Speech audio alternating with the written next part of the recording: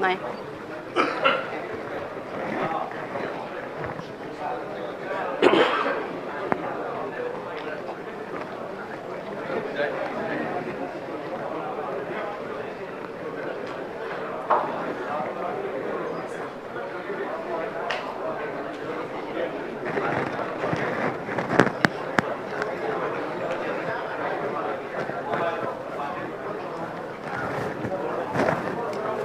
माननीय अध्यक्ष महोदय,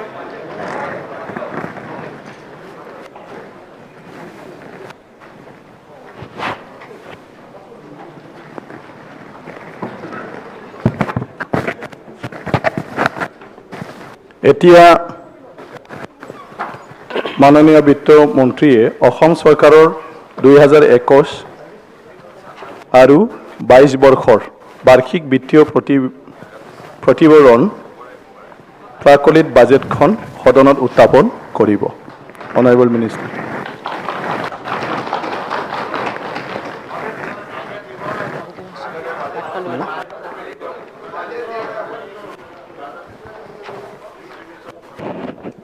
এজেন্ডা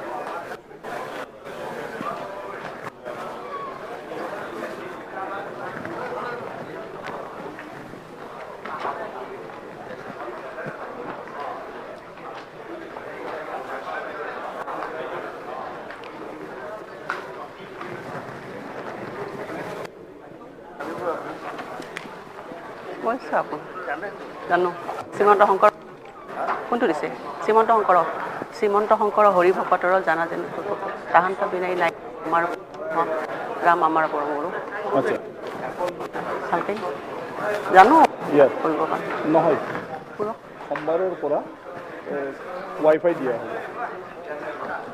বেয়া হ'ব ঠিক মানে মোবাইলটো বাহিৰত ৰাখিম সোমবাৰৰ পৰা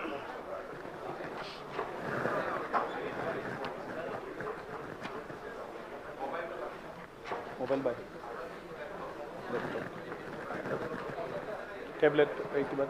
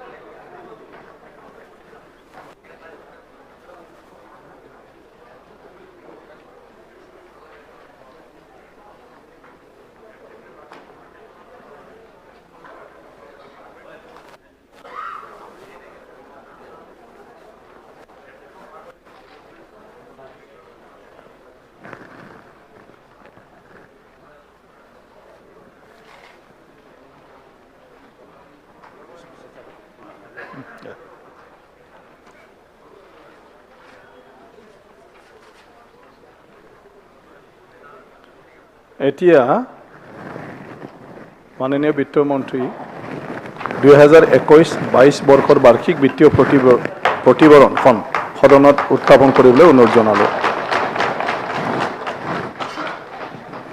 অধ্যক্ষ মহোদয়, এই মহামান্য সদনত মাননীয় মুখ্যমন্ত্ৰী ডক্টৰ হিমন্ত বিশ্ব শৰ্মা নেতৃত্বাধীন চৰকাৰৰ বিত্তমন্ত্ৰী হিচাপে থিয় হৈ 2021-22 বৰ্ষৰ বাজেটখন উত্থাপন কৰাৰ প্ৰাক মুহূৰ্তত ৰূপকৰ জ্যোতিপ্ৰসাদ আগৰৱালাদেৱৰ এটি কবিতাৰে সকলোৰে মংগল কামনা কৰিছোঁ। জয় হওক পোহৰৰ জয়, জয় হওক মানৱৰ মহত্বৰ আদৰ্শৰ জয়, চিৰমংগলৰ চিৰকল্যাণৰ জগতৰ এই মহাবিকাশৰ জয় হওক যুগে যুগে চিৰসুন্দৰৰ জয়। অসমৰ প্ৰথমগৰাকী মহিলা বিত্তমন্ত্ৰী হিচাপে বাজেট দাখিলৰ দৰে পবিত্ৰ কৰ্তব্যৰ দায়িত্ব সম্পাদন কৰিবলৈ পাই অধ্যক্ষ মহোদয় মই গৌৰৱান্বিত। ৰাজ্যখনৰ কোভিড চিত্ৰ সংকটৰ মুহূৰ্তত এগৰাকী মাতৃৰ মমতাভৰা অন্তৰেৰে বাজেটখন প্ৰস্তুত কৰিবলৈ চেষ্টা চলাইছিলোঁ। মই আগবঢ়াৰ পূৰ্বে আগন্তুক অলিম্পিকত অংশগ্ৰহণৰ বাবে টকিঅ'লৈ যাত্ৰা কৰা লাভলীনা বুঢ়াগোহাঁইলৈ অসমৰ ৰাইজৰ হৈ শুভেচ্ছা জ্ঞাপন কৰিছোঁ। মহোদয়, আমি সকলোৱে জানো যে অৰ্থনীতি যেনেকৈ ব্যক্তিগত স্তৰত এটা পৰিয়ালৰ অন্যতম মূল বিষয়, ঠিক তেনেকৈ ই ৰাষ্ট্ৰ বা ৰাজ্যৰ ক্ষেত্ৰতো মূল বিষয়। কোভিড অতিমাৰীয়ে 2020 বৰ্ষৰ পৰা এতিয়ালৈকে অসমৰ অৰ্থনৈতিক অৱস্থাত বিস্তৰ প্ৰভাৱ পেলাইছে। সৰ্বসাধাৰণ লোকৰ জীৱন যাত্ৰা কল্পনাতীতভাৱে দুৰ্বিষহ হৈ পৰিছে। এনে এটা দুৰ্যোগপূৰ্ণ পৰিৱেশত আমাৰ চৰকাৰখনে ৰাইজৰ বিপুল আশীৰ্বাদ শিৰত লৈ ৰাজ্যখনৰ সৰ্বাংগীন উন্নয়নৰ বাবে আগবাঢ়িছে। মাননীয় মুখ্যমন্ত্ৰী মহোদয়ৰ গতিশীল নেতৃত্বত কোভিড অতিমাৰীৰ দ্বিতীয় আৰু তৃতীয় ঢৌ মোকাবিলা কৰাৰ বাবে আমাৰ চৰকাৰখনে দৃঢ় পদক্ষেপ গ্ৰহণ কৰিছে। নিৰ্বাচনী ইস্তাহাৰত উল্লেখ কৰা অনুসৰি অৰ্থনীতি সম্পৰ্কীয় সকলো প্ৰতিশ্ৰুতি নিষ্ঠাৰে পালন কৰিবৰ কাৰণে সিদ্ধান্ত গ্ৰহণ কৰিছে। মাননীয় প্ৰধানমন্ত্ৰী নৰেন্দ্ৰ মোদী ডাঙৰীয়াৰ নেতৃত্বত কেন্দ্ৰীয় চৰকাৰে আমাক সকলো ক্ষেত্ৰতে সহায় সহযোগিতা আগবঢ়াই আছে। প্ৰচলিত বিত্তীয় বিধিসমূহ মানি চলি আমাৰ বিত্তীয় দক্ষতা আৰু অৰ্থনৈতিক সুৰক্ষা শক্তিশালী কৰাৰ বাবে আমি প্ৰতিশ্ৰুতিবদ্ধ।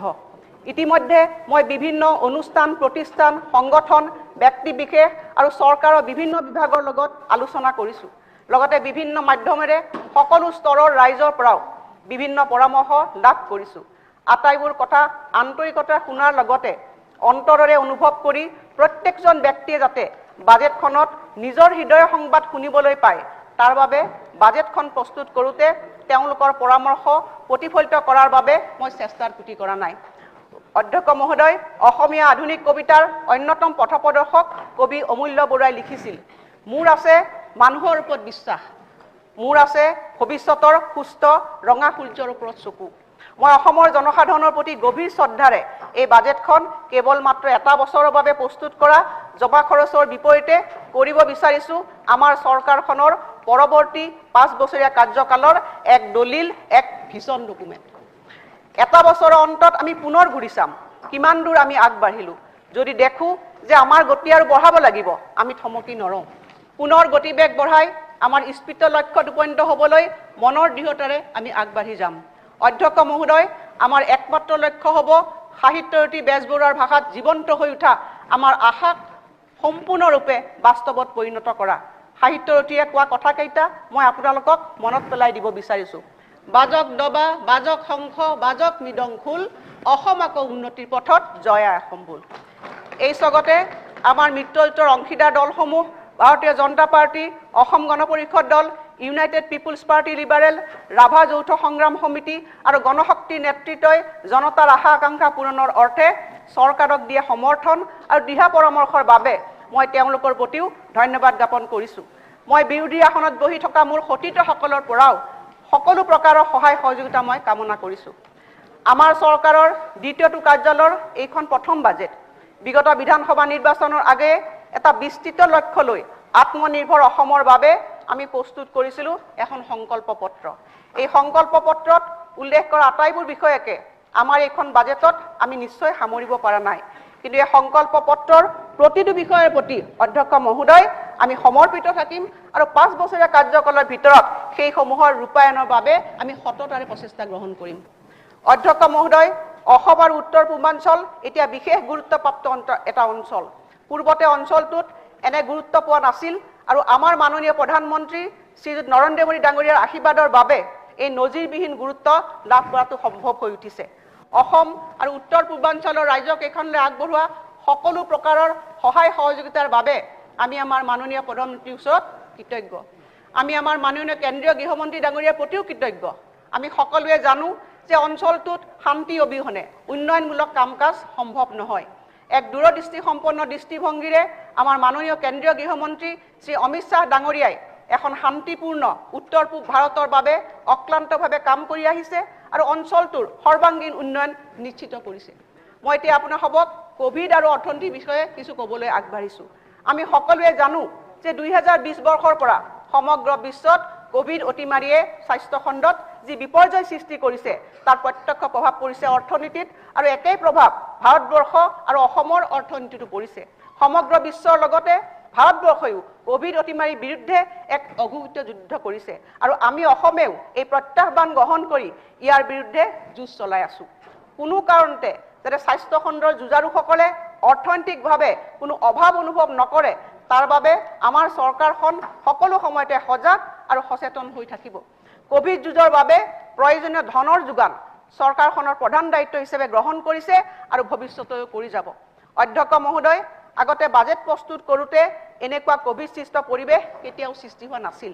তথাপিও মই দৃঢ়তাৰে কৈছোঁ যে কোভিডৰ প্ৰত্যাহ্বান গ্ৰহণ কৰি কোভিড নিয়ন্ত্ৰণৰ ক্ষেত্ৰত চৰকাৰে দৃঢ়তাৰে কাম কৰি যাব আৰু তাৰ সমান্তৰালভাৱে ৰাজ্যখনৰ উন্নয়নৰ গতি প্ৰবাহো ক্ষিপ্ৰতাৰে আগবঢ়াই লৈ যাব। কোভিড নিয়ন্ত্ৰণৰ ক্ষেত্ৰত ব্যয় হোৱা ধনৰ অভাৱ চৰকাৰে হ'বলৈ দিয়া নাই।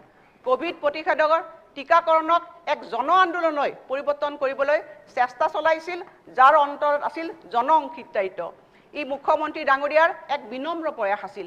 তেখেতৰ আহ্বানৰ প্ৰতি অভূতপূৰ্ব সঁহাৰি জনাই অসমৰ জনসাধাৰণ বিভিন্ন অনুষ্ঠান প্ৰতিষ্ঠানে মুক্ত হস্তে দান বৰণি আগবঢ়াই যি সহৃদয়তা প্ৰকাশ কৰিছে, তাৰ বাবে তেওঁলোকক এই স্বাগতে মই হৃদয় নিৰ্ভীত কোণৰ পৰা চৰকাৰৰ হৈ কৃতজ্ঞতা জ্ঞাপন কৰিছোঁ।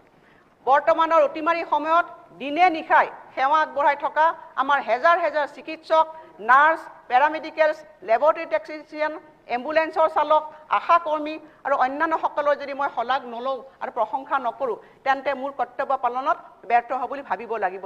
মই সকলোকে মোৰ কৃতজ্ঞতা জ্ঞাপন কৰিছোঁ। ৰাজ্যৰ বিত্তীয় অৱস্থাৰ কথা অধ্যক্ষ মহোদয় চমুকে কিছু মই প্ৰতিফলন কৰিব বিচাৰিছোঁ। অধ্যক্ষ মহোদয়, উন্নয়ন এটা ধাৰাবাহিক প্ৰক্ৰিয়া।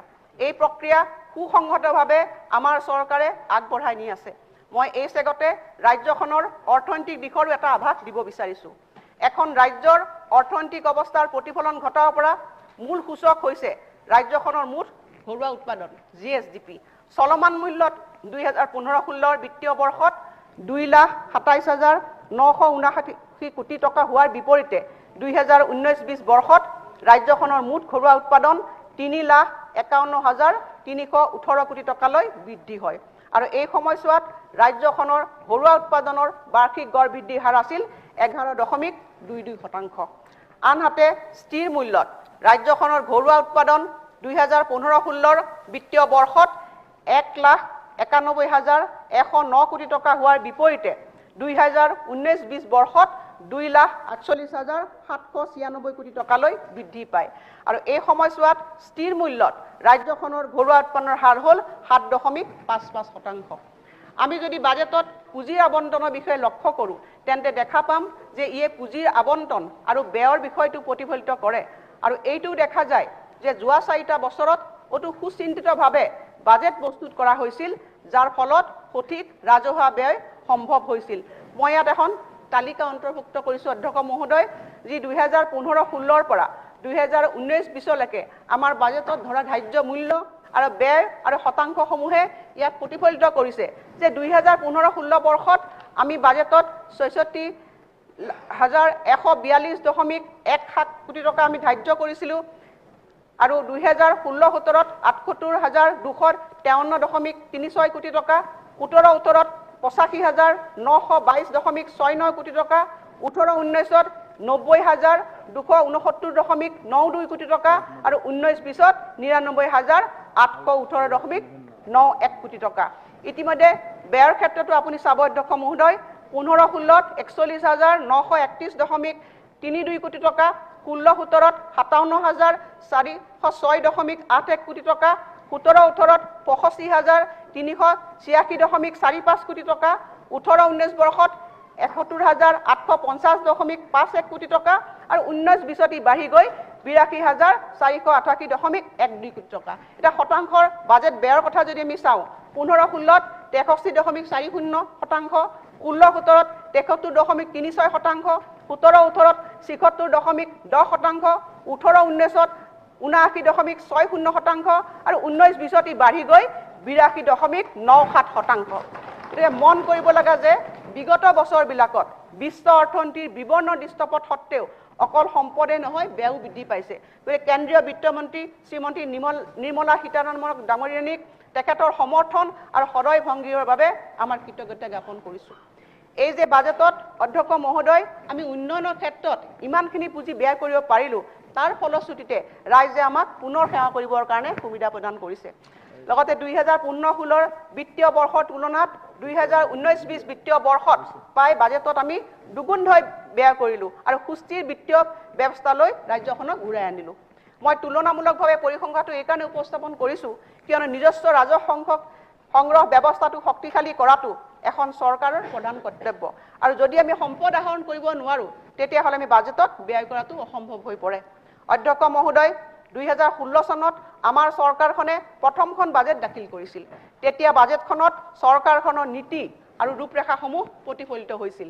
আমাৰ সুশাসনৰ আৰ্হিটোৰ 4টা স্তম্ভ চিনাক্ত কৰা হৈছিল আৰু সেই স্তম্ভ 4টা আছিল অধ্যক্ষ মহোদয় ব্যক্তি জীৱনৰ সততা ৰাজনৈতিক অন্তৰ্ভুক্তিকৰণ পলিটিকেল ইনক্লুসিভনেস প্ৰশাসনিক ন্যায্যতা আৰু জনঅংশীদাৰিত্ব পণ্ডিত দীনদয়াল উপাধ্যায়ৰ একান্ত মানৱতাবাদ আৰু স্বামী বিবেকানন্দই আগবঢ়োৱা মানৱ সম্পদ সৃষ্টি আৰু ৰাষ্ট্ৰ নিৰ্মাণৰ তুল্য নিনাদৰ আদৰ্শৰ পৰা অনুপ্ৰেৰণা আহৰণ কৰা হৈছিল আমাৰ মাননীয় মুখ্যমন্ত্ৰী শৰ্মা ডাঙৰীয়াই এই মন্ত্ৰকেই মূলত সাৰোগত কৰি ৰাইজক সেৱা কৰি যাব বিচাৰিছে অধ্যক্ষ মহোদয় এই 4টা স্তম্ভৰ উপৰিও বহনক্ষম উন্নয়নশীল ৰাজ্য বা বিৰামহীন লক্ষ্যৰ উদ্দেশ্যে সাস্টেইনেবল ডেভেলপমেন্ট গোলছত যাক আমি অৰ্থনৈতিক উন্নয়ন আন্তঃগাঁথনি উন্নয়ন ঔদ্যোগিক উন্নয়ন আৰু শক্তিৰ উপলব্ধতাৰ জৰিয়তে বহনক্ষম বিকাশৰ এক ৰূপৰেখা তৈয়াৰ কৰিবলৈ বিচাৰিছো কিন্তু আমাৰ চৰকাৰে আন্তৰিকতাৰে এই ক্ষেত্ৰত অহা সকলো বাধা আঁতৰাই নিজস্ব লক্ষ্যত উপনীত হ'বলৈ দুগুণ উৎসাহেৰে কাম কৰিবলৈ সংকল্পবদ্ধ মাননীয় প্ৰধানমন্ত্ৰী নৰেন্দ্ৰ মোদী ডাঙৰীয়াই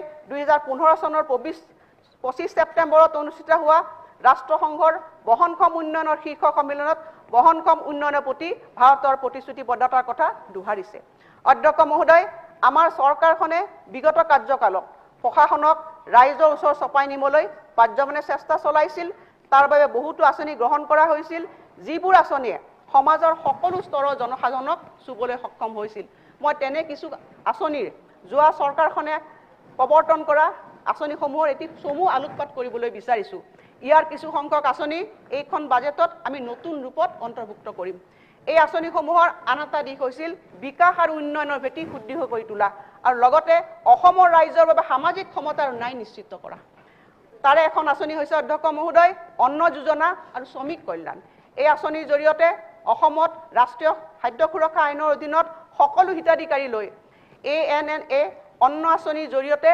অসম চৰকাৰে বিনামূলীয়া চাউল যোগান ধৰি আছে ইয়াৰ বাবে বাৰ্ষিক 489 কোটি টকা ব্যয় কৰা হৈছে সমাজৰ সকলো দুৰ্বল শ্ৰেণীৰ লোকলৈ খাদ্য নিৰাপত্তা সুস্থিতকৰণৰ কাৰণে ই হৈছে এক অতি গুৰুত্বপূৰ্ণ সিদ্ধান্ত এই আঁচনিৰ অধীনত চাহ বাগানৰ এলেকাৰ প্ৰায় 6,86,000 পৰিয়ালক সামৰি মুঠ 58,93,000টা পৰিয়ালক সামৰি লোৱা হৈছে ইয়াৰ লগতে চাহ বাগিচাত কৰ্মৰত নিয়মীয়া আৰু অস্থায়ী মহিলা শ্ৰমিকসকলে গৰ্ভধাৰণ আৰু প্ৰসৱকালীন সময়ৰ মজুৰিৰ ক্ষতিপূৰণ হিচাপে আমাৰ চৰকাৰে 12,000 টকাকৈ আগবঢ়াইছে এই আঁচনিখনে নৱজাতক আৰু প্ৰসূতিৰ মৃত্যুৰ হাৰ ৰোধ কৰাত সহায় কৰাৰ লগতে উভয়ৰে পুষ্টি সাধন কৰাত বৰঙণি যোগাইছে চাহ জনগোষ্ঠীৰ শিক্ষাৰ্থীৰ উচ্চ শিক্ষাৰ অৰ্থেও আঁচনি গ্ৰহণ কৰা হৈছে চাহ বাগিচা অঞ্চলৰ শৈক্ষিক বিকাশৰ বাবেও ব্যৱস্থা গ্ৰহণ কৰা হৈছে আৰু ইতিমধ্যে 102খন বিদ্যালয় স্থাপন কৰা হৈছে আৰু এই বিদ্যালয়বিলাকৰ বহুতৰে আন্তঃগাঁথনি নিৰ্মাণ হৈ উঠিছে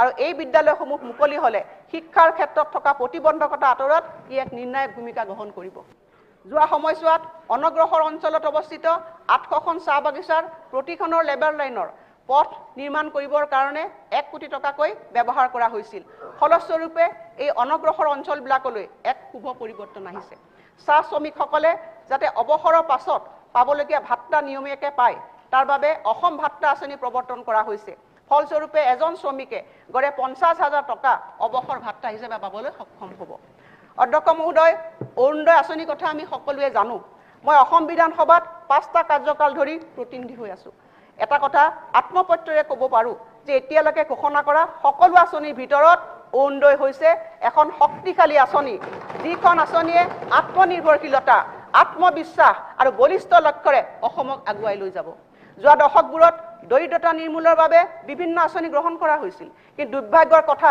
যে এই আঁচনিৰ দ্বাৰা দৰিদ্ৰ লোকসকল সৰ্বাংগীনভাৱে উপকৃত হোৱা দেখা নগ'ল বহুত আঁচনিৰ জৰিয়তে এক মধ্যভোগী শ্ৰেণীহে সৃষ্টি হ'ল গতিকে মই এই কথা আন্তৰিকতাৰে বিশ্বাস কৰোঁ যে এই পুঁজি দৰিদ্ৰ লোকসকললৈ হস্তান্তৰ কৰা প্ৰক্ৰিয়াৰ দ্বাৰা এই লোকসকলে দৰিদ্ৰতাৰ পৰা সকাহ পাব আৰু এই আঁচনিৰ জৰিয়তে চিকিৎসা আৰু পুষ্টিকৰ খাদ্যৰ বাবে মাহিলী 830 টকাকৈ আগবঢ়োৱা হৈছে বৰ্তমানলৈকে এই আঁচনিখন আমাৰ অসমত 20,21,500 লোকে ইয়াৰ সুবিধা লাভ কৰি আহিছে সংহত সামাজিক সুৰক্ষা আঁচনি অধ্যক্ষ মহোদয় এখন নিৰ্বাচিত চৰকাৰৰ দায়িত্ব হৈছে সমাজৰ সকলো লোককে সামাজিক সুৰক্ষা প্ৰদান কৰা এই ক্ষেত্ৰত বিশেষভাৱে সক্ষম ব্যক্তিসকল বৃদ্ধসকল বিধৱাসকল অন্যতম আমি এই লোকসকলৰ সমস্যাসমূহ নিৰাময় কৰিবৰ কাৰণে সামাজিকভাৱে দায়বদ্ধ যোৱা 2019-20 বৰ্ষৰ বাজেটত 3খন আঁচনি ইন্দিৰা মিৰি সাৰ্বজনীন বিধৱা আঁচনি এই আঁচনিৰ জৰিয়তে বিধৱা হিতাধিকাৰীসকললৈ 25,000 টকাকৈ এককালীন সাহায্য, শ্বহীদ কুশল কোঁৱৰ সাৰ্বজনীন বৃদ্ধ পেঞ্চন, দীনদয়াল উপাধ্যায় দিব্যাংগ পেঞ্চন আঁচনি, এই আঁচনিৰ জৰিয়তে হিতাধিকাৰীসকলে মাহে 1,000 টকাকৈ লাভ কৰে। এই তিনিখন আঁচনি বৰ্তমানে সফলভাৱে ৰূপায়িত হৈ আছে। আজি শ্বহীদ কুশল কোঁৱৰ সাৰ্বজনীন বৃদ্ধ পেঞ্চন আঁচনিত 13,24,089 গৰাকী, ইন্দিৰা মিৰি সাৰ্বজনীন বিধৱা পেঞ্চন আঁচনিৰ অধীনত 1,86,139 গৰাকী আৰু দীনদয়াল উপাধ্যায় দিব্যাংগ পেঞ্চন আঁচনিৰ জৰিয়তে 1,60,612 গৰাকী হিতাধিকাৰীয়ে প্ৰতি মাহে নিজৰ নিজৰ বেংক একাউণ্টত প্ৰত্যক্ষভাৱে মাহিলী পেঞ্চন লাভ কৰি আছে। সন্মানীয় সদনক জনাবলৈ পাই মই সুখী হৈছোঁ যে মাননীয় মুখ্যমন্ত্ৰী মহোদয়ৰ সদিচ্ছাত এই তিনিখন আঁচনি চিলিংমুক্ত কৰা হৈছে আৰু এতিয়াৰ পৰা প্ৰতি মাহৰ 10 তাৰিখৰ ভিতৰত হিতাধিকাৰীসকলে তেওঁলোকৰ একাউণ্টত এই পুঁজি উপলব্ধ হ'ব। লগতে কেন্দ্ৰীয় অংশ আগতীয়াকৈ মুকলি কৰি দি হিতাধিকাৰীসকলে যাতে সময়মতে লাভালাভ পায় তাৰ বাবেও আমি সিদ্ধান্ত গ্ৰহণ কৰিছোঁ। আমি লগতে এই কথাও নিশ্চিত কৰিছোঁ যে ৰাষ্ট্ৰীয় সাহায্য কাৰ্যসূচীৰ বৃদ্ধ পেঞ্চন যি 6,86,237 গৰাকী হিতাধিকাৰী, বিধৱা পেঞ্চনধাৰী 1,11,974 গৰাকী সকলোৱে প্ৰতি মাহৰ 10 তাৰিখৰ ভিতৰত বেংক একাউণ্টত তেওঁলোকৰ প্ৰাপ্য ধন লাভ কৰিব। অসম মালা অধ্যক্ষ মহোদয়, যোগাযোগ ব্যৱস্থাটো হ'ল অন্যতম এক শক্তিশালী মাধ্যম। এখন ৰাজ্যৰ অৰ্থনীতিক আগবঢ়াই লৈ যোৱাত ই প্ৰধান ভূমিকা পালন কৰে। আমাৰ ৰাজ্যৰ গৰিষ্ঠ সংখ্যক লোকৰ যোগাযোগ মাধ্যম হৈছে পথ সংযোগ ব্যৱস্থা।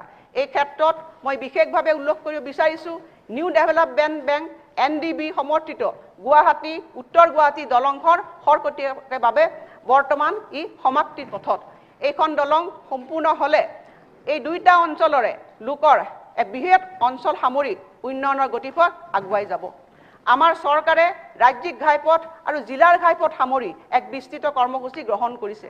ইতিমধ্যে এছিয়ান ডেভেলপমেণ্ট বেংকৰ 5,000 কোটি টকা অৰ্থ সাহায্যৰে আৰ্নিপ আৰু এছচিপ শীৰ্ষক দুটা বহি সাহায্য প্ৰকল্প মঞ্জুৰ হৈছে আৰু এই প্ৰকল্পৰ প্ৰাৰম্ভিক কাম কাজ আৰম্ভ হৈছে আৰু এই প্ৰকল্প সম্পূৰ্ণ হৈ উঠিলে অধ্যক্ষ মহোদয় অসমৰ গোটেই যোগাযোগ ব্যৱস্থাটোৱে এটা ৰূপ পাব। ইতিমধ্যে আমাৰ চৰকাৰখনে ৰাষ্ট্ৰীয় ঘাইপথ নেশ্যনেল হাইৱে অথৰিটি অফ ইণ্ডিয়াৰ অধীনস্থ 701.85 কিলোমিটাৰ আৰু NHIDCLৰ অধীনস্থ 929.23 কিলোমিটাৰ পথ 4 লেনযুক্ত ৰাষ্ট্ৰীয় ঘাইপথলৈ উন্নীতকৰণ কৰিছে। সমান্তৰালভাৱে 2020-21 বৰ্ষতো নতুন ঘাইপথ নিৰ্মাণৰ বাবে পুঁজি আবণ্টিত হৈছে। মাজুলী যোৰহাট সংযোগী দলং নিৰ্মাণৰ কাম চলি আছে আৰু ইয়াৰ ফলত পৃথিৱীৰ বৃহত্তম নদী দ্বীপবাসীৰ দীৰ্ঘদিনীয়া সপোন বাস্তৱত ৰূপায়িত হোৱাৰ পথত। কোভিড অতিমাৰী নিয়ন্ত্ৰণত আমাৰ চৰকাৰৰ ভূমিকা। অধ্যক্ষ মহোদয়, 2020 চনত কোভিড অতিমাৰীয়ে বিশ্বত ত্ৰাসৰ সৃষ্টি কৰাৰ লগতে আমাৰ ৰাজ্যখনো যথেষ্ট ক্ষতিগ্ৰস্ত হৈছিল। এই অতিমাৰীৰ প্ৰভাৱে আমাৰ ৰাজ্যৰ অৰ্থনীতিত প্ৰভাৱ পেলোৱাৰ লগতে জনসাধাৰণৰ স্বাস্থ্যৰ প্ৰতিও ভাবুকি কঢ়িয়াই আনিছে। এনে এক প্ৰত্যাহ্বানপূৰ্ণ সময়ত দেশৰ প্ৰধানমন্ত্ৰী শ্ৰী নৰেন্দ্ৰ মোদী ডাঙৰীয়াৰ সবল নেতৃত্বত আৰু সেই সময়ৰ স্বাস্থ্যমন্ত্ৰী বৰ্তমানৰ মুখ্যমন্ত্ৰী মহোদয়ৰ সুব্যৱস্থাপনাত অন্য ৰাজ্যৰ তুলনাত কোভিডৰ প্ৰথম ঢৌ নিয়ন্ত্ৰণত অসমে সফলতা অৰ্জন কৰিলে। দুৰ্ভাগ্যজনকভাৱে 2021 চনত কোভিডৰ দ্বিতীয়টো ঢৌ আৰম্ভ হৈছে আৰু এই ঢৌ প্ৰতিহত কৰিবলৈ চৰকাৰে নেতৃত্ব বহন কৰিছে আৰু কোভিড যোদ্ধাসকলৰ লগতে চৰকাৰখনে দিনে ৰাতি একাকাৰ কৰি ৰাজ্যবাসীক এই অতিমাৰীৰ পৰা ৰক্ষা কৰিবৰ কাৰণে অহোপুৰুষাৰ্থ চেষ্টা কৰি আছে। বৰ্তমান সময়ত কোভিড চিকিৎসাৰ বাবে চৰকাৰী চিকিৎসালয়ত 20,464খন বিছনা ব্যৱহাৰ কৰি থকা হৈছে। ইয়াৰে 16,461খন আছুতীয়া বিছনা, 2,964খন অক্সিজেনযুক্ত বিছনা, 1,151খন ICU বিছনা হিচাপে ব্যৱহাৰ কৰি থকা হৈছে আৰু জৰুৰীকালীন সেৱাৰ বাবেও ইমাৰ্জেঞ্চি সেৱাৰ বাবেও 600খন ICU বিছনা নিৰ্মাণ কৰা হৈছে আৰু তাৰে 200খন গুৱাহাটী চিকিৎসা মহাবিদ্যালয়ত, 100খন সৰু সজাইত থকা অস্থায়ী কোভিড চিকিৎসালয়ত আৰু ইয়াৰ উপৰি গুৱাহাটী চিকিৎসা মহাবিদ্যালয়ত অতিৰিক্ত এডিশ্যনেলি 200খন বিছনাযুক্ত ICU নিৰ্মাণ কৰি মুকলি কৰা হৈছে। কোভিড অতিমাৰীৰ প্ৰাদুৰ্ভাৱৰ পৰা পূৰ্বে স্বাস্থ্য আন্তঃগাঁথনি বিশেষকৈ শীৰ্ষ পৰ্যায়ৰ স্বাস্থ্য সেৱাৰ সুবিধা চিকিৎসাত মহাবিদ্যালয় হাস্পতালতে সীমাবদ্ধ আছিল, কিন্তু 2020 চনৰ মাৰ্চ মাহলৈকে ICU বিছনাৰ মুঠ সংখ্যা আছিল মাত্ৰ 400খন, কিন্তু ইয়াৰে 120খনহে বিছনাহে কোভিড ৰোগীৰ বাবে ব্যৱহাৰ কৰিব পৰা হৈছিল আৰু আনহাতে অক্সিজেন সংলগ্ন বিচনাৰ সংখ্যা আছিল আনুমানিক 400খন এতিয়া আমি আইসিইউ বিচনাৰ সংখ্যা 1540খনলৈ বৃদ্ধি কৰিলো আৰু ইয়াৰে প্ৰায় 1099খন বিচনা কোভিড ৰোগীৰ বাবে উৎসৰ্গিত কৰা হৈছে আনহাতে অক্সিজেন সংলগ্ন বিচনাৰ সংখ্যাও আমি 3855খনলৈ বৃদ্ধি কৰিলো যি পূৰ্বতে মাত্ৰ 400খনহে আছিল 2021 চনৰ জুন মাহলৈকে সৰ্বমুঠ 95770 জন কোভিড ৰোগীক আমি বিনামূলীয়া চিকিৎসা প্ৰদানৰ লগতে প্ৰতিদিনে 300 টকাৰ খাদ্য যোগান ধৰিছো স্বাস্থ্য সংকটৰ এই সময়ছোৱাত ৰাজ্য চৰকাৰে দৰিদ্ৰ সীমাৰেখাৰ লোকসকললৈ বিনামূলীয়াকৈ ৰেমডিচিভিৰ দৰে ব্যয়বহুল বেজীও যোগান ধৰা হৈছে অধ্যক্ষ মহোদয় মই এই কথা পবিত্ৰ সদনক অৱগত কৰিব বিচাৰিছো যে অসমবাসীৰ সহযোগিতাত এতিয়ালৈকে বিনামূল্যে 18 বছৰ ঊৰ্ধ্বৰ 77,86,900 গৰাকী লোকক চৰকাৰীভাৱে কোভিড প্ৰতিষেধক প্ৰদান কৰা হৈছে আশা কৰিছো এই অভিযান ক্ষিপ্ৰতাৰে চলিব আৰু অধিক প্ৰতিষেধক প্ৰদান কৰিবলৈ আমাৰ প্ৰচেষ্টা জাৰি থাকিব বটদ্ৰৱা থানৰ বাবে বিশেষ পদক্ষেপ শ্ৰীমন্ত শংকৰ হৰি ভকতৰ জানা যেন কল্পতৰু তাহান্ত বিনাই নাই নাই নাই আমাৰ পৰম গুৰু ৰাম আমাৰ পৰম গুৰু মই প্ৰথমতে গুৰুজনাৰ চৰণত মূৰ দুৱাইছো গুৰুজনাৰ কৰ্মৰাজিৰ বিষয়ে এই সদনত অৱগত কৰাৰ নিশ্চয় প্ৰয়োজন নাই মহাপুৰুষ গুৰুজনা আমাৰ জাতীয় জীৱনৰ মহানায়ক স্বৰূপ গুৰুজনাক জগতগুৰু হিচাপে প্ৰতিষ্ঠা কৰাৰ দায়িত্ব কেৱল চৰকাৰে নহয় ই সমগ্ৰ অসমবাসীৰ এক জাতীয় দায়িত্ব গুৰুজনাৰ উপজাস্থান পবিত্ৰ বৰদোৱাক সৰ্বাংগ সুন্দৰ ৰূপত এখন তীৰ্থস্থানৰ লগতে কলা সংস্কৃতি গৱেষণা আৰু আধ্যাত্মিকতাৰ প্ৰাণকেন্দ্ৰ হিচাপে গঢ়ি তুলিবলৈ আমাৰ চৰকাৰে যোৱাটো কাৰ্যকালত এক অভিলাষী প্ৰকল্প লৈছিল যাৰ প্ৰকল্প ব্যয় হ'ব 168 কোটি টকা 188 crores গতিকে অধ্যক্ষ মহোদয় আপোনাক সকলোৱে জানে যে এই প্ৰকল্প নিৰ্মাণৰ শুভাৰম্ভ কৰে ভাৰতৰ গৃহমন্ত্ৰী শ্ৰী অমিত শাহ ডাঙৰীয়াই এই প্ৰকল্পৰ নিৰ্মাণ কাৰ্য সুচাৰুৰূপে চলি আছে অসমৰ ৰাইজ তথা মাননীয় মুখ্যমন্ত্ৰী ডাঙৰীয়াৰ সপোনৰ প্ৰকল্পটো বাস্তৱত ৰূপায়ণ হৈ উঠিলে ই হ'ব গুৰুজনাৰ প্ৰতি প্ৰকৃত ভক্তি আৰু শ্ৰদ্ধাৰ অঞ্জলি অধ্যক্ষ মহোদয় যোৱা 5 বছৰৰ সময়ছোৱা আমাৰ ভাবে আছিল ভেটি গঢ়াৰ সময় আমি অসমৰ ৰাইজৰ বাবে এক সুস্থ ভেটি তৈয়াৰ কৰাত আত্মসৰ্গ কৰিলো যি ভেটিয়ে ভৱিষ্যত অসমৰ এক ৰূপৰেখা তৈয়াৰ কৰিব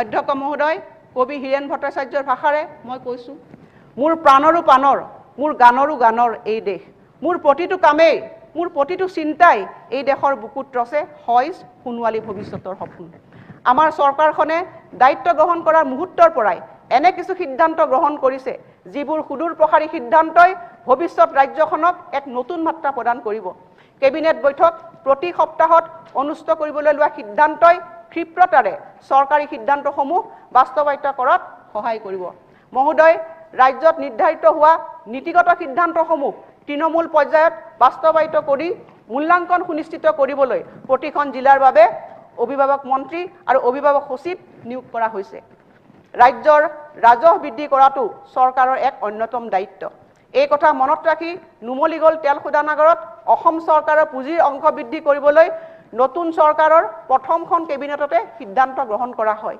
ইয়াৰ ফলত নুমলীগড় শোধনাগাৰত চৰকাৰৰ অংশ 26% বৃদ্ধি পাইছে অধ্যক্ষ মহোদয় আমাৰ চৰকাৰখনে এই সিদ্ধান্ত আসলে বিনিয়োগৰ ইতিহাসত এক সৰ্বশ্ৰেষ্ঠ সিদ্ধান্ত আজিলৈকে কোনো চৰকাৰে ইমান বৃহৎ পুঁজি এটা ইয়াত বিনিয়োগ কৰিবৰ কাৰণে সাহস কৰিব পৰা নাছিল মই এই সিদ্ধান্তটোক মই চৰকাৰখনৰ এক সাহসী সিদ্ধান্ত বুলি অভিহিত কৰিছো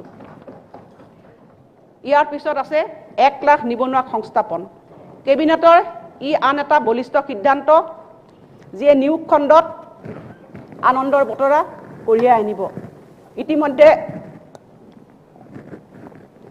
এই ক্ষেত্ৰত মোৰ নেতৃত্বত এখন কমিটি গঠন কৰা হৈছে আৰু এই কমিটিয়ে সকলো দিশ চালিজাৰি চাই কেবিনেটক সিদ্ধান্তসমূহ শীঘ্ৰেই অৱগত কৰিব মুখ্যমন্ত্ৰী মহোদয়ে নতুনকৈ 4টা নতুন আৰক্ষী বেটেলিয়ন গঠন আৰু 4টা ফৰেনচিক গৱেষণাগাৰ স্থাপনৰ সিদ্ধান্ত গ্ৰহণ কৰিছে তাতো বহু নতুন পদৰ সৃষ্টি হ'ব চৰকাৰে অসম ক্ষুদ্ৰ বিত্তীয় অনুদান আৰু সকাহ আঁচনিৰ জৰিয়তে বিভিন্ন বিত্তীয় প্ৰতিষ্ঠানৰ পৰা ঋণ গ্ৰহণ কৰি ক্ষতিগ্ৰস্ত হোৱা মহিলাসকলক সকাহ দিয়াৰ উদ্দেশ্যে এক উদ্যোগ গ্ৰহণ কৰিছে ইতিমধ্যে মাননীয় মন্ত্ৰী সিংঘালৰ নেতৃত্বত এক কমিটি গঠন কৰা হৈছে আৰু এই কমিটিয়ে এই ক্ষেত্ৰত কাৰ্যকৰী পন্থা ল'বলৈ আগবাঢ়িছে। মই পিছৰ পৰ্যায়ত ইয়াৰ বিষয়ে বিস্তৃতভাৱে আপোনালোকক অৱগত কৰিম। যুৱকসকল আমাৰ দেশৰ ভৱিষ্যত, কিন্তু এই ভৱিষ্যত প্ৰজন্ম ড্ৰাগছৰ কবলত পৰা দেখা গৈছে। ফলস্বৰূপে এক অন্ধকাৰ ভৱিষ্যতৰ দিশে এই যুৱ প্ৰজন্ম আগুৱাই গৈছে। এই প্ৰৱণতাক আমি ৰোধ কৰিবই লাগিব আৰু এই ক্ষেত্ৰত আমাৰ চৰকাৰ প্ৰতিশ্ৰুতিবদ্ধ। মুখ্যমন্ত্ৰী ডাঙৰীয়াৰ পৃষ্ঠপোষকতাত এক কঠোৰ ড্ৰাগছ বিৰোধী অভিযান আৰম্ভ কৰা হৈছে। এই অভিযানত ইতিমধ্যে 135 কোটি মূল্যৰ নিচাযুক্ত দ্ৰব্য আৰু ড্ৰাগছ জব্দ হৈছে। এই অভিযানত নিজৰ সততা আৰু সাহসিকতাৰ পৰিচয় দিয়া কাৰ্বি আংলং জিলাৰ গৃহৰক্ষী জোৱান বৰ সিং বেগ পুৰস্কাৰ স্বৰূপে অসম আৰক্ষীত কনিষ্টবল হিচাপে নিযুক্তি প্ৰদান কৰা হৈছে। অধ্যক্ষ মহোদয়, ই হৈছে আমাৰ চৰকাৰখনৰ এক বিনম্ৰ আৰম্ভণিহে। ভৱিষ্যতেও ৰাজ্যখন সম্পূৰ্ণৰূপে ড্ৰাগছ মুক্ত নোহোৱালৈ এই অভিযান অব্যাহত থাকিব। তদুপৰি এই ড্ৰাগছ মুক্ত অভিযানৰ ধাৰাবাহিকতা অব্যাহত ৰখাত স্বাৰ্থত আমাৰ ৰাজ্যৰ অসমত এক নাৰ্কটিক্স কণ্ট্ৰল ব্যুৰো স্থাপন কৰিবৰ কাৰণে পদক্ষেপ গ্ৰহণ কৰা হৈছে। মাননীয় কেন্দ্ৰীয় গৃহমন্ত্ৰী অমিত শ্বাহ ডাঙৰীয়াই এই ভয়ানক আপদ নিৰাময় কৰাৰ ক্ষেত্ৰত আগবঢ়োৱা সমৰ্থন আৰু দিহা পৰামৰ্শৰ বাবে আমি কৃতজ্ঞ। অধ্যক্ষ মহোদয়, ৰাজ্যখনত অবৈধভাৱে চলি থকা কয়লা সৰবৰাহ ৰোধ কৰিবৰ কাৰণে চৰকাৰে কঠোৰ পদক্ষেপ গ্ৰহণ কৰিছে। আমাৰ চৰকাৰৰ সিদ্ধান্ত যে কোনো ধৰণৰ অবৈধ সৰবৰাহ এই চৰকাৰখনে সহ্য নকৰে আৰু এই ক্ষেত্ৰত মুখ্যমন্ত্ৰী ডাঙৰীয়াই 0 টলাৰেন্স ঘোষণা কৰিছে। গতিকে এই অবৈধ সৰবৰাহ তথা ৰাজহ ফাঁকিৰ বিৰুদ্ধে SOP মানসম্পন্ন পৰিচালনা বিধি প্ৰৱৰ্তন কৰা হৈছে।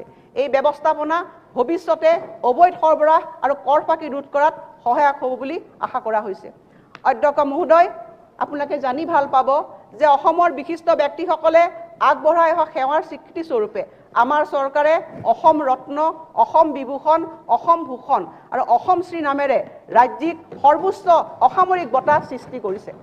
তদুপৰি প্ৰয়াত হোমেন বৰগোহাঞিৰ জন্মদিৱসত সাহিত্যিক পেঞ্চন, অৰ্জুন বঁটাপ্ৰাপ্ত শ্ৰী ভোগেশ্বৰ বৰুৱাৰ জন্মদিৱসত ক্ৰীড়া পেঞ্চন আৰু জ্যোতিপ্ৰসাদ আগৰৰ জন্মদিৱসত শিল্পী পেঞ্চন প্ৰদানৰ বাবে ৰাজ্যিক কেবিনেটে অনুমোদন জনাইছে। অধ্যক্ষ মহোদয়, মই সদনক জনাবলৈ পাই গৌৰৱ অনুভৱ কৰিছোঁ যে সকলো অংশীদাৰৰ লগত আলোচনা কৰাৰ পিছত ৰাজ্য চৰকাৰে চাহ বনোৱাসকলৰ দৈনিক মজুৰি 38 টকালৈ বৃদ্ধি কৰিছে। পৰৱৰ্তী সময়ত এই ক্ষেত্ৰত আমাৰ কাম কাজ অধিক আমি আগবঢ়াই লৈ যাম। মহোদয়, বড়োলেণ্ড আঞ্চলিক পৰিষদ BTCৰ অধীনত অঞ্চলবিলাকত বিভিন্ন খণ্ডৰ উন্নয়নমূলক আঁচনিসমূহ ৰূপায়ণৰ তদাৰক কৰাৰ বাবে BTCৰ জিলাসমূহৰ উপায়ুক্তসকলক দায়িত্ব অৰ্পণ কৰা হৈছে আৰু বড়োলেণ্ড এলেকাৰ বাবে এটা নতুন বিভাগ সৃষ্টি কৰাৰো সিদ্ধান্ত গ্ৰহণ কৰা হৈছে। মই আমাৰ কাম কাজসমূহৰ ওপৰত এক চমু আলোকপাত কৰিলোঁ। ভৱিষ্যতে আমি ৰাজ্যখন পৰিচালনা কৰাত অধিক দায়বদ্ধ হৈ কাম কৰি যাম। অধ্যক্ষ মহোদয়, ইয়াৰ পিছত মই আৰু গুৰুত্বপূৰ্ণ কিছু আমাৰ আঁচনিৰ বিষয়ে ক'বলৈ আগবাঢ়িছোঁ। অধ্যক্ষ মহোদয়, ইয়াৰ ভিতৰত আছে অষ্টাদশ মুকুতাৰ উন্নয়নী মালা। অধ্যক্ষ মহোদয়, যোৱা 2 দশক ধৰি মই ৰাজনীতিৰ সৈতে জড়িত হৈ আছোঁ। এই সময়ছোৱাত কেন্দ্ৰ চৰকাৰ, বিভিন্ন ৰাজ্য চৰকাৰ আৰু আমাৰ ৰাজ্য চৰকাৰৰ বহু বাজেট মই দেখি আহিছোঁ। মই অনুভৱ কৰোঁ যে ধৈৰ্যবাহী আঁচনিবোৰ কেন্দ্ৰীয় চৰকাৰৰ বাজেটৰ সমাৰ্থক। অসমত ধৈৰ্যবাহী আঁচনিৰ বিষয়ে কোনো ধাৰণাই নাছিল। ইয়াৰ আঁৰৰ কাৰণটো আছিল সুস্পষ্ট, তেনে আঁচনি ঘোষণা কৰিবলৈ আমাৰ সম্পদৰো অভাৱ আছিল। অধ্যক্ষ মহোদয়, সকলোকে ডাঙৰ কথাটো আছিল যে আমাৰ সীমিত সম্পদৰে আমি কোনো ডাঙৰ প্ৰকল্প হাতত ল'ব পাৰি বুলি আমি চিন্তাই কৰিব নোৱাৰিছিলোঁ। আমাৰ মাননীয় মুখ্যমন্ত্ৰী মহোদয়ে পূৰ্বে বিত্তমন্ত্ৰী হৈ থাকোঁতে ঘোষণা কৰা অষ্টাদশ মুকুতাৰ উন্নয়নী মালা শীৰ্ষক আঁচনিসমূহ আছিল এই ক্ষেত্ৰত ৰাজ্যখনত প্ৰথম প্ৰয়াস। মহোদয়, আন্তঃগাঁথনি উন্নয়নৰ পৰা সামাজিক খণ্ডলৈ আৰু সৰ্বাধিক বিনিয়োগৰ ক্ষেত্ৰলৈকে বিভিন্ন গুৰুত্বপূৰ্ণ আঁচনি এই অষ্টাদশ মুকুতাৰ উন্নয়নী মালাত অন্তৰ্গত হৈ আছে। এই আঁচনিখনৰ ধাৰণটো স্বভাৱতে সৰল আৰু গতিশীল। এই আঁচনিসমূহ সাৱধানতাৰে চয়ন আৰু সজোৱা হৈছে। যদি পৰৱৰ্তী সময়ত ৰাজ্যৰ প্ৰয়োজনৰ পৰিপ্ৰেক্ষিতত গুৰুত্বপূৰ্ণ আঁচনিৰ প্ৰসংগ আহি পৰে, তেতিয়া পুৰণি আঁচনিসমূহ গুৰু আঁচনি বা বিভাগীয় আঁচনিলৈ মসৃণভাৱে পৰিৱৰ্তিত কৰা হয়। অধ্যক্ষ মহোদয়, অষ্টাদশ মুকুতাৰ উন্নয়নী মালা আঁচনিসমূহ সময়ৰ কষ্টিশীলত উত্তীৰ্ণ হৈছে। প্ৰতিখন আঁচনিয়ে নিজস্ব যোগ্যতাৰে গুৰুত্বপূৰ্ণ বুলি বিবেচিত হৈছে। মই এতিয়া তালিকাখনৰ প্ৰস্তাৱ আৰম্ভ কৰিবলৈ ওলাইছোঁ। অধ্যক্ষ মহোদয়, প্ৰথমতে আছে যে মাননীয় মুখ্যমন্ত্ৰীৰ কোভিড সাহায্য আঁচনি। অধ্যক্ষ মহোদয়, মোৰ ভাষণৰ পূৰ্বতে মই কৈছিলোঁ মই কোভিডৰ প্ৰভাৱ আৰু ইয়াৰ ফলত মানুহে ভোগ কৰা দুখ কষ্টৰ বিষয়ে আলোকপাত কৰিছিলোঁ। অসম চৰকাৰে জনসাধাৰণৰ এই দুখ কষ্টসমূহ লাঘৱ কৰাৰ বাবে বলিষ্ঠভাৱে থিয় হোৱাৰ প্ৰতিশ্ৰুতি প্ৰদান কৰিছে। কোভিড মহামাৰীৰ সময়ত 2021 বৰ্ষৰ 13 জুলাই পৰ্যন্ত অসমত 4,888 গৰাকী ব্যক্তিৰ মৃত্যুৰ খবৰ পোৱা গৈছে। এই ঘটনা সঁচাকৈ অতি দুখদায়ক। মই এই সদনত এই কোভিডত মৃত্যু হোৱা সকলো ব্যক্তিলৈকে মোৰ তেখেতসকলৰ প্ৰতি মই শ্ৰদ্ধা জনাইছোঁ আৰু মৃতকৰ পৰিয়াললৈকো আমাৰ সমবেদনা জ্ঞাপন কৰিছোঁ। এইসকলৰ ভিতৰত 3,543 গৰাকী পুৰুষ, 1,345 গৰাকী মহিলা, আনহাতে তেওঁলোকৰ মাজৰ 56 গৰাকী 18 বছৰ বয়সৰ তলত। অসম চৰকাৰে ইতিমধ্যে কোভিড-19ৰ বাবে পিতৃ মাতৃক হেৰুওৱা শিশুসকলৰ যতনৰ বাবে মুখ্যমন্ত্ৰী শিশু সেৱা আৰু কোভিড-19ৰ বাবে স্বামীহাৰা বিধৱাসকলক সামৰি মুখ্যমন্ত্ৰীৰ কোভিড-19 বিধৱা সাহায্য আঁচনি ঘোষণা কৰিছে। আৰু এনে প্ৰতিগৰাকী বিধৱাক অলপতে মুখ্যমন্ত্ৰী ডাঙৰীয়াই নিজ হাতে 2.5 লাখকৈ চেক প্ৰদান কৰিছে। এতিয়া বাকী থকা পৰিয়ালসমূহক চৰকাৰে আৰ্থিক সাহায্য হিচাপে উন্নতিদায়ক সমৰ্থন আগবঢ়োৱাৰ বাবে মৃতকৰ নিকট আত্মীয়ক 1 লাখ টকাকে আগবঢ়োৱা হ'ব। মই ভাবোঁ যে ই ৰাজ্যখনৰ ভিতৰতেই এনেকুৱা কোভিডৰ ক্ষেত্ৰত মৃতকক সাহায্য আগবঢ়োৱা এখন প্ৰথমখন আঁচনি। প্ৰয়োগ আৰু লাভালাভ উপলব্ধৰ বাবে স্বাস্থ্য বিভাগে যথা সময়ত আৰ্হি প্ৰস্তুত কৰিব। এতিয়া এই আঁচনিৰ বাবে তাৎক্ষণিকভাৱে ৰাজকোষৰ প্ৰায় 40 কোটি টকা ব্যয় হ'ব। আমি যেতিয়া আমাৰ কোভিড পজিটিভ ৰোগীসকলৰ বাবে আশু আৰোগ্যৰ বাবে প্ৰাৰ্থনা কৰোঁ তেতিয়াই এই আঁচনিখনৰ অধীনত বিত্তীয় সাহায্য উপলব্ধ হ'ব। গতিকে মই সদনত আজি অতি দুখজনকভাৱে এই পৰিস্থিতিত এই আঁচনিখনৰ আমাৰ যি কোভিড ৰোগীসকলৰ প্ৰতি সদিচ্ছা, চৰকাৰখনৰ যি সদিচ্ছা, সেই সদিচ্ছাৰ কথা মই ইয়াত পুনৰবাৰ দোহাৰিছোঁ। এতিয়া অধ্যক্ষ মহোদয়, আমি আহিছোঁ মাইক্ৰ' ফাইনেন্স উদগনিমূলক ব্যৱস্থা। মান্য অধ্যক্ষ মহোদয়, আমাৰ নিৰ্বাচনী প্ৰচাৰ অভিযানৰ সময়ত আমি প্ৰদান কৰা আটাইতকৈ ডাঙৰ প্ৰতিশ্ৰুতিটো আছিল মাইক্ৰ' ফাইনেন্সৰ ঋণৰ বোজা বহন কৰা দুৰ্দশাগ্ৰস্ত মহিলাসকললৈ সকাহ প্ৰদান কৰা।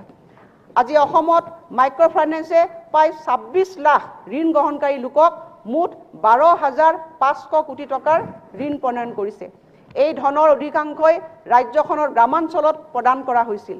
মাইক্ৰ' ফাইনেন্সে সাধাৰণ শ্ৰেণীৰ মহিলাসকললৈ এই সেৱা আগবঢ়াইছে যাতে এই ঋণেৰে তেওঁলোকে ক্ষুদ্ৰ উদ্যোগ আৰম্ভ কৰি তেওঁলোকৰ অৰ্থনৈতিক ব্যৱস্থাৰ উন্নয়ন সাধন কৰিব পাৰে। অধ্যক্ষ মহোদয়, মাইক্ৰ' ফাইনেন্সৰ সকলো ঋণ প্ৰদানকাৰীৰ শোষণমূলক সুতৰ হাৰ সংগ্ৰহৰ কঠোৰতাৰ পৰা দমনমূলক ঋণ আদায়ৰ পৰা অৰ্থনৈতিকভাৱে এই অনগ্ৰসৰ গোট আৰু ব্যক্তিসকলক ৰক্ষা কৰাৰ অৰ্থে আমি ইতিমধ্যে Assam microfinance institutions regulations of money lending act 2020খন প্ৰণয়ন কৰিছোঁ। তদুপৰি যোৱা 11 মে 2021 তাৰিখে অনুষ্ঠিত হোৱা কেবিনেট বৈঠকৰ সিদ্ধান্ত অনুসৰি মাননীয় মন্ত্ৰী সিংঘালৰ অধ্যক্ষতাত এখন মাইক্ৰ' ফাইনেন্স প্ৰতিষ্ঠান সম্পৰ্কীয় কমিটি গঠন কৰা হৈছে আৰু এই কমিটিখনে এই খণ্ডটোৰ ঋণ গ্ৰহণ কৰা গ্ৰাহকসকলৰ দুখ দুৰ্দশা দূৰ কৰাৰ অৰ্থে এক কৰ্মপন্থাও যুগুত কৰিছে। এই কমিটিখনে ৰাজ্যৰ ঋণগ্ৰস্ত লোকসকলে সন্মুখীন হোৱা সমস্যা দূৰ কৰাৰ অৰ্থে ঋণ গ্ৰহণকাৰীসকলৰ বাবে কেতবোৰ উদগনিমূলক ব্যৱস্থাত অনুমোদন জনাইছে। সেই অনুসৰি মাইক্ৰ' ফাইনেন্সৰ ঋণ গ্ৰহণকাৰী লোকসকলক সকাহ দিয়াৰ অৰ্থে কেবিনেটে Assam micro' finance incentive and relief scheme 2021 নামৰ আঁচনিখনত অনুমোদন দিছে। এই আঁচনিখনৰ অধ্যক্ষ মহোদয় বৈশিষ্ট্যটো হ'ল যে লোকসকলক 3টা ভাগত শ্ৰেণীভুক্ত কৰা। শ্ৰেণী 1ৰ অধীনত নিয়মিতভাৱে ঋণ পৰিশোধ কৰি থকা গ্ৰাহকসকলক অন্তৰ্ভুক্ত কৰা হৈছে আৰু ঋণ পৰিশোধৰ ক্ষেত্ৰত তেওঁলোকে নিয়মানুবৰ্তিতা মানি চলাৰ বাবে উদগনি হিচাপে 25,000 টকাৰ এক সাহায্য প্ৰদান কৰাৰ বাবে ব্যৱস্থা গ্ৰহণ কৰা হৈছে। যিসকল গ্ৰাহকে 1ৰ পৰা 89 দিনলৈ ঋণ পৰিশোধ নকৰাকৈ আছে সেইসকল গ্ৰাহকক শ্ৰেণী 2 অধীনত অন্তৰ্ভুক্ত কৰা হৈছে আৰু এই গ্ৰাহকসকলে পৰিশোধ নকৰাকৈ থকা ধনৰাশি প্ৰদান কৰা হ'ব আৰু তাৰ পিছত এবাৰ তেওঁলোকৰ একাউণ্টসমূহ মানসম্পন্ন হিচাপে শ্ৰেণীভুক্ত হোৱাৰ পিছত আৰু সময়মতে তেওঁলোকে কিস্তিসমূহ পৰিশোধ হোৱাৰ পিছত পৰিশোধ আৰম্ভ কৰাৰ পিছত তেওঁলোকে 25,000 টকাৰ উদগনি লাভ কৰাৰ বাবে যোগ্য বিবেচিত হ'ব। যিসকল গ্ৰাহক মানসিকভাৱে চাপৰ সন্মুখীন হৈছে, সৰ্বশান্ত হৈছে আৰু যিসকল লোকৰ একাউণ্ট NPA হিচাপে পৰিগণিত হৈছে তেওঁলোকক শ্ৰেণী 3ত অন্তৰ্ভুক্ত কৰা হৈছে। আৰু এই আঁচনিৰ অধীনত বিবেচিত হ'বলৈ তেওঁলোকে এখন প্ৰপত্ৰত আবেদন কৰিব লাগিব। আঁচনিখনৰ অধীনত এনেদৰে মাইক্ৰ' ফাইনেন্সৰ ঋণদাতা হল এতিয়া সম্পূৰ্ণৰূপে নিকা আচৰণ বিধি নীতি নিৰ্দেশনাৰ দ্বাৰা পৰিচালিত হ'ব। ইয়াৰ ফলত 4,000 কোটি টকাকৈও অধিক ধন ঋণদাতাৰ পৰা প্ৰত্যক্ষভাৱে ঋণ গ্ৰহণকাৰীসকলে হস্তান্তৰ হ'ব আৰু লাখ লাখ ঋণ গ্ৰহণ কৰা লোক ইয়াৰ পৰা তাৎক্ষণিকভাৱে উপকৃত হ'ব। এই ৰেহাই প্ৰদানৰ বাবে প্ৰায় 12,000 কোটি টকাৰ প্ৰয়োজন হ'ব।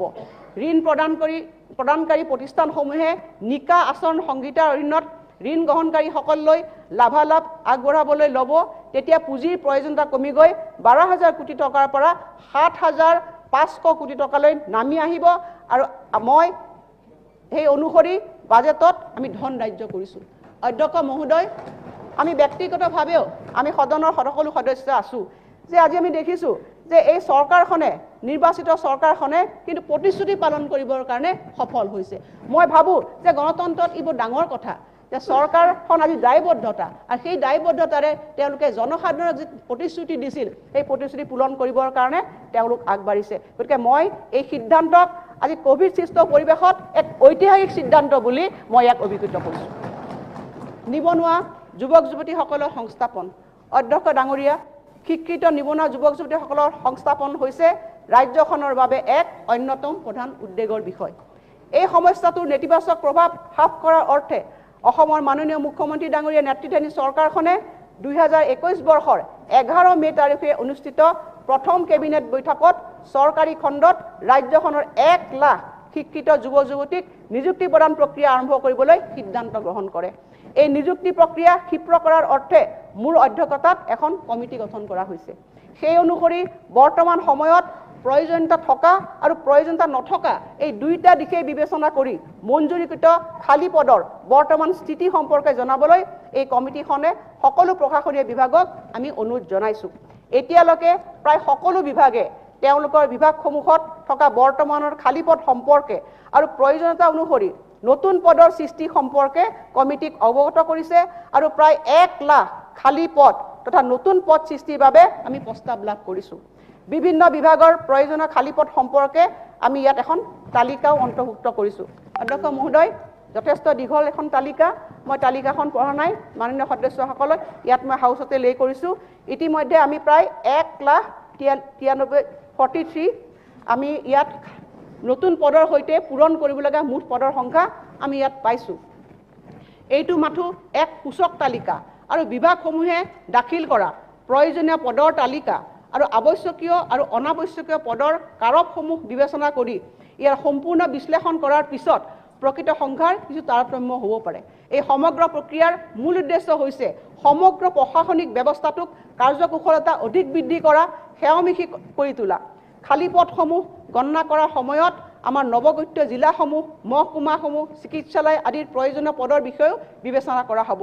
মই এই বিষয়টোৰ ওপৰত অধিক গুৰুত্ব দি ক'ব বিচাৰিছোঁ যে সমগ্ৰ নিযুক্তি প্ৰক্ৰিয়াটো যথোচিত প্ৰতিনিধিত্বমূলক গাঁথনিৰে সম্পন্ন কৰাৰ উদ্দেশ্যে এখন বিধেয়ক এই সদনত অনা হ'ব।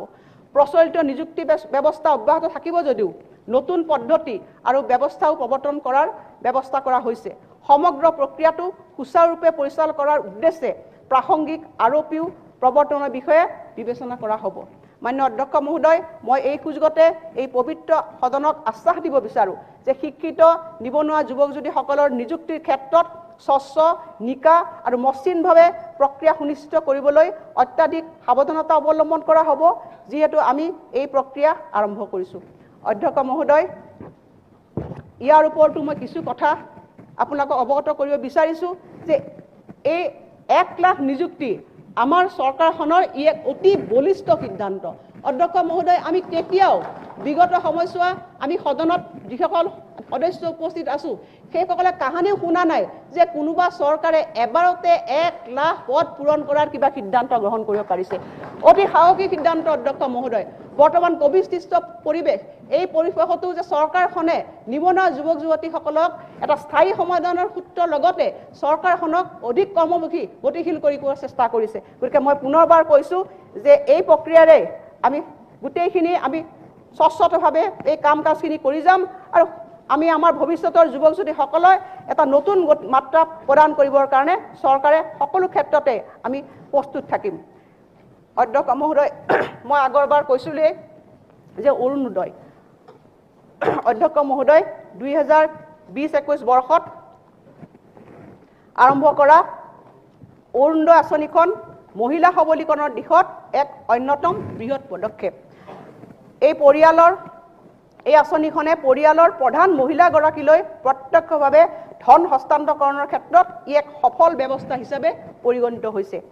এই আঁচনিখনে ৰাজ্যখনৰ মহিলাসকলৰ সবলীকৰণৰ দিশত যথেষ্ট ভূমিকা গ্ৰহণ কৰিছে। অৰুণোদয় আঁচনিখনৰ জৰিয়তে পৰিয়ালৰ মহিলা সদস্যসকলৰ স্বাস্থ্য আৰু পৰিপুষ্টিগত অভাৱ পূৰণৰ উদ্দেশ্যে তেওঁলোকলৈ মাহিলী 830 টকাকৈ আৰ্থিক সাহায্য প্ৰদানৰ ব্যৱস্থা কৰা হৈছে। প্ৰতি মাহে আজিলৈকে 20,21,500 গৰাকী হিতাধিকাৰীলৈ 167.78 কোটি টকা মোকলাই দিয়া হৈছে। মহোদয়, ক্ষেত্ৰীয় পৰ্যায়ত আঁচনিখনৰ ব্যাপক পৰ্যালোচনাৰ বাবে আমাৰ চৰকাৰে প্ৰতিটো বছৰৰ এটা মাহ অৰুণোদয় মাহ হিচাপে ঘোষণা কৰিবৰ কাৰণে সিদ্ধান্ত গ্ৰহণ কৰা হৈছে। মই সদনৰ সকলো মাননীয় সদস্যক অনুৰোধ জনাইছোঁ যে যিসকল যোগ্য হিতাধিকাৰী সেইসকলে এই আঁচনিৰ অন্তৰ্ভুক্ত হ'ব লাগে। তেনেকুৱা ধৰণৰ যদি কিবা অযোগ্য হিতাধিকাৰী থাকে সেইসকলৰ ওপৰত ব্যৱস্থা গ্ৰহণ কৰিবৰ কাৰণে আমি ইয়াত প্ৰচেষ্টা গ্ৰহণ কৰিছোঁ, যিয়ে যোগ্যতাৰ ভিত্তিত হিতাধিকাৰীসকলৰ অন্তৰ্ভুক্তিকৰণ আৰু বহিষ্কৰণতো সহায় কৰিব। তদুপৰি তেনে অৰুণোদয় পৰিয়ালসমূহৰ সবলীকৰণৰ বাবেও হিতাধিকাৰীসকলৰ ঘৰৰ সমূহত আমি অৰুণোদয় এক লঘু আমি তাত দিবৰ কাৰণে প্ৰস্তুত কৰিছোঁ, যাতে অৰুণোদয় পৰিয়াল হিচাপে সেই পৰিয়ালটোৱে গৌৰৱ অনুভৱ কৰিব পাৰে। মহোদয়, আমি প্ৰত্যেকটো পৰিয়াললৈ আগবঢ়োৱা মাহিলী সাহায্য 830 টকাৰ পৰা আমি 1000 টকালৈ আমি বৃদ্ধি কৰিছোঁ। অধ্যক্ষ মহোদয়, আমাৰ মুখ্যমন্ত্ৰী ডাঙৰীয়া প্ৰতিশ্ৰুতি দিছিল যে তেখেতে এই আঁচনিখন আৰু আগবঢ়াই লৈ যাব নতুন ৰূপত। গতিকে সেইখিনি কথাও মই সদনত নিষ্ঠা সহকাৰে কৈছোঁ যে এই আঁচনিখনৰ সংবোধনৰ ক্ষেত্ৰত আমি নিশ্চিতভাৱে আগন্তুক দিনবিলাকত ব্যৱস্থা গ্ৰহণ কৰিম। অধ্যক্ষ মহোদয়, মই আৰু এটা কথা ক'বলৈ পাই ভাল পাইছোঁ যে এই আঁচনিখনত কেৱল 1000 টকা পুঁজি বৃদ্ধিয়ে নহয়, আমি এই আঁচনিৰ অধীনত 6,36,000 নতুন হিতাধিকাৰী অন্তৰ্ভুক্ত কৰিছোঁ। এতিয়া অধ্যক্ষ মহোদয়, এই কোভিড সৃষ্ট এই পৰিৱেশত এই আঁচনিখনত আমি সম্পূৰ্ণভাৱে আমি অসমৰ 26,57,500 পৰিয়াল ইয়াত অন্তৰ্ভুক্ত হ'ব। অধ্যক্ষ মহোদয়, আমাৰ ৰাজ্যখনৰ মুঠ পৰিয়ালৰ সংখ্যা হৈছে 65 লাখ। আজি এইখন আঁচনি মই ভাবোঁ যে এখন সৰ্ববৃহৎ আঁচনি, যিখন আঁচনিয়ে অসমৰ মুঠ পৰিয়ালৰ 40% ইয়াত অন্তৰ্ভুক্ত হ'ব। মই বেলেগ ৰাজ্যত কেনেকুৱা নাজানো, কিন্তু মই অসমৰ ক্ষেত্ৰত মই দি ক'ব পাৰোঁ যে এইখন সৰ্ববৃহৎ আঁচনি যিখনে প্ৰায় 40% পৰিয়ালক ইয়াত সামৰি লৈছে। অধ্যক্ষ মহোদয়, সেইবাবে মই পুনৰ গৌৰৱেৰে কৈছোঁ যে এই বিশেষ আঁচনিখনৰ কাৰণে মই 1800 কোটি টকা এই বছৰ আমি ধাৰ্য কৰিছোঁ। অধ্যক্ষ মহোদয়, অসম মালা ইতিমধ্যে মই আগতেও এই আঁচনিখনৰ বিষয়ে চমু আভাস দিছিলোঁ। এই আঁচনিখনে আমাৰ ৰাজ্যিক ঘাইপথসমূহ গুৰুত্বপূৰ্ণ জিলা পথ এক ৰোড নেটৱৰ্ক স্পীড হাইৱে কৰিবৰ কাৰণে ধ্বজাবাহী অসম মালা কাৰ্যসূচী অসমত দ্ৰুতভাৱে চলি আছে। ইতিমধ্যে প্ৰায় 2,279.55 কোটি টকা ব্যয় সাপেক্ষে 262 কিলোমিটাৰ দৈৰ্ঘ্যৰ 13টা অতিৰিক্ত পথৰ কাম হাতত লোৱা হৈছে আৰু ই চলি আছে। অতিৰিক্ত গুৰুত্বপূৰ্ণ পথ পৰিকল্পনা ব্যৱস্থাধীন হৈ আছে। অসম মালাৰ অধীনত ৰূপায়ণ কৰিবলগীয়া প্ৰায় 5,556.25 কোটি টকা, মুঠ 2টা বহি সাহায্যপ্ৰাপ্ত প্ৰকল্প ক্ৰমে 250 কিলোমিটাৰৰ বাবে AIBৰ সাহায্যপ্ৰাপ্ত আৰু STRIPৰ 313 কিলোমিটাৰৰ বাবে ADBৰ সাহায্যপ্ৰাপ্ত আৰ্নিপৰ প্ৰকল্প যুগুতকৰণৰ কাম আগবাঢ়িছে আৰু ইয়াৰ আহৰণৰ কামো চলি আছে। চলিত বৰ্ষতে ইয়াৰ কাম কাজ আৰম্ভ হ'ব। চলিত বৰ্ষত আৰু 4টা পথৰ কাম আমি হাতত লৈছোঁ আৰু আমাৰ সফল প্ৰয়াসক আগবঢ়াই নিবলৈ চেষ্টা কৰিছোঁ। 1 নম্বৰতে হ'ল 74 কিলোমিটাৰ দৈৰ্ঘ্যৰ কোকৰাঝাৰৰ পৰা বাছবাৰী হৈ ৰূপসী বিমানবন্দৰলৈ। দ্বিতীয়তে হৈছে 50 কিলোমিটাৰ দৈৰ্ঘ্যৰ ৰৌতাৰ পৰা মিছামাৰীলৈকে। তৃতীয়তে হৈছে ঘগ্ৰাবস্তি হৈ গহপুৰ ধলপুৰ 28 কিলোমিটাৰ পথ আৰু চতুৰ্থতে হৈছে 38 কিলোমিটাৰ দৈৰ্ঘ্যৰ ৰাষ্ট্ৰীয় ঘাইপথ 52 ডিৰাকঘেট আৰু বিজুলী ভৱন টু পেঙেৰি। তদুপৰি অন্যান্য পথৰ কাষত 1 কিলোমিটাৰ এখন গুৰুত্বপূৰ্ণ দলঙেৰে লখিমপুৰ আৰু বেবেজিয়াৰ মাজত নিশ্চিহ্ন মিচিং লিংক আছে ঘূনাসুতিত সংযুক্ত কৰা হ'ব। কুমাৰীকাটা আৰু জালাহৰ মাজত পাগলাদিয়া নদীৰ ওপৰত 1.2 কিলোমিটাৰ দৈৰ্ঘ্যৰ এখন গুৰুত্বপূৰ্ণ দলঙেৰে আমি আন এটা মিচিং লিংকো সংযুক্ত কৰাৰ প্ৰস্তাৱ গ্ৰহণ কৰিছোঁ। PWDয়ে বছৰিকা পথৰ অৱস্থাৰ জৰীপ কৰিবলৈ আৰম্ভ কৰিছে আৰু ইয়াৰ ভিত্তিত তেনে প্ৰকল্পসমূহৰ সিদ্ধান্ত লৈছে। অধ্যক্ষ মহোদয়, মই এই কথাৰ প্ৰয়োজন নাই যে ইয়াৰ ফলত ৰাজ্যিক ঘাইপথ, গুৰুত্বপূৰ্ণ জিলাপথ নেটৱৰ্কত ইয়াক উল্লেখযোগ্য উন্নতি আমি দেখিবলৈ পাম। স্বনিৰ্ভৰশীল নাৰী। অধ্যক্ষ মহোদয়, অসমৰ বয়নশৈলীৰ কলাত্মক সংবেদনশীলতা আৰু অসমীয়া সংস্কৃতি আৰু পৰম্পৰাৰ সৈতে গভীৰভাৱে জড়িত হৈ আছে। চাতে শুকুৱা, মুঠিতে লুকুৱা বুলি কোৱা অসমৰ পাট কাপোৰে সমগ্ৰ বিশ্বতে বিপুল জনপ্ৰিয়তা অৰ্জন কৰিছে। চৰকাৰে আৰ্টফেল আৰু এজিএমৰ জৰিয়তে খিলঞ্জীয়া শিপিনীসকলৰ পৰা পোনপটীয়াকৈ হস্ততাঁত সামগ্ৰী আহৰণ কৰিবলৈ সিদ্ধান্ত গ্ৰহণ কৰিছে। হস্ততাঁত প্ৰশিক্ষণ কেন্দ্ৰ আৰু প্ৰতিষ্ঠানসমূহত শিপিনীসকলক তেওঁলোকৰ দক্ষতা বৃদ্ধিৰ বাবে মানসম্পন্ন প্ৰশিক্ষণ দিয়া হ'ব। উৎপাদিত সামগ্ৰীৰ নিৰিখ স্থিৰ কৰিবৰ কাৰণে 4 পৰা 5টা মানসম্পন্ন মাপকাঠি বেঞ্চমাৰ্কৰো ঠিক কৰা হৈছে। প্ৰথম অৱস্থাত এই আঁচনিখনে অধ্যক্ষ মহোদয় 1.23 লাখ শিপিনীক সামৰি লোৱা হ'ব। মই এই আঁচনিখনকো আমাৰ অসমৰ লাখ লাখ শিপিনীৰ চৰণত মই উৎসৰ্গা কৰিছোঁ অধ্যক্ষ মহোদয়। কাৰণ মই এই সদনত মই নিজে দেখিছোঁ অধ্যক্ষ মহোদয়, শিপিনীসকলক এমুঠি সূতা দিয়া হয়, কিন্তু শিপিনীসকল আমি আৰ্থিকভাৱে কিন্তু এইবিলাক আঁচনি গ্ৰহণ কৰি আমি আৰ্থিকভাৱে আমি স্বাৱলম্বী হ'ব পৰা নাই। মই আশা কৰিছোঁ অধ্যক্ষ মহোদয়, এই আঁচনিখনে আমাৰ শিপিনীসকলক তেওঁলোকৰ কেপাচিটি বিল্ড আপ কৰাব, তেওঁলোকক মাৰ্কেট লিংকেজ তেওঁলোকক দিব আৰু তেওঁলোকে নতুন দৃষ্টিভংগীৰে ব্যৱসায়িক ভিত্তিত কাম কৰিবলৈ তেওঁলোকে সক্ষম হ'ব। অসম আৰু অন্যান্য ৰাজ্যসমূহত আৰ্টফেড আৰু AGMC জৰিয়তে আনুষ্ঠানিক বাণিজ্য মাৰ্গৰ জৰিয়তে বিক্ৰী কৰিব পৰাকৈ এই উৎপাদিত সামগ্ৰীসকলে এটা ব্ৰেণ্ডৰ ধাৰণা আমি দিছোঁ অধ্যক্ষ। আমাক বস্তুবিলাক বিক্ৰী কৰিবলৈ হ'লে এটা সুনিৰ্দিষ্ট ব্ৰেণ্ড লাগে, যাতে আমাৰ উৎপাদিত সামগ্ৰীবিলাক তেওঁলোকে প্ৰডিউচ কৰা সামগ্ৰীবিলাক যাতে ব্ৰেণ্ডৰ জৰিয়তে যাতে আমি বিক্ৰী কৰিব পাৰোঁ, এই আঁচনিত তাতো ইয়াত অন্তৰ্ভুক্ত হৈ আছে। ৰাজ্যখনৰ বাহিৰত থকা সকলোবোৰ অসম ভ্ৰমণত গুৰুত্বপূৰ্ণ বিমানবন্দৰসমূহত আৰু বিক্ৰী কেন্দ্ৰবিলাক খোলা হ'ব। ৰাষ্ট্ৰীয় আৰু আন্তঃৰাষ্ট্ৰীয় বজাৰত বৃদ্ধি কৰিবলৈ হ'লে বাণিজ্যিক পৰ্টেল আৰু এপ্লিকেশ্যন উত্থাপন কৰা হ'ব। লগতে হস্ততাঁত পৰ্যটনৰ প্ৰসাৰ ঘটোৱা হ'ব, যি যুৱক যুৱতীসকলক নিয়োগৰ সুযোগ প্ৰদান কৰি এক অতিৰিক্ত ব্যৱসায়ৰ বাণিজ্য মাৰ্গ হৈ উঠিব। আৰু লগতে অধ্যক্ষ মহোদয়, আমাৰ অসমৰ শিপিনীসকলে গামোচা বয়, আমাৰ বিভিন্ন শিপিনীসকলে আমি আৰণাই বয়। গতিকে আমাৰ অসমখনত আজি আমি এই শিপিনীসকলক আমি আগবঢ়াই নিবই লাগিব। আৰু সেইকাৰণে এই আঁচনিখনৰ জৰিয়তে অধ্যক্ষ মহোদয়, আমাৰ ৰাজ্যখনত আমাৰ নিবনুৱা শিপিনীসকলে আমাৰ অৰ্থনৈতিকভাৱে আমি লাভান্বিত হ'ম আৰু লগতে নিবনুৱা আমাৰ যিসকল যুৱতী আছে, মহিলাসকল আছে, আইসকল আছে, অৰ্থনৈতিকভাৱে তেওঁলোক সমৃদ্ধিশালী হ'বৰ কাৰণে তেওঁলোকে সক্ষম হ'ব। ইয়াৰ বাবে অধ্যক্ষ মহোদয়, মই বাজেটত 100 কোটি টকা পুঁজি ধাৰ্য কৰিছোঁ আৰু এইটো কথাও পুনৰবাৰ দোহাৰিছোঁ অধ্যক্ষ মহোদয়, ইয়াৰ বাবে ভৱিষ্যতে যিমান পুঁজিৰ প্ৰয়োজন হ'ব আমি সকলো পুঁজি এই আঁচনিত আমি দিবলৈ চেষ্টা কৰিম। অধ্যক্ষ মহোদয়, ইয়াৰ পিছত মই আৰু এখন গুৰুত্বপূৰ্ণ আঁচনিৰ বিষয়ে আহিছোঁ। সেইখন হৈছে 1000 কিলোমিটাৰ মথাউৰি তথা পথ। এইখন সদনত অধ্যক্ষ মহোদয় বানমুক্ত অসমৰ কথা আমি বহুবাৰ আলোচনা কৰিছোঁ অধ্যক্ষ মহোদয়, কিন্তু প্ৰথমবাৰৰ বাবে পৰিকল্পিতভাৱে আমাৰ ৰাজ্যক বানমুক্ত কৰিবৰ কাৰণে চৰকাৰে এক বিনম্ৰ প্ৰয়াস কৰিছে আৰু তাৰ ফলশ্ৰুতিতে এই আঁচনিখন অধ্যক্ষ মহোদয়। আমাৰ চৰকাৰৰ এক পৰিকল্পনা হৈছে বানমুক্ত অসম গঢ়া।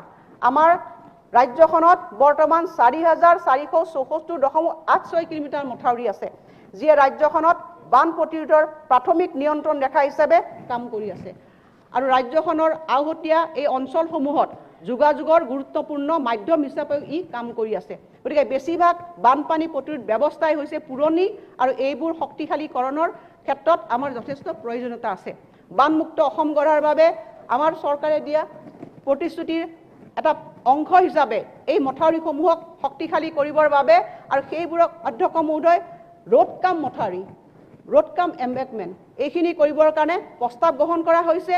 মই ব্ৰহ্মপুত্ৰ আৰু বৰাক উপত্যকাৰ 1000 কিলোমিটাৰ মথাউৰিক পথ তথা মথাউৰিলৈ চলিত বৰ্ষতে ৰূপায়ণ কৰিবৰ কাৰণে, শক্তিশালী কৰিবৰ কাৰণে এই বাজেটত আমি 1000 কোটি টকা অধ্যক্ষ মহোদয় পুঁজি ধাৰণ কৰিছোঁ আৰু মুখ্যমন্ত্ৰী ডাঙৰীয়াই এইখিনি কথাও কৈছে বাকী যিখিনি কিলোমিটাৰ প্ৰায় 3000 কিলোমিটাৰ আমাৰ বাকী থাকিব সেইখিনিও আমি আগন্তুক সময়ত সেইখিনি কৰিবৰ কাৰণে আমি প্ৰতিশ্ৰুতিবদ্ধ ইয়াৰ পিছত অধ্যক্ষ মহোদয় আমি আহিছোঁ আন এখন গুৰুত্বপূৰ্ণ আঁচনিলৈ সেই আঁচনিখন হৈছে সোণালী শৈশৱ বিকশিত অসম অধ্যক্ষ মহোদয় আমাৰ ৰাজ্যত ৬১,০০০ৰো বেছি অংগনবাড়ী কেন্দ্ৰসমূহ আছে যিবোৰ কেন্দ্ৰৰ জৰিয়তে প্ৰসূতি মাতৃ আৰু শিশুসকলৰ স্বাস্থ্যৰ যতন লোৱা হয় আৰু এই অংগনবাড়ী কেন্দ্ৰবিলাকক আমি ৰেফাৰেন্স সাৰ্ভিস হিচাপেও আমি তেওঁলোকৰ সেৱা আমি গ্ৰহণ কৰিছোঁ অধ্যক্ষ মহোদয় এইবাৰ আমি বাজেটত 1000টা মডেল অংগনবাড়ী কেন্দ্ৰ হিচাপে নিৰ্মাণ কৰিবৰ কাৰণে সিদ্ধান্ত গ্ৰহণ কৰিছোঁ আৰু এই অধ্যক্ষ মহোদয় এই মডেল অংগনবাড়ী কেন্দ্ৰবিলাকত আমি এটা কেন্দ্ৰ নিৰ্মাণ কৰিবৰ কাৰণে 25 লাখ টকা দিছোঁ অধ্যক্ষ মহোদয় য'ত সকলো ধৰণৰ সেৱা তাত উপলব্ধ হ'ব আৰু ইয়াৰ নিৰ্মাণৰ ক্ষেত্ৰতো আমি স্বচ্ছতা অৱলম্বন কৰিছোঁ অধ্যক্ষ মহোদয় আৰু এই কেন্দ্ৰবিলাক নিৰ্মাণ কৰিবলৈ এখন নিৰ্মাণ কমিটি থাকিব উপায়ুক্তৰ নেতৃত্বত আৰু যাৰ অধীনত বিধায়কসকলো তাত অন্তৰ্ভুক্ত হ'ব এটা সম্পূৰ্ণ স্বচ্ছভাৱে ট্ৰান্সপাৰেণ্টলি এই কেন্দ্ৰবিলাক নিৰ্মাণ হৈ উঠিব আৰু এই কেন্দ্ৰবিলাক যে নিৰ্মাণ হৈ উঠে মই আশা কৰিছোঁ যে আগন্তুক সময়ছোৱাত শিশু আৰু প্ৰসূতিৰ যতনৰ ক্ষেত্ৰত লোৱা সুবিধাসমূহ অধিক সুফলভাৱে ব্যৱহৃত হ'ব অধ্যক্ষ মহোদয় একোটা অংগনবাড়ী কেন্দ্ৰৰ নিৰ্মাণৰ ক্ষেত্ৰত মই কৈছোঁৱেই আৰু আমাৰ এই সিদ্ধান্ত হৈছে আমি আগন্তুক সময়ছোৱা আমাৰ ৰাজ্যখনত নতুনকৈ 10,000টা এনে অংগনবাড়ী কেন্দ্ৰ নিৰ্মাণৰ আমি লক্ষ্য কৰিছোঁ আৰু ইতিমধ্যে প্ৰয়োজনীয়ভাৱে আমি তাৰ সিদ্ধান্তসমূহ বা পুঁজিসমূহ আমি আগবঢ়াই লৈ যাম আমি অংগনবাড়ী কেন্দ্ৰসমূহত পুষ্টিকৰ খাদ্যৰ বাবে যি চাউল আমি ক্ৰয় কৰোঁ অধ্যক্ষ মহোদয় এই ক্ষেত্ৰতো আমাৰ চৰকাৰে এটা অতি বলিষ্ঠ সিদ্ধান্ত গ্ৰহণ কৰিছিল যিটো মই এটা পাৰ্ট অফ এডমিনিষ্ট্ৰেটিভ ৰিফৰ্মছ বুলি কৈছোঁ যে অধ্যক্ষ মহোদয় আমি আগতে অংগনবাড়ী কেন্দ্ৰবিলাকত যি SNPৰ জৰিয়তে পুষ্টিকৰ খাদ্য আমি যোগান ধৰিছিলোঁ এইবাৰ আমি সেই চাউল আমি খাদ্য নিগমৰ পৰা ক্ৰয় কৰাৰ সিদ্ধান্ত গ্ৰহণ কৰিছোঁ আৰু ইয়াৰ ফলস্বৰূপে যিখিনি ৰাহি পুঁজি হ'ব সেই ৰাহি পুঁজিবোৰো এই আঁচনিখনৰ অন্য খাদ্য সামগ্ৰীত আমি তাত ব্যৱহাৰ কৰিম গতিকে মই অংগনবাড়ী কেন্দ্ৰৰ কনষ্ট্ৰাকশ্যন আৰু অংগনবাড়ী কেন্দ্ৰবিলাকত যিবিলাক পুষ্টিকৰ আহাৰ যোগান এই দুইখন আঁচনি স্বচ্ছভাৱে ৰূপায়ণ কৰাত বিশেষ গুৰুত্ব আৰোপ কৰিছোঁ তৃতীয়তে অধ্যক্ষ মহোদয় এক উজ্জ্বল ভৱিষ্যতৰ প্ৰয়াসেৰে প্ৰতিটো শিশুৱেই প্ৰাথমিক বিদ্যালয়ত প্ৰথম খোজ পেলায় অংগনবাড়ী কেন্দ্ৰ আৰু প্ৰাথমিক বিদ্যালয়সমূহে হৈছে শিক্ষা আৰু তথ্য আহৰণ বা সজাগতা সৃষ্টিৰ প্ৰথম স্থল চৰকাৰৰ ব্যাপক প্ৰতিষেধক প্ৰদান কাৰ্যসূচীটো এই কেন্দ্ৰসমূহে এক গুৰুত্বপূৰ্ণ ভূমিকা পালন কৰি আহিছে কিন্তু অধ্যক্ষ মহোদয় এই কথাষাৰো মই দুখেৰে কৈছোঁ যে আমাৰ বহুত অংগনবাড়ী কেন্দ্ৰত এতিয়াও বিদ্যুৎ যোগান নাই বা বহুত আমাৰ প্ৰাথমিক বিদ্যালয়বিলাকতো বিদ্যুৎৰ যোগান নাই আৰু সেইকাৰণে নৱপ্ৰজন্মৰ শিক্ষণ ব্যৱস্থাটো অধিক শক্তিশালী কৰিবৰ কাৰণে আজিৰ শিশু আমাৰ ভৱিষ্যতৰ নাগৰিক সেইকাৰণে এই অংগনবাড়ী কেন্দ্ৰ আৰু আমাৰ স্কুলবিলাকত আমি পৰ্যাপ্ত পানী যোগান পৰ্যাপ্ত পোহৰ আৰু বিজুলী ভাঙাৰ ব্যৱস্থাৰ কাৰণে এই বাজেটত আমি ধন ধৰিছোঁ এতিয়ালৈকে বৈদ্যুতিকৰণ নকৰা 48,805টা অংগনবাড়ী কেন্দ্ৰ আৰু 13,656খন প্ৰাথমিক বিদ্যালয় বৈদ্যুতিকৰণ আমি কৰিব লাগিব আৰু এই ক্ষেত্ৰত আমি 146 কোটি টকা আমি আবণ্টন দিছোঁ অধ্যক্ষ মহোদয় ইয়াৰ পিছত আৰু এখন নতুন আঁচনি সংযোগ কৰিছোঁ অন্ন যোজনা আঁচনিৰ লগত সেইটো হৈছে অধ্যক্ষ মহোদয় অন্ন যোজনা আৰু অন্ন নিশ্চিত আঁচনি অধ্যক্ষ মহোদয় 2020-21 বৰ্ষৰ বাজেটত ৰাষ্ট্ৰীয় খাদ্য সুৰক্ষা আইন 2013 অধীনত সকলো হিতাধিকাৰীক বিনামূলীয়া চাউল দিয়াৰ বাবে আমি প্ৰস্তাৱ কৰিছিলোঁ অন্তোদয় অন্ন যোজনাৰ ৰেচন কাৰ্ড ধাৰকসকলে বিনামূলীয়াকৈ প্ৰতি মাহে 35 কিলোগ্ৰাম চাউল পাই আহিছে একেদৰে অগ্ৰাধিকাৰপ্ৰাপ্ত পৰিয়াল কাৰ্ড ধাৰকসকলে প্ৰতিজন ব্যক্তিয়ে প্ৰতি মাহে 5 কিলোমিটাৰ চাউল বিনামূলীয়াকৈ পাই আহিছে অধ্যক্ষ মহোদয় আমি একে আন্তৰিকতাৰে এই আঁচনিখন আগবঢ়াই দিবলৈ ইচ্ছা প্ৰকাশ কৰিছোঁ অৱশ্যে অধ্যক্ষ মহোদয় আমি এটা কথা লক্ষ্য কৰিছোঁ যে আমাৰ সমাজৰ পৰিধিত এনে কিছুমান লোক আছে যিবিলাক অন্য যোজনাৰ পৰা বঞ্চিত হৈ আছে আমি নিজে সচক্ষে আমি প্ৰত্যক্ষ কৰিছোঁ যে এনে কিছুমান লোক আছে যিসকলে ভিক্ষা মাগি তেওঁলোকৰ জীৱন নিৰ্বাহ কৰিছে যিসকল গৃহহীন বা মানসিক বিকাৰগ্ৰস্ত যিসকলে বস্তি এলেকাত পথৰ দাঁতিত বাস কৰে সেই লোকসকলৰ পৰিয়ালৰ চিনাক্তকৰণ অভাৱ তেনে লোক ৰেচন কাৰ্ডৰ তেওঁলোকৰ অভাৱ সেই লোকসকলে এই খাদ্য সুৰক্ষা আইনৰ অধীনত সামৰি ল'ব পৰা নাই কোভিড মহামাৰী আৰু দেশজুৰি হোৱা লকডাউনৰ সময়ছোৱাত তেওঁলোকৰ দুৰৱস্থা অধিক বৃদ্ধি পাইছিল। এই কঠিন সময়ছোৱাত বিভিন্ন স্বেচ্ছাসেৱী সংস্থা জনহিতকাৰী সংগঠনসমূহে তেওঁলোকৰ সাহায্যৰ সৈতে স্বেচ্ছামূলকভাৱে আগবাঢ়ি অহাটো আমি প্ৰত্যেকে প্ৰত্যক্ষ কৰিছোঁ। এই জটিল সন্ধিখনত চৰকাৰৰ সৈতে হাতে হাত ধৰি থিয় হোৱা এনে সকলো ব্যক্তি আৰু স্বেচ্ছাসেৱী সংগঠনক আমি অভিবাদন জ্ঞাপন কৰিছোঁ। অৱশ্যে আমি বুজি পাওঁ যে সহায় আগবঢ়োৱাৰ ক্ষেত্ৰত এই ব্যক্তি বিশেষ আৰু স্বেচ্ছাসেৱী সংস্থাসমূহৰো সামৰ্থ্য সীমিত। সেয়েহে এইসকল নিপীড়িত অসহায় লোকক খাদ্য সুৰক্ষাৰ আওতালৈ অনাৰ কাৰণে ক্ষুধা নিবাৰণৰ উদ্দেশ্যে চৰকাৰে দৰিদ্ৰ নিশ্চিত আঁচনি এখন আৰম্ভ কৰিবৰ কাৰণে সিদ্ধান্ত গ্ৰহণ কৰিছে। অধ্যক্ষ মহোদয়, এই নতুন আঁচনিখনৰ অধীনত নগৰ অঞ্চলত বা অন্যান্য ঠাইত ৰাষ্ট্ৰীয় খাদ্য সুৰক্ষা আইন 2013ৰ পৰা বাদ পৰি যোৱা এনে সকলো শ্ৰেণীক চৰকাৰে চিনাক্তৰ বাছনি কৰিব আৰু মহোদয় প্ৰতিষ্ঠিত স্বেচ্ছাসেৱী সংগঠনৰ জৰিয়তে অংশীদাৰিত্বত এনে সকলো শ্ৰেণীক আমি বিনামূলীয়াকৈ ৰন্ধন আহাৰ আমি যোগান ধৰিম। মহোদয়, অসম চৰকাৰে ৰাষ্ট্ৰীয় খাদ্য সুৰক্ষা আইনৰ অধীনত হিতাধিকাৰীসকলক বিতৰণ কৰা সুলভ মূল্যৰ দোকানৰ ডিলাৰৰ মাৰ্জিন প্ৰতি কুইণ্টলত 101.1 টকাৰ পৰা 143 টকালৈ বৃদ্ধি কৰি ৰাজহুৱা বিতৰণ ব্যৱস্থাটো প্ৰণালীবদ্ধভাৱে সংস্কাৰ আনিছে। তদুপৰি অসম চৰকাৰে গাঁও পঞ্চায়ত পৰ্যায়ৰ সমবায় সমিতিসমূহ, বৃহৎ পৰিমাণৰ বহুমুখী সমবায় সমিতিসমূহ, পাইকাৰী উপভোক্তা সমবায় সমিতিসমূহক উৎসাহিত কৰিবলৈ খাদ্য শস্যৰ যোগান শৃংখলা ব্যৱস্থাপনাৰ ক্ষেত্ৰত সেইসমূহৰ দ্বাৰা আগবঢ়োৱা সেৱাৰ বাবে প্ৰত্যেকখন সমবায় সমিতিসমূহক 5 লাখ টকাৰ এক বছৰীয়া অনুদান আগবঢ়াবলৈ সিদ্ধান্ত গ্ৰহণ কৰিছে।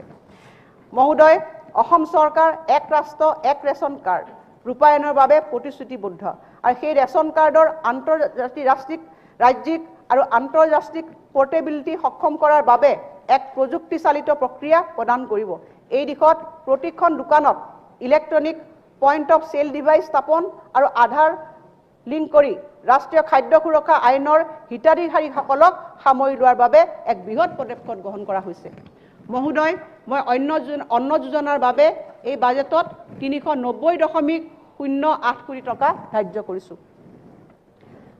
অধ্যক্ষ মহোদয়, চাহ বাগিচাসমূহত লাখ লাখ শ্ৰমিকসকলে বসবাস কৰে আৰু আমাৰ চৰকাৰে প্ৰথমখন বাজেটৰ পৰাই চাহ বাগিচা এলেকাসমূহৰ লোকসকলৰ কল্যাণৰ উদ্দেশ্যে বিভিন্ন আঁচনিৰ মান আৰু পৰিসৰ বৃদ্ধি কৰি আহিছে।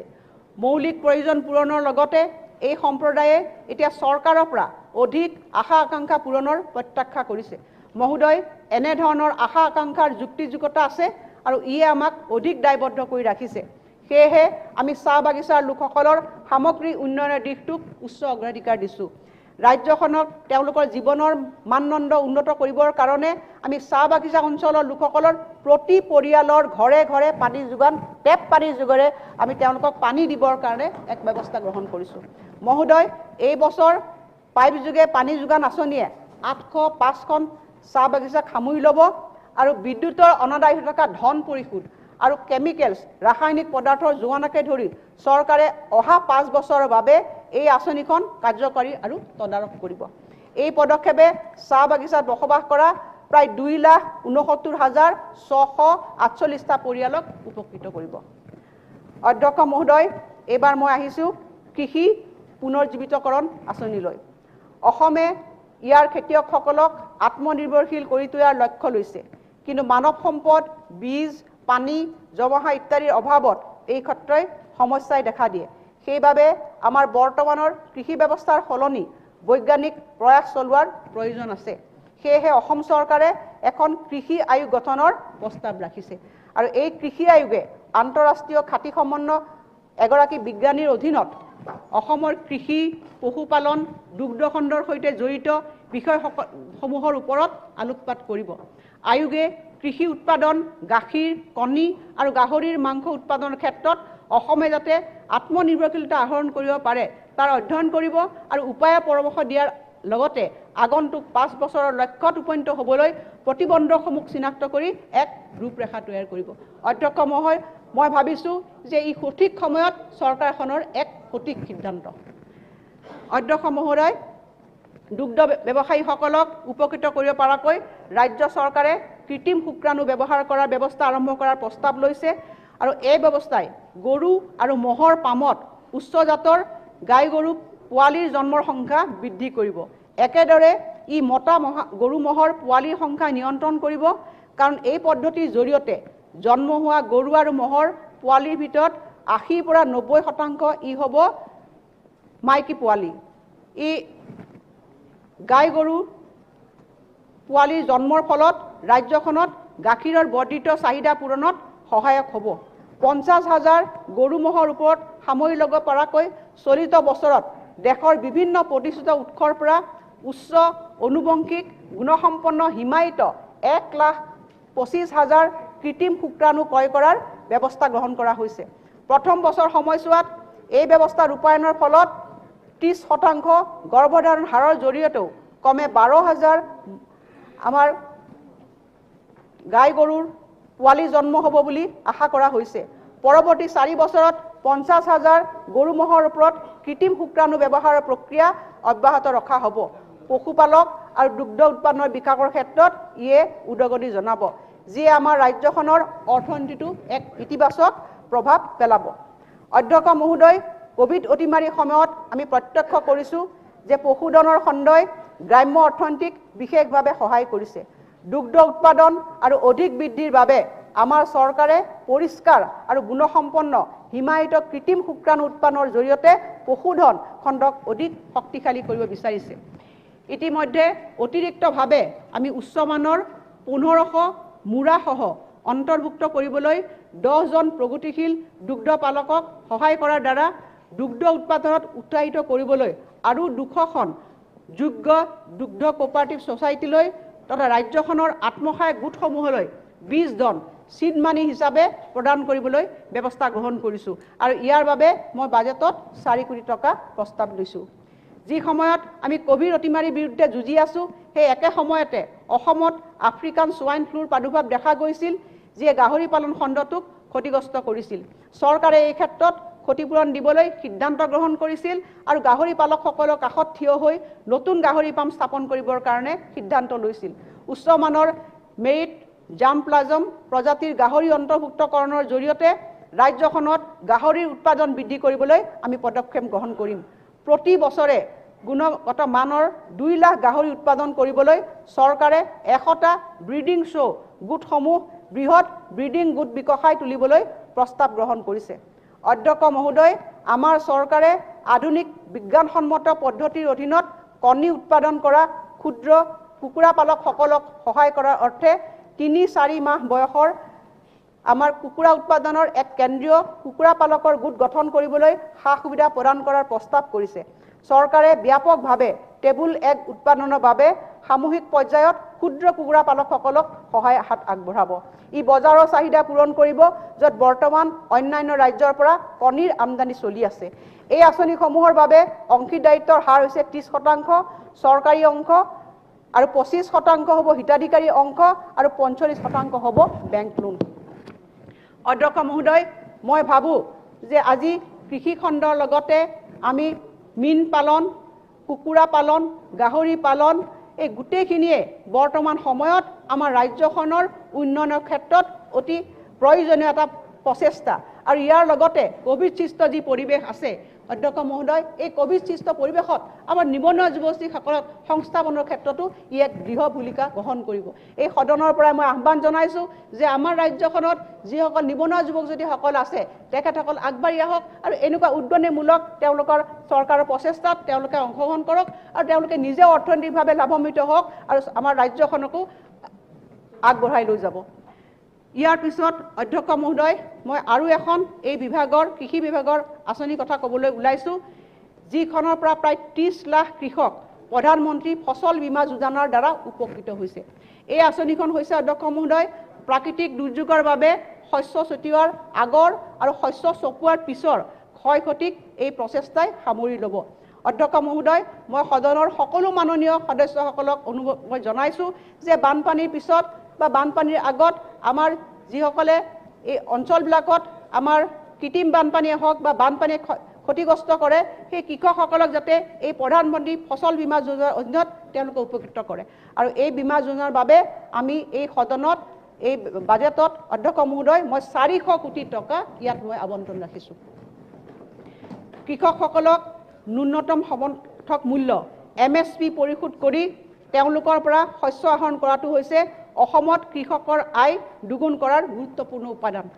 ক্ৰয় ব্যৱস্থাক আগুৱাই নিয়াৰ লগতে বিক্ৰীৰ ক্ষেত্ৰত থকা অসুবিধাসমূহ দূৰ কৰিবৰ কাৰণে অসম খাদ্য আৰু অসামৰিক যোগান লিমিটেডে 10 লাখ কুইণ্টল ধান ক্ৰয় কৰিবলৈ 200 কোটি টকাৰ এক কাৰ্যকৰী মূলধন প্ৰদান কৰিব।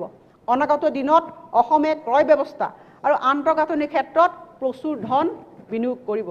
ইয়াৰ লক্ষ্য হৈছে অসমক দেশৰ ভিতৰতে এক গুৰুত্বপূৰ্ণ ধান ক্ৰয়কাৰী ৰাজ্য হিচাপে গঢ়ি তোলা। অধ্যক্ষ মহোদয়, ইয়াৰ পিছত মই আৰু এক প্ৰকল্পলৈ আহিছোঁ। সেই প্ৰকল্পটো হৈছে গোটেই আমাৰ কৃষিৰ জৰিয়তে অঞ্চলসমূহক আগবঢ়াই লৈ যোৱা। সেইটো হৈছে গৰুখুটি প্ৰকল্প। অধ্যক্ষ মহোদয়, দৰং জিলাত চিপাঝাৰ অঞ্চলৰ অধীনত গৰুখুটিত প্ৰায় 77,420 বিঘাতকৈ অধিক ভূমিক বেদখলকাৰীসকলৰ পৰা আঁতৰোৱাটো আমাৰ চৰকাৰৰ এটা পৰীক্ষা আছিলে। আমাৰ চৰকাৰখনৰ কাৰণে এটা ডাঙৰ প্ৰত্যাহ্বান আছিল অধ্যক্ষ মহোদয়, কিন্তু আমাৰ চৰকাৰখনে সেই প্ৰত্যাহ্বান গ্ৰহণ কৰিছে আৰু মুখ্যমন্ত্ৰী ডাঙৰীৰ নেতৃত্বত আমি 77,420 বিঘাতকৈ অধিক মাটি আমি বেদখলকাৰীৰ পৰা আমি মুক্ত কৰাবলৈ আমি সক্ষম হৈছোঁ। এই উদ্দেশ্যে কৃষি উন্নয়ন আৰু ইয়াৰ লগত জড়িত কাম কাজসমূহ আগুৱাই নিবৰ কাৰণে এই পবিত্ৰ সদনৰ মাননীয় সদস্য শ্ৰী পদ্ম হাজৰিকা ডাঙৰীয়াক সভাপতি হিচাপে লৈ এখন কমিটিও গঠন কৰা হৈছে। এই অঞ্চলটো উচ্চ মূলৰ উদ্যান শস্যৰ লগতে বিভিন্ন শস্যৰ কৃষি কাৰ্যৰ বাবে উপযোগী। এই অঞ্চলটোত বসবাস কৰা খিলঞ্জীয়া যুৱক যুৱতীসকলক জীৱিকাৰ পথ প্ৰদান কৰাই হৈছে আমাৰ উদ্দেশ্য। এই ব্যৱস্থাই আধুনিক কৃষি পথাৰ সামৰি লোৱাৰ উপৰিও বৈজ্ঞানিক পশুপালন ব্যৱস্থাটোকো সামৰি ল'ব।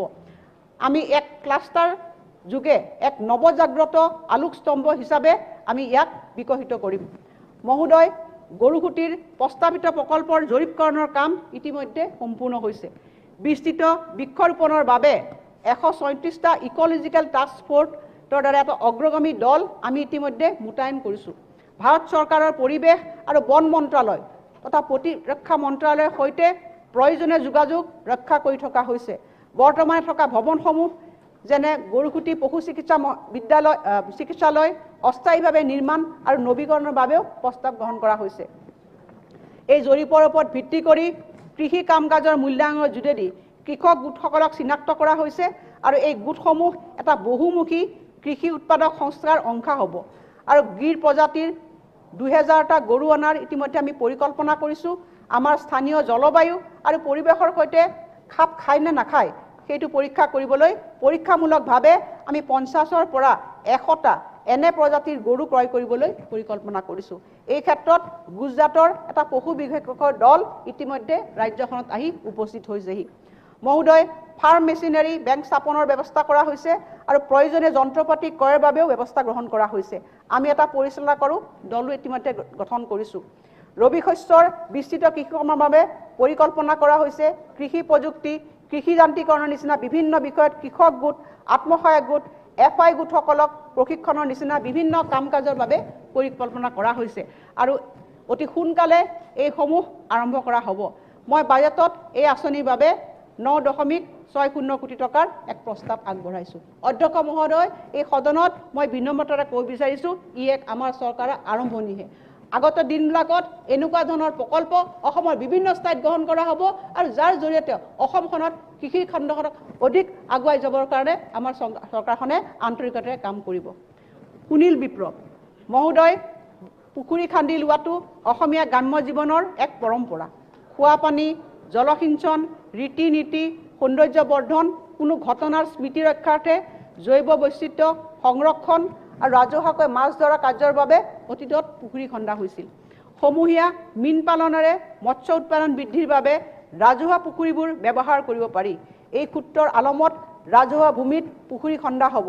অসমত পৰ্যাপ্ত ৰাজহুৱা ভূমি বিদ্যমান আৰু শেহতীয়াভাৱে গ্ৰাম্য আন্তঃগাঁথনি উন্নয়ন পুঁজিৰ জৰিয়তে ৰূপায়িত ঘৰে ঘৰে পুখুৰী, ঘৰে ঘৰে মাছ আঁচনিৰ সফলতাই ৰাজহুৱা পুখুৰীত মীন পালনৰ জৰিয়তে আৰ্থ সামাজিক উন্নয়নৰ আন এক দিশো উন্মোচিত হৈছে। সেয়েহে অসমৰ প্ৰতিখন ৰাজহ গাঁও একোটা ৰাজহুৱা পুখুৰী নিৰ্মাণেৰে সমূহীয়া মীন পালনৰ পোষকতা কৰা হৈছে। অসমত বৰ্তমান 26,395খন ৰাজহ গাঁও আছে। ইয়াৰে প্ৰতিখন গাঁৱত 1 হেক্টৰ জলকালিৰে 1 কোটিকৈ পুখুৰী নিৰ্মাণৰ প্ৰস্তাৱ দিয়া হৈছে। প্ৰথম পৰ্যায়ত আমি বৰ্তমান বিত্তীয় বৰ্ষত 10,000 গ্ৰাম্য ৰাজহুৱা পুখুৰী খান্দিবৰ কাৰণে পৰিকল্পনা গ্ৰহণ কৰিছোঁ। ই ৰাজ্যত এবছৰত অধ্যক্ষ মহোদয় 50,000 মেট্ৰিক টন অতিৰিক্তভাৱে মৎস্য উৎপাদন নিশ্চিত কৰিব আৰু 1 লাখ লোকৰ নিয়োগ সম্ভাৱনীয়তা ই সম্ভৱপৰ কৰি তুলিব। এই গণনাৰ ব্যয় বাজেটৰ সমৰ্থনৰ জৰিয়তে মুখ্যমন্ত্ৰীৰ সমগ্ৰ গ্ৰাম্য উন্নয়ন যোজনা CMSGY পৰা ব্যয় কৰা হ'ব। অধ্যক্ষ মহোদয়, ইতিমধ্যে বাজেটত মই সুনীল বিপ্লৱৰ কথা, হোৱাইট ৰিভলিউশ্যনৰ কথা, ব্লু ৰিভলিউশ্যনৰ কথা, গ্ৰীণ ৰিভলিউশ্যনৰ কথা এইকাৰণে আমি ব্যক্ত কৰিলোঁ বিস্তৃতভাৱে যে আমাৰ ৰাজ্যখন হৈছে আমি কৃষি প্ৰধান ৰাজ্য আৰু সেইকাৰণে আমি সঠিকভাৱে এই খণ্ডত আমি বিনিয়োগ কৰিবৰ কাৰণে চেষ্টা কৰি আছোঁ, যাৰ জৰিয়তে আমাৰ ৰাজ্যখনে অৰ্থনৈতিকভাৱে কৃষি ক্ষেত্ৰত দেশৰ ভিতৰতে এক অগ্ৰণী ভূমিকা গ্ৰহণ কৰিব পাৰে। অধ্যক্ষ মহোদয়, ইয়াৰ পিছত আমি আহিছোঁ খিলঞ্জীয়া জনগোষ্ঠীসমূহৰ ঐতিহ্য সংস্কৃতি সংৰক্ষণ বিভাগ। এটা নতুন বিভাগ অধ্যক্ষ মহোদয় সৃষ্টি কৰিবৰ কাৰণে চৰকাৰে সিদ্ধান্ত গ্ৰহণ কৰিছে। আমাৰ ৰাজ্যখনৰ বাৰেৰহণীয়া কৃষ্টি সংস্কৃতিৰ উৰ্বৰ ভূমি, নিজ নিজ কথিত ভাষা, ৰীতি নীতি, কলা কৃষ্টি, সভ্যতা, ঐতিহ্য, পৰম্পৰা, ধৰ্মীয় চেতনা আৰু বিশ্বাসৰ স্বকীয় বৈশিষ্ট্যৰে সমৃদ্ধ বিভিন্ন খিলঞ্জীয়া জনগোষ্ঠীয়ে ভৰপূৰ আমাৰ ৰাজ্য। এই খিলঞ্জীয়া জনগোষ্ঠীসমূহৰ সকলোৱে স্বকীয় বৈশিষ্ট্যসমূহক উপযুক্ত সাৰ পানীৰে উজ্জীৱিত কৰাৰ মহান লক্ষ্য বুকুত ৰাখি সংৰক্ষণ আৰু সংবৰ্ধনৰ বাবে আমাৰ চৰকাৰে এক নৱ প্ৰয়াস হাতত লৈছে। আমাৰ ৰাজ্যখনৰ খিলঞ্জীয়া জাতি জনগোষ্ঠীসমূহৰ স্বকীয় ভাষা সংস্কৃতি, ধৰ্মীয় ৰীতি নীতি, সাজপাৰ, খাদ্যাভ্যাস, লোকবিশ্বাস, পৰম্পৰা আদি সংৰক্ষণ আৰু সংবৰ্ধনৰ প্ৰত্যাশাৰে চৰকাৰে এটা নতুন বিভাগ সৃষ্টি কৰিছে আৰু ইয়াৰ মূল উদ্দেশ্য হৈছে আমাৰ ৰাজ্যখনৰ ক্ষুদ্ৰ ক্ষুদ্ৰ জাতি জনগোষ্ঠীৰ পৰম্পৰা আৰু ঐতিহ্য ৰক্ষা কৰা। এই বিভাগটোৰ লক্ষ্য হ'ব ৰাজ্যখনৰ প্ৰতিটো জনগোষ্ঠীৰ শাশ্বত কলা সংস্কৃতি, ধৰ্মীয় পৰম্পৰা, গীত মাত আৰু অন্যান্য এনেধৰণৰ পৰিচয় আদিক ভৱিষ্যতে প্ৰতিনিয়ত উদ্দীপ্ত কৰি ৰাখা। অধ্যক্ষ মহোদয়, কামৰ সাদৃশ্যৰ প্ৰতি লক্ষ্য ৰাখি নিম্নলিখিত বিভাগকেইটা এই গুৰুত্বপূৰ্ণ বিভাগটোৰ অধীনত অন্তৰ্ভুক্ত কৰা হ'ব। এই বিভাগকেইটা হৈছে প্ৰত্নতত্ত্ব সঞ্চালকালয়, সংগ্ৰহালয় সঞ্চালকালয়, বুৰঞ্জী আৰু পুৰাতত্ত্ব অধ্যয়ন সঞ্চালকালয়। এই গোটেই 3টা বিভাগ সংলগ্ন কৰি ইয়াত নতুন বিভাগটো ইয়াত গঠন কৰা হ'ব। মই এই বিভাগটোৰ কাম কাজ পৰিচালনাৰ ক্ষেত্ৰত এইবাৰ বাজেটত 100 কোটি টকা অধ্যক্ষ মহোদয় ধাৰ্য কৰিছোঁ। বিশেষ মূলধনী প্ৰকল্পৰ দ্ৰুত ৰূপায়ণ। অধ্যক্ষ মহোদয়, পবিত্ৰ সদনে বিগত 2 মাহত নৱগঠিত চৰকাৰখনৰ দ্ৰুত প্ৰশাসনিক সংস্কাৰসমূহ ইতিমধ্যে লক্ষ্য কৰিছে। প্ৰশাসনিক প্ৰক্ৰিয়াক আৰু অধিক ত্বৰান্বিত কৰিবৰ বাবে এই ব্যৱস্থাত অপ্ৰয়োজনীয়তাক দূৰ কৰাৰ অৰ্থে আমাৰ চৰকাৰে অগ্ৰাধিকাৰ ভিত্তিত কিছু নিৰ্দিষ্ট আঁচনিৰ সিলিং ব্যৱস্থা দূৰ কৰাৰ সিদ্ধান্ত গ্ৰহণ কৰিছে, যাতে অনাৱশ্যকভাৱে এই আঁচনিসমূহৰ ৰূপান্তৰৰ কাম কাজবিলাক লেহেমীয়া নহয়। নিৰ্দিষ্ট এই আঁচনিসমূহক ক্ষীপ্ৰ ৰূপায়ণ প্ৰণালীবদ্ধ কৰিবৰ বাবে ৰাজ্যিক অগ্ৰাধিকাৰ ভিত্তিক প্ৰকল্প হিচাপে বিবেচনা কৰা হৈছে, য'ত ৰূপায়ণকাৰী সংস্থাসমূহলৈ প্ৰত্যক্ষ প্ৰশাসনীয় আৰু বিত্তীয় ক্ষমতা হস্তান্তৰ কৰা হ'ব। ৰাজ্যিক অগ্ৰাধিকাৰ ভিত্তিক প্ৰকল্প হিচাপে শ্ৰেণীবদ্ধ কৰাৰ বাবে বৰ্তমানে 18টা প্ৰকল্পৰ আমি এখন তালিকা প্ৰস্তুত কৰিছোঁ আৰু ভৱিষ্যতেও নতুন প্ৰকল্প এই আঁচনিত সংলগ্ন হ'ব। সেই প্ৰকল্পসমূহ হৈছে অসম বিধানসভা, গুৱাহাটী চিকিৎসা মহাবিদ্যালয় হাস্পতালত ছুপাৰ স্পেচিয়েলিটি হাস্পতাল, কোকৰাঝাৰ, চৰাইদেউ, তিনিচুকীয়া, লখিমপুৰ, নলবাৰী, নগাঁও। অধ্যক্ষ মহোদয়, মই 18টা প্ৰজেক্ট ইয়াত সংলগ্ন কৰিছোঁ। ইয়াৰ পিছত অধ্যক্ষ মহোদয়, মই আৰু এখন নতুন আঁচনিলৈ মই আহিছোঁ। সেইখন হৈছে ক্ষুদ্ৰ ব্যৱসায় আৰু কাৰুশিল্পীসকললৈ বিশেষ সাহায্যৰ আঁচনি। অধ্যক্ষ মহোদয়, আমি সকলোৱে প্ৰত্যক্ষ কৰিছোঁ যে বৰ্তমান কোভিড সৃষ্ট এই পৰিৱেশত অসমৰ বহুতো গোটেই সৰ্বসাধাৰণ মানুহ ক্ষতিগ্ৰস্ত হৈছে। বিশেষভাৱে এনে কিছু লোক ক্ষতিগ্ৰস্ত হৈছে যিসকল ক্ষুদ্ৰ ক্ষুদ্ৰ ব্যৱসায়ী, কুটিৰ শিল্পৰ লগত জড়িত লোক, কাৰুশিল্পীসকল। এই লোকসকলৰ জীৱন পদ্ধতি তেওঁলোকৰ অচল হৈ পৰিছে, তেওঁলোকৰ জীৱিকাৰ ওপৰত মাধমাৰ পৰিছে। এই লোকসকলে আজি এমুঠি খাবৰ কাৰণে তেওঁলোকৰ বিভিন্ন ধৰণৰ অসুবিধাৰ সন্মুখীন হৈছে আৰু সেই সকলক উদ্দেশ্য কৰি আমি এই আঁচনিখন আনিছোঁ। এই আঁচনিত মই 200 কোটি টকা ইয়াত আমি ধাৰ্য কৰিছোঁ। ভৱিষ্যতে এই আঁচনিখনে আমাৰ ৰাজ্যখনৰ এই ক্ষুদ্ৰ ক্ষুদ্ৰ ব্যৱসায়ী, কুটিৰ শিল্পী আৰু কাৰুশিল্পীসকলৰ জীৱন যাত্ৰাত অলপ হ'লেও তেওঁলোকক সকাহ প্ৰদান কৰিব। অধ্যক্ষ মহোদয়, গোলকীয় অতিমাৰীৰ বাবে সন্মুখীন হোৱা ব্যাঘাত অতিক্ৰম কৰিবৰ কাৰণে এই শ্ৰেণীটোক আমি এককালীন সাহায্য আমি ঘোষণা কৰিছোঁ। ইয়াৰ বাবে প্ৰত্যেকটো ব্যক্তিকে বা ঊৰ্ধ্বতম ব্যক্তিকে আমি 10,000 টকাৰ আৰ্থিক সাহায্যৰ প্ৰস্তাৱ বাজেটত ৰাখিছোঁ। ইতিমধ্যে মই 200 কোটি টকাৰ ইয়াত সাহায্য ঘোষণা কৰিছোঁ। চৰকাৰী বিদ্যালয়সমূহৰ 9ম আৰু 10ম শ্ৰেণীৰ ছাত্ৰ ছাত্ৰীসকলৰ বাবে স্মাৰ্টফোন। অধ্যক্ষ মহোদয়, কোভিড সৃষ্ট বৰ্তমান পৰিৱেশত শিক্ষানুষ্ঠানসমূহ বন্ধ হৈ পৰিছে। এই সময়ছোৱাত বিভিন্ন অনলাইন পদ্ধতিৰে ছাত্ৰ ছাত্ৰীসকলক পাঠদান কৰা হৈছে, কিন্তু ডিজিটেল ব্যৱস্থা সুলভ নোহোৱাৰ বাবে বহু সংখ্যক ছাত্ৰ ছাত্ৰীয়ে অনলাইন শিক্ষাৰ সুবিধা ল'ব পৰা নাই। সেয়েহে শৈক্ষিক ক্ষতি হ্ৰাস কৰাৰ লগতে ডিজিটেল ব্যৱস্থাৰ বৈষম্য আঁতৰ কৰাৰ কাৰণে চৰকাৰে 9ম আৰু 10ম শ্ৰেণীৰ ছাত্ৰ ছাত্ৰীসকলক মোবাইল ফোন ধৰাৰ কাৰণে এক অনন্য পদক্ষেপ গ্ৰহণ কৰিছে। এই পদক্ষেপে বিশেষভাৱে অনগ্ৰসৰ শ্ৰেণীৰ ছাত্ৰ ছাত্ৰীসকলক শৈক্ষিক ক্ষতি হ্ৰাস কৰাত সহায়ক হ'ব। এই ব্যৱস্থাই শিক্ষাৰ ধাৰাবাহিকতা অক্ষুণ্ণ ৰখাৰ ক্ষেত্ৰত এক ইতিবাচক ভূমিকা গ্ৰহণ কৰিব আৰু লগতে যিসকল ছাত্ৰ ছাত্ৰীয়ে আধাতে বিদ্যালয় এৰিছে সেই সকলকো বিদ্যালয় এৰা ছাত্ৰ ছাত্ৰীৰ সংখ্যা হ্ৰাস কৰাত সহায় কৰিব। এই আঁচনিখনে প্ৰায় 8 লাখ ছাত্ৰ ছাত্ৰীক উপকৃত কৰিব আৰু এই আঁচনিখনৰ বাবেও এইখন বাজেটত মই উপযুক্ত ধন ধাৰ্য কৰিছোঁ। অধ্যক্ষ মহোদয়, এতিয়া মই আহিছোঁ আৰু এখন গুৰুত্বপূৰ্ণ আঁচনিলৈ, স্বাস্থ্য খণ্ড। অধ্যক্ষ মহোদয়, স্বাস্থ্য খণ্ডই আমাৰ যিটো সামাজিক সেৱা, এই সামাজিক খণ্ডত এক গুৰুত্বপূৰ্ণ ভূমিকা গ্ৰহণ কৰি আহিছে। এই ক্ষেত্ৰত সকলো স্বাস্থ্যকৰ্মীয়ে বা চৰকাৰেও তেওঁলোকৰ দায়িত্ব পালন কৰি আহিছে, কিন্তু ইয়াৰ বাবে আমাৰ যথেষ্টখিনি আৰু কৰিব লগা আছে অধ্যক্ষ মহোদয়। আৰু সেইকাৰণে বৰ্তমানে ৰাজ্যখনত 1005টা প্ৰাথমিক স্বাস্থ্যসেৱা কেন্দ্ৰ PHC তথা 4,699টা উপকেন্দ্ৰ আছে আৰু ইয়াৰে 2,346টা স্বাস্থ্য তথা কল্যাণ কেন্দ্ৰ আছে। বৰ্তমানে প্ৰাথমিক স্বাস্থ্য কেন্দ্ৰসমূহত চিকিৎসক, উপকেন্দ্ৰসমূহত ANM আৰু স্বাস্থ্য তথা কল্যাণ কেন্দ্ৰসমূহত কমিউনিটি স্বাস্থ্য বিষয়া আছে আৰু অনাগত দিনত আমি নতুনকৈ 1000টা উপকেন্দ্ৰ স্বাস্থ্য কল্যাণ কেন্দ্ৰক বুনিয়াদী স্বাস্থ্য কেন্দ্ৰ BSK ৰূপে গঢ়ি তুলিবলৈ একোগৰাকী চিকিৎসকৰ সেৱাৰ লগতে মৌলিক স্বাস্থ্য সেৱাৰ সা সুবিধাসমূহ প্ৰদান কৰিব পাৰিম। আৰু এই ব্যৱস্থাৰ জৰিয়তে বিভিন্ন ৰোগ যেনে ডায়েবেটিছ, উচ্চ ৰক্তচাপ, এজমা সংক্ৰামক ৰোগসমূহৰ লগতে প্ৰাথমিক ৰোগসমূহ বিনামূলীয়া চিকিৎসা, ডায়েগনষ্টিক পৰীক্ষা, চিকিৎসা ইত্যাদি প্ৰদান কৰা হ'ব। অধ্যক্ষ মহোদয়, এই কথাখিনি আমি অতি আন্তৰিকতাৰে অধ্যক্ষ মহোদয় আপোনাক কৈছোঁ, দায়বদ্ধতাৰে কৈছোঁ যে আগন্তুক সময়ছোৱাত অসমৰ 1000টা আমি উপকেন্দ্ৰসমূহক আমি হস্পিটেলত ৰূপান্তৰ কৰিবৰ কাৰণে আমাৰ প্ৰচেষ্টা জাৰি থাকিব।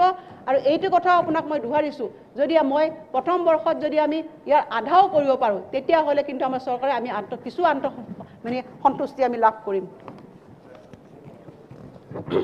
অধ্যক্ষ মহোদয়, ইমান সময় মই আপোনাৰ সদনত যি 18টা অষ্টাদশী মুকুতাৰ মালা আঁচনি আছিল সেই আঁচনিখিনিৰ কথা বিস্তৃতভাৱে আপোনালোকক মই ক'লোঁ। আৰু ইয়াৰ পিছত অধ্যক্ষ মহোদয় আমি কিছু মেজৰ আঁচনিলৈ আহিছোঁ, দ্বিতীয় পৰ্যায়ৰ কিছু আঁচনিলৈ আহিছোঁ, সেইখিনি বিষয়কো মই চমুকৈ আপোনালোকক ক'ব বিচাৰিছোঁ। ইয়াৰ ভিতৰত অধ্যক্ষ আছে নতুন জিলা গঠন।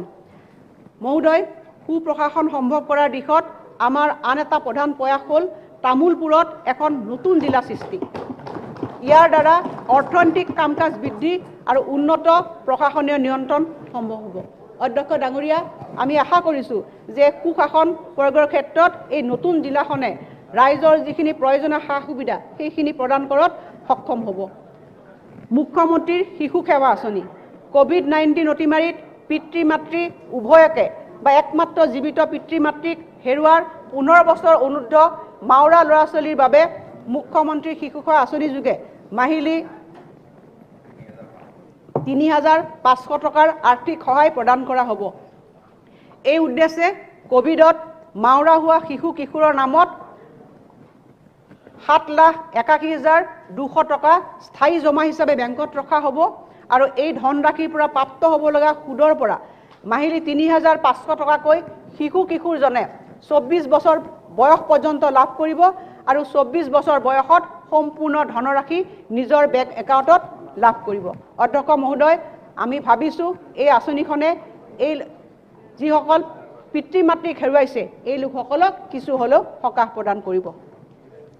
প্ৰতিগৰাকী হিতাধিকাৰীলৈ এই আঁচনিত এটাকে লেপটপ কম্পিউটাৰ আগবঢ়োৱা হ'ব। যিসকল মাওৰা শিশুৰ কোনো অভিভাৱক আৰু পৰিৱৰ্তিত পৰিয়াল নাই তেনে শিশু কিশোৰক সমাজ কল্যাণ বিভাগৰ তত্ত্বাৱধানত শিশু কল্যাণ প্ৰতিষ্ঠানত আশ্ৰয় দিয়া হ'ব। বয়সন্ধিপ্ৰাপ্ত ল'ৰা আৰু ছোৱালীক কস্তুৰবা গান্ধী বালিকা বিদ্যাপীঠৰ দৰে উপযুক্ত অনুষ্ঠান প্ৰতিষ্ঠানত ৰখা হ'ব।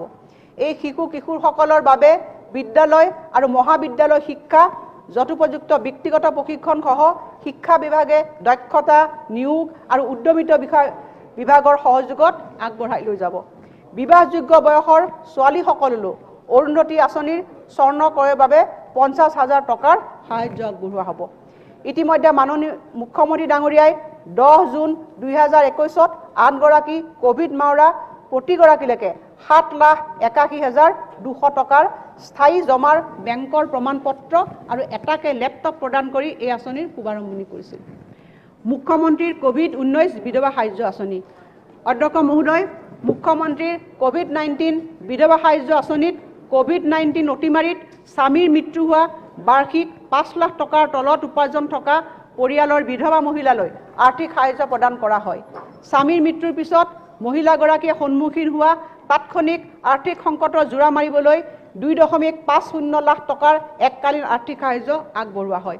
প্ৰথম পৰ্যায়ত মুখ্যমন্ত্ৰীৰ সাহায্য পুঁজিৰ পৰা 874গৰাকী কোভিড বিধৱালৈ গাই প্ৰতি 2.5 লাখ টকাকৈ সৰ্বমুঠ 21,85 লাখ টকা সাহায্য আগবঢ়োৱা হৈছে। মই ভাবোঁ অধ্যক্ষ মহোদয়, এই পুঁজিৰে এই দুৰ্দশাগ্ৰস্ত দুৰ্ভাগ্য পৰিয়াল তুলি অহা পৰিয়ালসমূহে তেওঁলোকে কিছু হ'লেও সকাহ পাবলৈ সক্ষম হ'ব। ইয়াৰ পিছত আহিছোঁ নতুন দিল্লীত অসম সাংস্কৃতিক প্ৰকল্প। অধ্যক্ষ মহোদয়, দেখা গৈছে দিল্লী আৰু ৰাষ্ট্ৰীয় ৰাজধানী অঞ্চলত ভালে সংখ্যক অসমীয়া লোকে বসতি প্ৰদান কৰে। প্ৰৱাসী অসমীয়াসকলৰ প্ৰয়োজনীয়তা পূৰণ কৰাৰ লগতে অসমৰ বাৰে নহয় সংস্কৃতি প্ৰদৰ্শন কৰিবৰ কাৰণে নতুন দিল্লীত এটা অসম সাংস্কৃতিক প্ৰকল্প স্থাপনৰ বাবে আমাৰ চৰকাৰে প্ৰস্তাৱ গ্ৰহণ কৰিছে আৰু ইয়াৰ বাবে মই বাজেটত পুঁজি ধাৰণ কৰিছোঁ। ইয়াৰ পিছত আছে গুৱাহাটীৰ পাহাৰসমূহ বেদখল মুক্ত। অধ্যক্ষ মহোদয়, আমাৰ গুৱাহাটী মহানগৰীৰ আশে পাশে বহুতো সেউজীয়া পাহাৰসমূহ আছে আৰু আমি সকলোৱে প্ৰত্যক্ষ কৰিছোঁ যে এই পাহাৰসমূহত যথেষ্টখিনি বেদখল মুক্ত হৈছে। অধ্যক্ষ মহোদয়, এই পবিত্ৰ সদনত মই জনাব বিচাৰোঁ যে গুৱাহাটী মহানগৰীৰ পাহাৰসমূহত হোৱা বেদখলৰ বিষয়টো নিষ্পত্তি কৰিবৰ কাৰণে আৰু পাহাৰসমূহক বেদখলৰ পৰা মুক্ত কৰিবৰ কাৰণে ৰাজ্য চৰকাৰখন প্ৰতিশ্ৰুতিবদ্ধ। এই লক্ষ্যত উপনীত হোৱাৰ প্ৰয়াস স্বৰূপে চৰকাৰখনে বেদখলকাৰীসকলৰ প্ৰতি এক মানৱীয় দৃষ্টিভংগী গ্ৰহণ কৰিছে। চৰকাৰে উপযুক্ত ভূমি চিনাক্ত কৰিব আৰু যোগ্য বুলি বিবেচিত ভূমিহীন বেদখলকাৰীসকলক অগ্ৰাধিকাৰ ভিত্তিত তেনে ভূমিলৈ স্থানান্তৰ কৰিব। ভৱিষ্যতে যাতে আৰু অধিক বেদখল হ'ব নোৱাৰে তাক ৰুধিবৰ কাৰণে চৰকাৰী অভিকৰণৰ জৰিয়তে ড্ৰোন আৰু আন প্ৰযুক্তি ব্যৱহাৰ কৰি পাহাৰসমূহত দিনে নিশাই নিৰীক্ষণ চলোৱাৰ বাবে এটা ব্যৱস্থা গ্ৰহণ কৰা হ'ব। ৰাজ্য চৰকাৰে মুকলি ঠাই সৃষ্টি কৰিব আৰু মহানগৰীৰ ভিতৰৰ বৰ্তমানৰ সকলো মুকলি ঠাই আৰু পাহাৰসমূহ সংৰক্ষিত কৰিব। অধ্যক্ষ মহোদয়, মই অকণমান এডিশ্যন এটা কৰি দিছোঁ। আমি পাহাৰত থকা মানুহসকলক বেলেগ স্থানত স্থানান্তৰ নকৰোঁ, সেই পাহাৰতে তেওঁলোকক পট্টা দি বিষয়টো আমি নিষ্পত্তি কৰোঁ। অধ্যক্ষ মহোদয়, এই পাহাৰসমূহৰ বেদখল মুক্তকৰণৰ কথা আমি অতি সৰলীকৃতভাৱে এই কামখিনি অধ্যক্ষ মহোদয় কৰিব বিচাৰিছোঁ, যাতে এই পাহাৰসমূহত যিসকল লোকে বসবাস কৰিছে তেওঁলোকৰ যিটো অধিকাৰ তাৰ পৰা ভূমিৰ অধিকাৰ বঞ্চিত নহয় আৰু ভৱিষ্যতে যাতে পাহাৰসমূহত অধিক বেদখল নহয় তাৰ বাবে চৰকাৰে দিনে নিশাই নিৰীক্ষণ ব্যৱস্থাটো জাৰি ৰাখিব। বনাঞ্চলৰ ভূমি বন্দোবস্তীকৰণ। অধ্যক্ষ মহোদয়, আমি অনুসূচিত জনজাতি আৰু অন্যান্য পৰম্পৰাগত বনবাসী বনৰ অধিকাৰ স্বীকৃতি আইন 2006 ব্যৱস্থাৰ অধীনত অসমৰ বন এলেকাত ভূমিৰ বন্দোবস্তি কৰিম। নতুন চিকিৎসা মহাবিদ্যালয় অধ্যক্ষ মহোদয় নাগৰিকসকলৰ স্বাস্থ্যসেৱাৰ ক্ষেত্ৰত নতুন চিকিৎসা মহাবিদ্যালয়সমূহৰ নিৰ্মাণে এক গুৰুত্বপূৰ্ণ ভূমিকা গ্ৰহণ কৰি আহিছে। অধ্যক্ষ মহোদয় এই সদনত মই এটা পৰিসংখ্যা আপোনাক জনাব বিচাৰিছোঁ। অধ্যক্ষ মহোদয় স্বাধীনতাৰ পাছত আমি প্ৰথমে 3খন মেডিকেল কলেজতে অসম স্থাপিত কৰা হৈছিল। গুৱাহাটী চিকিৎসা মহাবিদ্যালয়, আমাৰ ডিব্ৰুগড় মহাবিদ্যালয়, শিলচৰ মহাবিদ্যালয়। ইয়াৰ পিছৰ চোৱা আৰু 3খন আমাৰ মহাবিদ্যালয় ইয়াত সংযুক্ত হ'ল। আৰু আপুনি জানি ভাল পাব অধ্যক্ষ মহোদয়, আমাৰ এই চৰকাৰৰ প্ৰথম কাৰ্যকালত 12খন নতুন চিকিৎসা মহাবিদ্যালয় গ্ৰহণ কৰা হৈছে। আৰু এইবাৰ মই অধ্যক্ষ মহোদয় স্বাস্থ্যসেৱা পদক্ষেপক আগলৈ আৰু অধিক সুদৃঢ় কৰিবৰ বাবে স্বাস্থ্য বিভাগে এই বছৰত আমি নতুনকৈ আৰু 5খন নতুন চিকিৎসা মহাবিদ্যালয়ৰ কাৰণে মই প্ৰস্তাৱ আগবঢ়াইছোঁ। এই 5খন চিকিৎসা মহাবিদ্যালয়ৰ ভিতৰত ধেমাজি, গোলাঘাট, মৰিগাঁও, বঙাইগাঁও আৰু তামোলপুৰ। আৰু ইয়াৰ কাৰণে অধ্যক্ষ মহোদয় মই প্ৰত্যেকখনৰ বাবে প্ৰথম পৰ্যায়ত 16 কোটি টকাকৈ আবণ্টন ৰাখিছোঁ। এই 5খনৰ জৰিয়তে আমাৰ বৰ্তমান ৰাজ্যখনত 23খন আমাৰ চিকিৎসা মহাবিদ্যালয় আমাৰ হ'ব। আৰু মই ভাবিছোঁ যে চৰকাৰখনৰ এক যুগান্তকাৰী এক পদক্ষেপ। আৰু মুখ্যমন্ত্ৰী মহোদয়ে ইতিমধ্যে তেখেতে বেকত কৰিছে যে অসমৰ প্ৰত্যেকখন জিলা সদৰতে বা সেই প্ৰত্যেক জিলাবিলাকতে ভৱিষ্যত সময়ত একোখন নতুন চিকিৎসা মহাবিদ্যালয় প্ৰতিষ্ঠা কৰা হ'ব। 10টা কামাণ্ডো বেটেলিয়ন গঠন। অধ্যক্ষ মহোদয় অসম চৰকাৰে ৰাজ্যখনত 10টা স্থানত পৰ্যায়ক্ৰমে 10টা বেটেলিয়ন গঠন কৰিব। এই বেটেলিয়ন কেইটা কমাণ্ডো বেটেলিয়ন হ'ব আৰু কনিষ্টবল তথা উপ পৰিদৰ্শক SPG, NSG, CRPF, কোব্ৰা ইত্যাদিৰ দৰে কঠোৰ প্ৰশিক্ষণপ্ৰাপ্ত হ'ব। এই বেটেলিয়ন কেইটা গঠন কৰাৰ লগে লগে প্ৰয়োজনীয় অনুসৰি বিভিন্ন আইন শৃংখলা জড়িত পৰিস্থিতিৰ সহায়ক হোৱাৰ উপৰি এই বেটেলিয়ন কেইটাই প্ৰতিবিদ্ৰোহী কাৰ্যকলাপত এক নিশ্চয়কৈ গুৰুত্বপূৰ্ণ ভূমিকা পালন কৰিব। ইয়াৰ পিছত আহিছে অধ্যক্ষ মহোদয় নগৰ অঞ্চলৰ মুকলি ঠাইত ৰাজহুৱা স্থান। আমাৰ চৰকাৰে উদ্যান, পদপথ, নদী কাষৰীয়া পথ বিতিকা, মুক্তাংগন, ব্যায়ামাগাৰ, যোগ কেন্দ্ৰ আৰু অন্যান্য সুচল ৰাজহুৱা মুকলি স্থান নিৰ্মাণৰ বাবে আমাৰ নগৰসমূহত থকা মুকলি ঠাইৰ উন্নয়নৰ বাবে এক প্ৰস্তাৱ হাতত লৈছে। আৰু এই আঁচনিখনৰ কাৰণেও বাজেটত মই পুঁজি ধাৰ্য কৰিছোঁ। ইয়াৰ পিছত আহিছোঁ অৰুন্ধতী চন্দ্ৰ আঁচনি। অৰ্থনৈতিকভাৱে দুৰ্বল পিতৃ মাতৃসকলক সহায় কৰিবৰ কাৰণে 2019-20 বৰ্ষতেই এই আঁচনিখন প্ৰৱৰ্তন কৰা হৈছিল। আৰু এই আঁচনিত বৰ্তমান বিত্তীয় সাহায্যৰ পৰিমাণ 40,000 টকালৈ বৃদ্ধি কৰাৰ সিদ্ধান্ত গ্ৰহণ কৰা হৈছে। আৰু এই আঁচনিৰ অধীনত এতিয়ালৈকে 7,471 গৰাকী হিতাধিকাৰীক প্ৰতিগৰাকীলৈ 40,000 টকাকৈ তেখেতসকল উপকৃত হৈছে। ইতিমধ্যে আমি এই আঁচনিৰ জৰিয়তে পঞ্জীয়নক সংলগ্নকৰণৰ বাবে পদক্ষেপ গ্ৰহণ কৰিছোঁ।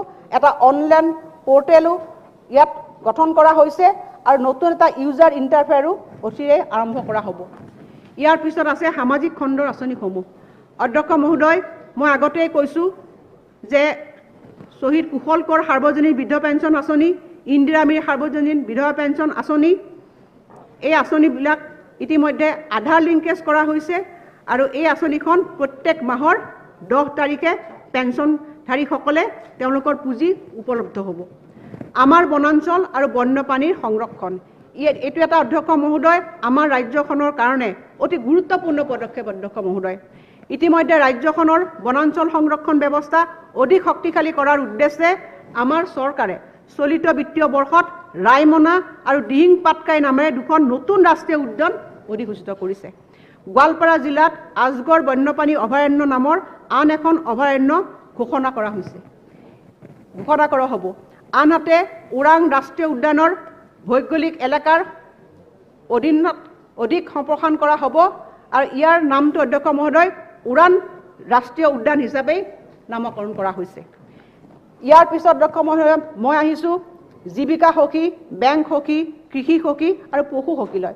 অধ্যক্ষ মহোদয় আমাৰ বিভিন্ন আত্মসহায়ক গোটসমূহে বিভিন্ন ক্ষেত্ৰত সামৰ্থ্য সৃষ্টি আৰু সহায় সাৰথিৰ বাবে বেংক সখী, পশু সখী, কৃষি সখী, জীৱিকা সখী আদি আছাম সামূহিক কৰ্মী সৃষ্টি কৰা হৈছে 2020-21 বৰ্ষত আমি জীৱিকা সখীসকলক জীৱিকা এক্সপ্ৰেছ প্ৰদান কৰিছোঁ যাৰ জৰিয়তে 4230 গৰাকী জীৱিকা সখীক দুচকীয়া বাহন প্ৰদান কৰা হৈছে আৰু ইতিমধ্যে আমি শেহতীয়াভাৱে সহায়ৰ হাত আগবঢ়োৱাৰ ক্ষেত্ৰত গুৰুত্বপূৰ্ণ ভূমিকা পালন কৰা প্ৰায় 8086 গৰাকী এনেকুৱা আমাৰ বেংক সখী কৃষি সখী আৰু পশু সখীলৈ আমি দুচকীয়া বাহন আগবঢ়াবলৈ প্ৰস্তাৱ গ্ৰহণ কৰিছোঁ এনে সমূহীয়া কৰ্মীসকলৰ বাহনৰ তেল আৰু চোৱা চিতা খৰচ হিচাপে 500 টকাৰ ভ্ৰমণ বাৰ্তা দিয়াৰ প্ৰস্তাৱো আমি গ্ৰহণ কৰিছোঁ আৰু এই আঁচনিৰ বাবে 2021-22 বৰ্ষত মই 43.21 কোটি টকাৰ প্ৰস্তাৱ ৰাখিছোঁ অধ্যক্ষ মহোদয় ইয়াৰ পিছত আহিছোঁ বিজ্ঞান আৰু প্ৰযুক্তি উত্তৰ পূব মহাকাশ প্ৰয়োগ কেন্দ্ৰ নেছেকৰ ব্যৱহাৰ অধ্যক্ষ মহোদয় আমাৰ চৰকাৰে বিভিন্ন ক্ষেত্ৰত যেনে কৃষি উদ্যান শস্য জলসম্পদ জলসিঞ্চন গ্ৰামোন্নয়ন মীন ভূগৰ্ভস্থ পানীৰ সম্ভাৱনা অধ্যয়নৰ ক্ষেত্ৰত বাবে ভূতাত্ত্বিক অনুসন্ধান আৰু গাঁও পঞ্চায়তসমূহৰ বাবে কাৰ্যকলাপ পৰিকল্পনাৰ ক্ষেত্ৰত নেছেক ব্যৱহাৰৰ দ্বাৰা উন্নয়নমূলক প্ৰযুক্তিৰ ক্ষেত্ৰত মহাকাশ প্ৰযুক্তিৰ ব্যৱহাৰৰ বাবে সৰ্বাধিক গুৰুত্ব আৰোপ কৰিছে অধ্যক্ষ মহোদয় ইয়াৰ পিছত আহিছোঁ কাৰ্বি আংলঙত ৰাজ্যিক বিশ্ববিদ্যালয় অধ্যক্ষ মহোদয় কাৰ্বি আংলং ৰাজ্যৰ আটাইতকৈ ডাঙৰ জিলা আমাৰ চৰকাৰে পাহাৰীয়া জিলাসমূহ আৰু ইয়াৰ দাঁতি কাষৰীয়া এলেকাসমূহৰ ছাত্ৰ ছাত্ৰীসকলৰ উপযোগিতাৰ বাবে কাৰ্বি আংলঙত এখন ৰাজ্যিক বিশ্ববিদ্যালয় স্থাপন কৰিবৰ কাৰণে আমি প্ৰস্তাৱ আগবঢ়াইছোঁ বৰ্তমানৰ ডিফু চৰকাৰী মহাবিদ্যালয়ক ৰাজ্যিক বিশ্ববিদ্যালয় উন্নীতকৰণ কাৰণে আমি ভৱিষ্যতে আমাৰ সম্ভাৱনা আমি জাৰি ৰাখিছোঁ আৰু আমি পৰীক্ষা কৰিবৰ কাৰণে ইতিমধ্যে আমি নিৰ্দেশ দিছোঁ অধ্যক্ষ মহোদয় চৰকাৰী ভৱন নিৰ্মাণ ৰাজ্যখনৰ সামগ্ৰিক আৰ্থ-সামাজিক বিকাশৰ বাবে স্বাস্থ্য শিক্ষা প্ৰশাসন আৰু ক্ৰীড়া খণ্ডত বিভিন্ন আন্তঃগাঁথনি প্ৰকল্প হাতত লোৱাৰ বাবে আমাৰ চৰকাৰে প্ৰস্তাৱ ৰাখিছে চৰকাৰৰ এই পদক্ষেপে স্বাস্থ্য শিক্ষা প্ৰশাসন আৰু ক্ৰীড়া খণ্ডৰ আন্তঃগাঁথনি শক্তিশালী কৰিব বৃহৎ প্ৰকল্পসমূহৰ আন্তঃগাঁথনি উন্নয়ন ত্বৰান্বিত কৰিবলৈ আমি ইয়াৰ দ্বাৰা বিভিন্ন গোলকীয় হিচাপৰ শিতানত গ্লোবেল হেডছ অফ একাউণ্টৰ বাজেট প্ৰদানৰ দ্বাৰা প্ৰশাসনীয় সংস্কাৰ সাধিবৰ কাৰণে মই বাজেটত প্ৰস্তাৱ কৰিছোঁ আৰু এই প্ৰক্ৰিয়াই প্ৰশাসনীয় অনুমোদন প্ৰদানৰ প্ৰক্ৰিয়াটো সৰল কৰাত আৰু পুঁজি আদি মুকলি কৰাৰ ক্ষেত্ৰত প্ৰকল্পসমূহৰ সুচল ৰূপায়ণত লোক নিৰ্মাণ গৃহ বিভাগক সহায় কৰিব আৰু তেনে কিছু প্ৰকল্পৰ কেইটামান মই আপোনাক উদাহৰণ দিব বিচাৰিছোঁ যে ডাঙৰ ডাঙৰ যিবিলাক অধ্যক্ষ মহোদয় জিলাবিলাকত আমি নিৰ্মাণ কাৰ্যবিলাক আমি কৰিব বিচাৰিছোঁ আমাৰ গোলাঘাট ধেমাজি মৰিগাঁও বঙাইগাঁও তামোলপুৰত 5খন চিকিৎসা মহাবিদ্যালয় নিৰ্মাণ হ'ব সংহত উপায়ুক্তৰ কাৰ্যালয় নিৰ্মাণ মহকুমাধিপতিৰ কাৰ্যালয় নিৰ্মাণ চৰকাৰী মহাবিদ্যালয় বিদ্যালয় নিৰ্মাণ বিভিন্ন স্থানত ষ্টেডিয়াম নিৰ্মাণ জিলা সদৰসমূহত মিশ্ৰিত সাংস্কৃতিক প্ৰকল্প নিৰ্মাণ এই এনেকুৱা ধৰণৰ প্ৰকল্পসমূহ অধ্যক্ষ মহোদয় আমাৰ লোক নিৰ্মাণ গৃহ বিভাগৰ জৰিয়তে ৰূপায়ণ হ'ব আৰু এটা গ্লোবেল হেডছ অফ একাউণ্ট ইয়াত ক্ৰিয়েট কৰা হ'ব আৰু ইয়াৰ জৰিয়তে গোটেই কামখিনি সৰলীকৰণ হ'ব আৰু ইয়াৰ ইমপ্লিমেণ্টেশ্যন যিটো ইয়াৰ কাম কাজবিলাক অধিক ক্ষীপ্ৰতৰ হ'ব ইয়াৰ পিছত অধ্যক্ষ মহোদয় মই আহিছোঁ তেজস্বী নৱদিতা মস্তু এডু ইনফ্ৰা ফাণ্ড TNEIF মহোদয় আমাৰ চৰকাৰে কমলাবাৰীত মাজুলী সাংস্কৃতিক বিশ্ববিদ্যালয় স্থাপন কৰিছে ইয়াৰ উপৰি চৰকাৰে হোজাইত ৰবীন্দ্ৰনাথ ঠাকুৰ বিশ্ববিদ্যালয় বজালীত ভট্টদেৱ বিশ্ববিদ্যালয় নাৰায়ণপুৰত মাধৱদেৱ বিশ্ববিদ্যালয় আৰু গোলাঘাটত বীৰাংগনা সতীসাধনী ৰাজ্যিক বিশ্ববিদ্যালয় স্থাপন কৰিছে মই এই বিশ্ববিদ্যালয়সমূহৰ বাবে তলত দিয়া ধৰণে পুঁজি নিৰ্ধাৰণ কৰিছোঁ মাজুলী সাংস্কৃতিক বিশ্ববিদ্যালয় ইয়াত এই বছৰ বিত্তীয় বৰ্ষত 8 কোটি টকা দ্বিতীয় বিত্তীয় বৰ্ষত পিছৰ বিত্তীয় বৰ্ষত 22 কোটি টকা আৰু তাৰ পিছৰ বিত্তীয় বৰ্ষত 2023-24 বৰ্ষত মই 20 কোটি টকা ধাৰ্য কৰিছোঁ অনুৰূপভাৱে ৰবীন্দ্ৰনাথ ঠাকুৰ বিশ্ববিদ্যালয় ভট্টদেৱ বিশ্ববিদ্যালয় মাধৱদেৱ বিশ্ববিদ্যালয় বীৰাংগনা সতীসাধনী ৰাজ্যিক বিশ্ববিদ্যালয় আৰু অনুৰুদ্ধ দেৱ ক্ৰীড়া বিশ্ববিদ্যালয়টোকো আমি এই বৰ্ষত 8 কোটিকে পিছৰ বিত্তীয় বৰ্ষত 22 কোটিকে তৃতীয় বিশ্ব বৰ্ষত 20 কোটি টকা ধাৰ্য কৰিছোঁ অধ্যক্ষ মহোদয় ইয়াৰ পিছত আমি আন্তঃগাঁথনি নিৰ্মাণৰ ক্ষেত্ৰলৈ আহিছোঁ জিলা ষ্টেডিয়াম প্ৰকল্প অধ্যক্ষ মহোদয় ৰাজ্যখনত ক্ৰীড়াৰ সামগ্ৰিক উন্নয়ন কঢ়িয়াই অনা আৰু ক্ৰীড়া প্ৰতিভাসমূহ চিনাক্তকৰণ আৰু বিকাশ ঘটোৱাৰ উদ্দেশ্যে আমাৰ চৰকাৰে ৰাজ্যখনৰ বিভিন্ন স্থানত পৰ্যায়ক্ৰমে বহু ক্ৰীড়াৰ সুবিধা থকা ক্ৰীড়া প্ৰকল্প নিৰ্মাণৰ কাৰণে প্ৰস্তাৱ গ্ৰহণ কৰিছে আৰু সেইকাৰণে মই এই বাজেটত তাৰ ওপৰত ইয়াৰ ষ্টেডিয়াম নিৰ্মাণৰ কাৰণেও মই পুঁজি ধাৰ্য কৰিছোঁ। অধ্যক্ষ মহোদয়, ইয়াৰ পিছত আহিল ডিব্ৰুগড় আৰু শিলচৰত নতুন চিৰিয়াখানা। আমি ডিব্ৰুগড় আৰু শিলচৰত ইতিমধ্যে নতুন বন্যপ্ৰাণী চাফাৰী আৰু উদ্ধাৰ কেন্দ্ৰ স্থাপন কৰিবলৈ পৰিকল্পনা হাতত লৈছোঁ। অধ্যক্ষ মহোদয়, আমাৰ ৰাজ্যখনত এতিয়ালৈকে মাত্ৰ এখনহে জু আছে, জুলজিকেল পাৰ্ক, যিটো গুৱাহাটীত আমি আছে। ইয়াৰ পিছত নতুনকৈ ডিব্ৰুগড় আৰু শিলচৰত নতুন জুলজিকেল পাৰ্ক হ'ব। এই কেন্দ্ৰৰ প্ৰাথমিক লক্ষ্য হ'ল দুৰ্যোগৰ সন্মুখীন হোৱা বন্যপ্ৰাণীৰ উদ্ধাৰ আৰু পুনৰ সংস্থাপনৰ লগতে অসমৰ প্ৰাকৃতিক ঐতিহ্য সংৰক্ষণ কৰা। CSR ব্যৱস্থাৰ জৰিয়তে এই কেন্দ্ৰসমূহে জীৱ জন্তুৰ বিনিময় আৰু প্ৰতিপালন কাৰ্যসূচী ৰূপায়ণ কৰিব। ইয়াৰ পিছত আহিছোঁ অধ্যক্ষ মহোদয়, এপলৰ কৰ্মচাৰীসকললৈ স্বেচ্ছামূলক অৱসৰ আঁচনি। অধ্যক্ষ মহোদয়, আমাৰ চৰকাৰে বিবেচনা কৰে যে অসম পলিয়েষ্টাৰ সমবায় সমিতি লিমিটেডৰ কৰ্মচাৰীসকলক সন্মানজনকভাৱে বিদায় পোৱাটো উচিত, কাৰণ এই কৰ্মচাৰীসকলে দীৰ্ঘদিনীয়া ৰাজ্যখনলৈ এই খণ্ডত সেৱা আগবঢ়াই আহিছে। সেয়েহে আমি এপলৰ এই নিগমৰ ভূমি আৰু সম্পত্তিসমূহ গ্ৰহণ কৰি এই ভূমিত আন বিকল্প ঔদ্যোগিক প্ৰতিষ্ঠান স্থাপন কৰিবলৈ বিচাৰিছোঁ। তদুপৰি যোগ্য কৰ্মচাৰীসকলক স্বেচ্ছামূলক অৱসৰ আঁচনিৰ জৰিয়তে পাবলগীয়া ধনকে ধৰি এপলৰ সকলো ধৰণৰ দেনা পৰিশোধ কৰাৰ বাবে আমি এক আৰ্হি প্ৰস্তুত কৰিছোঁ। অধ্যক্ষ মহোদয়, মই 2021-22 বৰ্ষৰ বাজেটত ইয়াৰ বাবে 12 কোটি টকা ধাৰ্য কৰিছোঁ। অধ্যক্ষ মহোদয়, শৈক্ষিক উৎকৰ্ষতাৰ কেন্দ্ৰ, চেণ্টাৰ অফ এক্সেলেঞ্চ। সন্মানীয় সদস্যবৃন্দ নিশ্চয় অৱগত যে কিছু সংখ্যক শ্ৰেষ্ঠতম শৈক্ষিক প্ৰতিষ্ঠান, বিদ্যালয় অথবা মহাবিদ্যালয় বহুত প্ৰাচীন। ৰাজ্যখনৰ বিভিন্ন ঠাইত অৱস্থিত এনে কিছু সংখ্যক শিক্ষানুষ্ঠানৰ পৰিগাঁথনিগত উন্নয়নৰ প্ৰয়োজন অতি গভীৰ। তেনে অনুষ্ঠানসমূহে আগবঢ়োৱা বিপুল অৱদানৰ চিনস্বৰূপে 100 বছৰৰো অধিক পুৰণি তেনেকুৱা শিক্ষা অনুষ্ঠানবিলাকলৈ এটুপি আৰ্থিক সাহায্য মই আগবঢ়াব বিচাৰিছোঁ আৰু তেনে অনুষ্ঠানসমূহক উৎকৰ্ষতাৰ কেন্দ্ৰৰূপে স্বীকৃতি প্ৰদান কৰা হ'ব, যাক আমি চেণ্টাৰ অফ এক্সেলেঞ্চ হিচাপে 100 বছৰো অধিক পুৰণা শিক্ষা কেন্দ্ৰবিলাকক আমি গঢ়িব খুজিছোঁ। অধ্যক্ষ মহোদয়, সৈনিক স্কুল গোৱালপাৰা এটা অতি পুৰণি অনুষ্ঠান। এই মহতি অনুষ্ঠানটোৱে বহু বিশিষ্ট ব্যক্তিত্বৰ সৃষ্টি কৰিছিল। ৰাজ্য চৰকাৰে সৈনিক স্কুল গোৱালপাৰা চোৱা চিতা আৰু উন্নয়নৰ বাবে আৰ্থিক সকাহ দিয়াৰ এতিয়া আমাৰ সময়।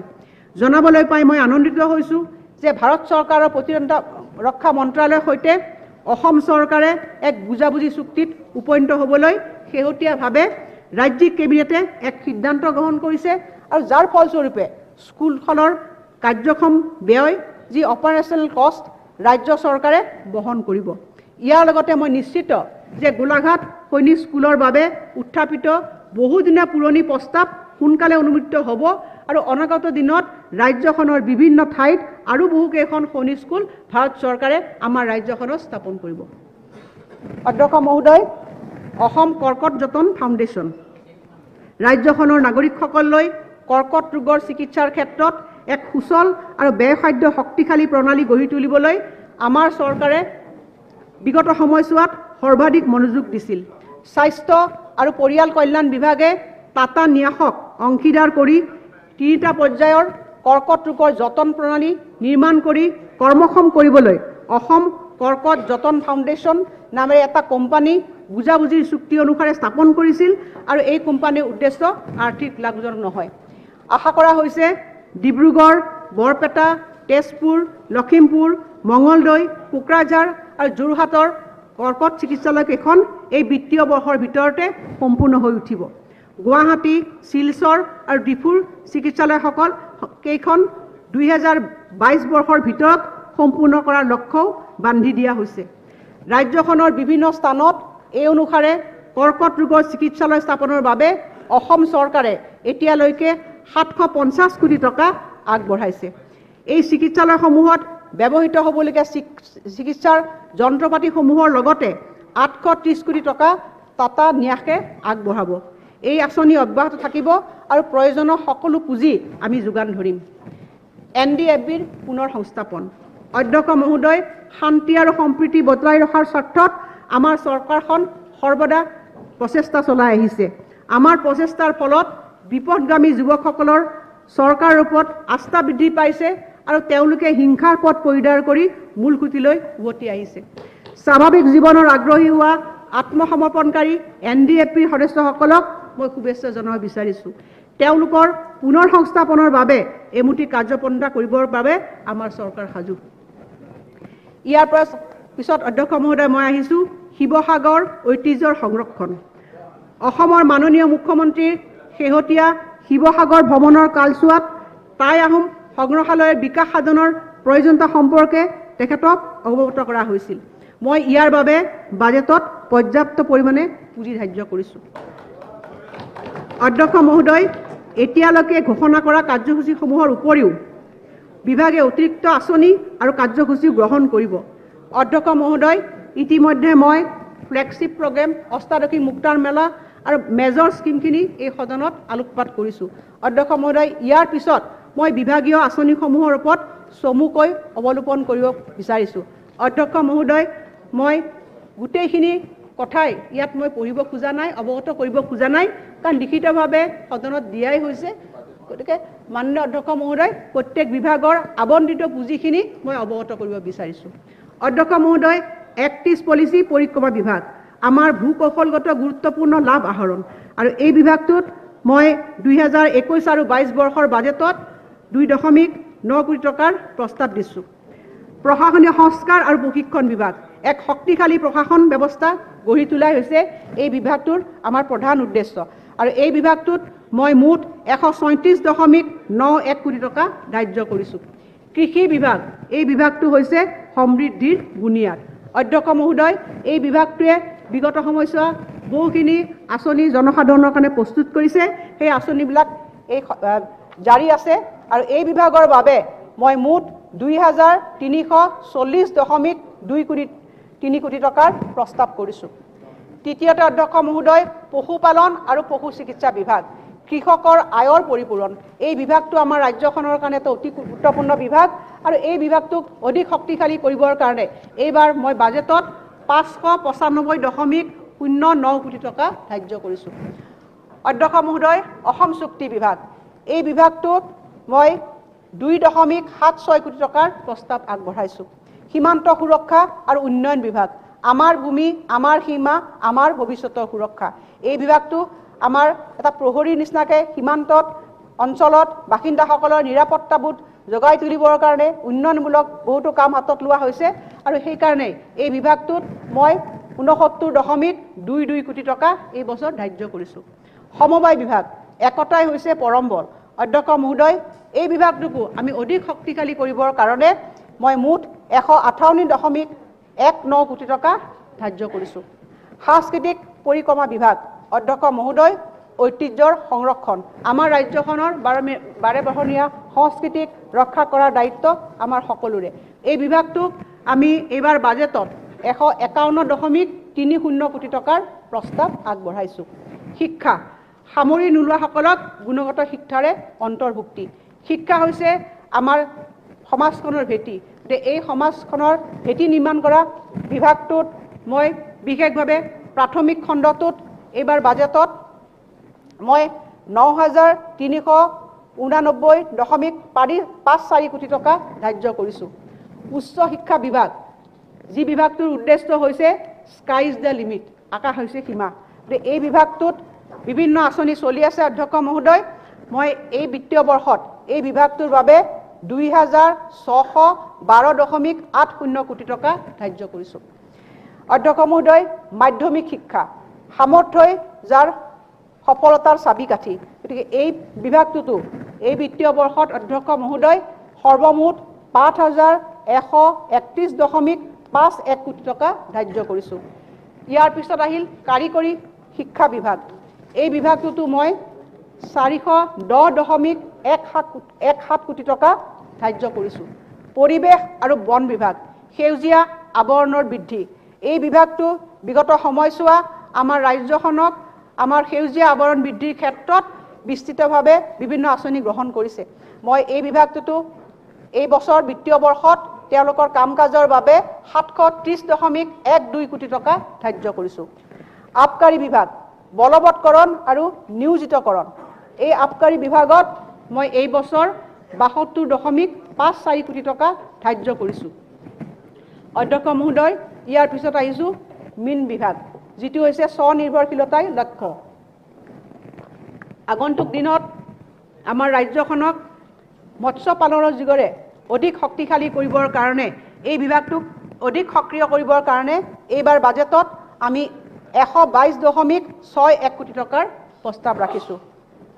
খাদ্য, অসামৰিক যোগান আৰু গ্ৰাহক পৰিক্ৰমা বিভাগ, দুখীয়া লোকসকল উপকৃত হ'বই লাগিব, এই বিভাগটোৰ হৈছে এই মূল মন্ত্ৰ। গতিকে এই বিভাগটোৱে যোৱা সময়ছোৱা বিভিন্ন ধৰণৰ আঁচনিৰ জৰিয়তে দৰিদ্ৰ লোকসকলক তেওঁলোকে সহায় কৰি আহিছে। মই এই বৰ্ষটোৰ বাবে বাজেটত 915.07 কোটি টকা নিৰ্ধাৰণ কৰিছোঁ। সাধাৰণ প্ৰশাসন বিভাগ, প্ৰশাসনৰ যি কেন্দ্ৰ বুলি কোৱা হয়, এই প্ৰশাসনৰ কেন্দ্ৰবিন্দু হিচাপে এই বিভাগটোলৈ মই এই বিত্তীয় বৰ্ষত 721.30 কোটি টকা ধাৰ্য কৰিছোঁ। হস্ততাঁত বস্ত্ৰ আৰু ৰেচন বিভাগ, আমাৰ ৰাজ্যখনক ছাতে শুকোৱা মুঠিতে লুকোৱা বুলি আমি কওঁ। আমাৰ শিপিনীসকলে আমাৰ তাঁতশালত ভৱিষ্যতৰ সপোন ৰচে আৰু এই বিভাগটোৰ বয়নে হৈছে ভৱিষ্যত। এই বিভাগটোক অধিক শক্তিশালী কৰিবৰ কাৰণে মই এই বাজেটত 377.18 কোটি টকা ধাৰ্য কৰিছোঁ। ইয়াৰ পিছত অধ্যক্ষ মহোদয়, আমি আহিছোঁ স্বাস্থ্য আৰু পৰিয়াল কল্যাণ বিভাগ। এই বিভাগটোৱে যোৱা সময়ছোৱা আমাৰ মানুহৰ স্বাস্থ্য আৰু মানুহক কল্যাণৰ কাৰণে অহৰ্নিশে কোভিডৰ সময়ত যোদ্ধাৰ হিচাপে কাম কৰি আহিছে। এই বিভাগটোৱে বিভিন্ন সময়ত বহুতো আঁচনি জনসাধাৰণৰ কাৰণে ৰাখিছে। এইবাৰ এই বিভাগটোক অধিক গতিশীল কৰি তুলিবৰ কাৰণে, ৰাইজৰ অতি ওচৰ চাপাবৰ কাৰণে মই সৰ্বমুঠ 7,004.35 কোটি টকা ধাৰ্য কৰিছোঁ। পাৰ্বত্য অঞ্চল বিভাগ, ঈশ্বৰৰ দান। অধ্যক্ষ মহোদয়, পাৰ্বত্য অঞ্চলটোৰ বিভিন্ন স্বায়ত্তশাসিত পৰিষদসমূহ আছে। এই অঞ্চলবিলাকক আমাৰ গোটেই ৰাজ্যখনেৰে আমাক তেওঁলোকে ঈশ্বৰৰ দান হিচাপে আমাৰ ৰাজ্যখনক বিভিন্ন দিশত বিকাশৰ ক্ষেত্ৰত, পৰ্যটনৰ ক্ষেত্ৰত সকলো দিশত এক শক্তিশালী ভূমিকা গ্ৰহণ কৰি আহিছে আৰু এই বিভাগৰ বাবে মই 2021-22 বৰ্ষৰ বাজেটত 2,208.58 কোটি টকা ধাৰ্য কৰিছোঁ। গৃহ বিভাগ, অসমৰ সুৰক্ষা। অধ্যক্ষ মহোদয়, এখন চৰকাৰৰ প্ৰধান লক্ষ্য হৈছে ইয়াত যিসকল আমি মানুহ বসবাস কৰিছোঁ, এই লোকসকলৰ জীৱন আৰু সম্পত্তি নিৰাপত্তা দিয়া, আৰু সেই ক্ষেত্ৰত গৃহ বিভাগে এক অতীন্দ্ৰ প্ৰহৰীৰ নিচিনাকৈ কাম কৰি আহিছে। এই বিভাগটোক অধিক শক্তিশালী কৰিবৰ কাৰণে মুখ্যমন্ত্ৰী ডাঙৰীয়াই নেতৃত্ব বহন কৰিছে আৰু মই আপোনাক ক'বলৈ পাই ভাল পাইছোঁ যে এই বিভাগৰ ঋণত মই 5,659.74 কোটি টকাৰ প্ৰস্তাৱ আগবঢ়াইছোঁ। অধ্যক্ষ মহোদয়, গৃহ নিৰ্মাণ আৰু নগৰ পৰিক্ৰমা বিভাগ, নতুন দিগন্তৰ সূচনা। ইতিমধ্যে আমাৰ আৰ্বান ডেভেলপমেণ্ট, যাক UDD বুলি কৈছিলোঁ, আৰু আমাৰ নগৰ উন্নয়ন বিভাগ, এই দুইটা বিভাগকে একত্ৰীকৰণ কৰা হৈছে, যাৰ আমি নাম দিছোঁ হাউচিং এণ্ড আৰ্বান এফেয়াৰ্ছ। আৰু এই বিভাগটোক আমি উন্নতি কৰিবৰ কাৰণেও এই বাজেটত আমি প্ৰস্তাৱ গ্ৰহণ কৰিছোঁ আৰু মই পুঁজি ইয়াত আবণ্টন দিছোঁ। উদ্যোগ আৰু বাণিজ্য বিভাগ, সৰ্বাংগীন বিকাশ সৃষ্টি। এই বিভাগটোতো মই এই বিত্তীয় বৰ্ষত 222.54 কোটি টকা আবণ্টন ৰাখিছোঁ। তথ্য আৰু জনসংযোগ বিভাগ, ৰাজ্যখনক সংযোগকৰণ। এই ক্ষেত্ৰত আমি বিভিন্ন ধৰণৰ আঁচনি গ্ৰহণ কৰা হৈছে আৰু মই আপোনালোকক এটা কথা ক'বলৈ পাই ভাল পাইছোঁ যে চৰকাৰক প্ৰদান কৰা সেৱাৰ বিপৰীতে সংবাদ প্ৰতিষ্ঠানক বিজ্ঞাপনৰ বিলবিলাক চিলিংমুক্ত কৰা হ'ব। এই ব্যৱস্থা আমাৰ চৰকাৰে এইবাৰ বাজেটত ৰাখিছোঁ আৰু এই বিভাগৰ বাবে মই 117.81 কোটি টকাৰ প্ৰস্তাৱ গ্ৰহণ কৰিছোঁ।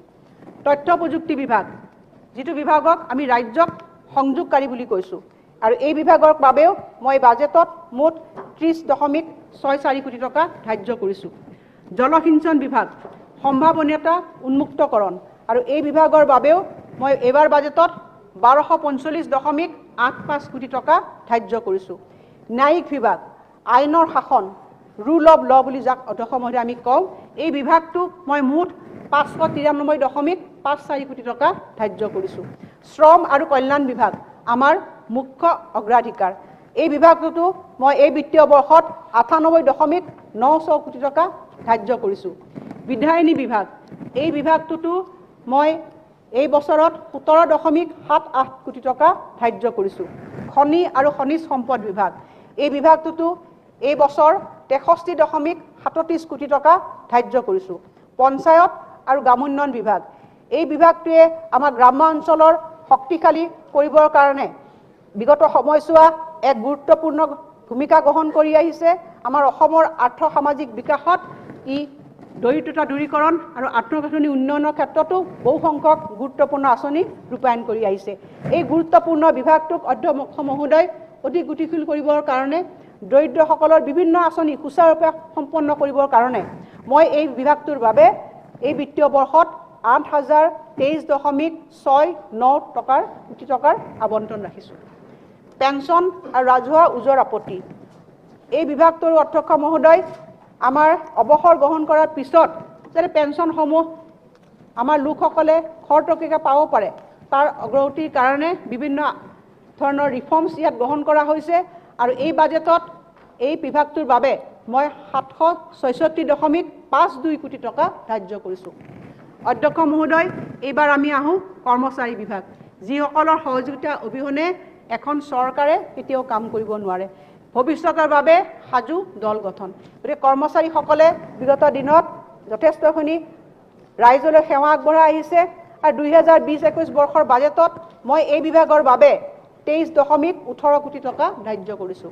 শক্তি বিভাগ সৰ্বাংগীন বিকাশ ত্বৰান্বিতকৰণ অধ্যক্ষ মহোদয় এই বিভাগটোকো অধিক গতিশীল কৰিবৰ কাৰণে যোৱা সময়ছোৱা বহুতো প্ৰকল্প হাতত লোৱা হৈছে। গতিকে এই বিভাগটো ভৱিষ্যত অনাগত দিনত অধিক শক্তিশালী ৰূপত ৰাইজৰ সেৱা কৰিব পৰা এটা বিভাগলৈ পৰিণত কৰিবৰ কাৰণে আমাৰ প্ৰচেষ্টা জাৰি হ'ব আৰু এই বিভাগটোৰ বাবে এই বিত্তীয় বৰ্ষত মই 4,354.96 কোটি টকাৰ প্ৰস্তাৱ ৰাখিছোঁ। ছপা আৰু মুদ্ৰণ অধ্যক্ষ মহোদয় এই বিভাগৰ বাবেও এই বিত্তীয় বৰ্ষত 41.89 কোটি টকা ধাৰ্য কৰিছোঁ। ৰাজহুৱা প্ৰতিষ্ঠান পুনৰ্জীৱিতকৰণৰ দিশত গতিকে মই এই বিভাগটোকো শক্তিশালী কৰি ৰাখিবৰ বাবে 1.47 কোটি টকা ধাৰ্য কৰিছোঁ। জনস্বাস্থ্য কাৰিকৰী বিভাগ নিৰ্মল পানী নিৰ্মল অসম অধ্যক্ষ মহোদয় এই বিভাগটোকো শক্তিশালী কৰিবৰ কাৰণে 1204.36 কোটি টকা ধাৰ্য কৰিছোঁ। ইয়াৰ পিছত অধ্যক্ষ আহিছোঁ লোক নিৰ্মাণ গৃহ আৰু ৰাষ্ট্ৰীয় ঘাইপথ এই বিভাগটোৱে আমাৰ আন্তঃগাঁথনি নিৰ্মাণৰ ক্ষেত্ৰত এক বলিষ্ঠ ভূমিকা গ্ৰহণ কৰি আহিছে। গতিকে আগত দিনবিলাকত এই বিভাগটোক মই 988.92 কোটি টকাৰ প্ৰস্তাৱ ৰাখিছোঁ। এইবাৰ আহিছোঁ অধ্যক্ষ মহোদয় লোক নিৰ্মাণ পথ বিভাগ অসমক পথৰ জৰিয়তে আমাৰ ৰাজ্যখনৰ ভিতৰত আৰু অসমক বহিৰাজ্যৰ লগতো সংযোগ কৰি ৰাখিছে। এই বিভাগটো শক্তিশালী হ'লেহে আমাৰ ৰাজ্যখন অৰ্থনৈতিক দিশত অধিক শক্তিশালী হ'ব। এই বিভাগটোক মই এই বিত্তীয় বৰ্ষত 8,583.37 কোটি টকাৰ প্ৰস্তাৱ ৰাখিছোঁ। ৰাজহ আৰু দুৰ্যোগ ব্যৱস্থাপনা বিভাগ দেশ আৰু জনসাধাৰণৰ প্ৰতি দায়বদ্ধতা অধ্যক্ষ মহোদয় এই বিভাগটোৱে বিভিন্ন সময়ত দুৰ্যোগ ব্যৱস্থাপনা পদ্ধতি শক্তিশালী কৰিবৰ কাৰণে বিভিন্ন ধৰণৰ প্ৰচেষ্টা গ্ৰহণ কৰি আহিছে আৰু এই বিভাগটোৰ বাবে এই বিত্তীয় বৰ্ষত মই 2,809.24 কোটি টকাৰ প্ৰস্তাৱ আগবঢ়াইছোঁ। অধ্যক্ষ মহোদয় বিজ্ঞান আৰু প্ৰযুক্তিবিদ্যাক প্ৰযুক্তি কৰ্মৰ প্ৰতি মানুহক আগ্ৰহান্বিত কৰা এই বিভাগটোৰ জৰিয়তেও মই এইবাৰ বাজেটত 32.18 কোটি টকাৰ প্ৰস্তাৱ আগবঢ়াইছোঁ। সচিবালয় প্ৰশাসন বিভাগ সেৱাই যাৰ মন্ত্ৰ আৰু এই বিভাগটোতো প্ৰশাসনক অধিক শক্তিশালী কৰিবৰ কাৰণে গতিশীল কৰিবৰ কাৰণে 443.88 কোটি টকা ধাৰ্য কৰিছোঁ। দক্ষতা নিয়োগ আৰু উদ্যমিতা বিভাগ এই বিভাগটোৱে আমাৰ দক্ষতা নিৰূপণৰ ক্ষেত্ৰত আমাৰ যুৱ প্ৰজন্মক এক শক্তিশালী শক্তিৰূপে পৰিগণিত কৰিবৰ কাৰণে বিভিন্ন ধৰণৰ আঁচনি গ্ৰহণ কৰিছে আৰু মই এই বছৰ 2021-22 বৰ্ষৰ বাজেটত 175.66 কোটি টকাৰ প্ৰস্তাৱ আগবঢ়াইছোঁ। অধ্যক্ষ মহোদয় সমাজ কল্যাণ বিভাগ সংস্কাৰতে যাৰ আচল চাবিকাঠি অধ্যক্ষ মহোদয় এই বিভাগটোৱে দৰিদ্ৰ শিশু মহিলা আৰু বৃদ্ধসকলৰ বা দিব্যাংগসকলৰ ওচৰ চাপিবৰ কাৰণে প্ৰচেষ্টা গ্ৰহণ কৰিছে আৰু আগন্তুক সময়ছোৱা এই বিভাগটোক অধিক গতিশীল কৰ্মৰত স্বচ্ছভাৱে পৰিচালনা কৰিবৰ কাৰণে আমি আগুৱাই যাম আৰু এই ক্ষেত্ৰত মই এই বিত্তীয় বৰ্ষত 2011.61 কোটি টকাৰ প্ৰস্তাৱ ৰাখিছোঁ। ইয়াৰ পিছত অধ্যক্ষ মহোদয় মই আহিছোঁ ভূমি সংৰক্ষণ বিভাগলৈ। সৰ্বাংগীন বিকাশৰ বাবে অৱক্ষয়প্ৰাপ্ত এলেকাৰ সংৰক্ষণ। অধ্যক্ষ মহোদয় এই বিভাগটোৰ বাবে মই এই বিত্তীয় বৰ্ষত 245.20 কোটি টকাৰ প্ৰস্তাৱ আগবঢ়াইছোঁ। এইবাৰ আহিছোঁ ক্ৰীড়া আৰু যুৱ কল্যাণ বিভাগ।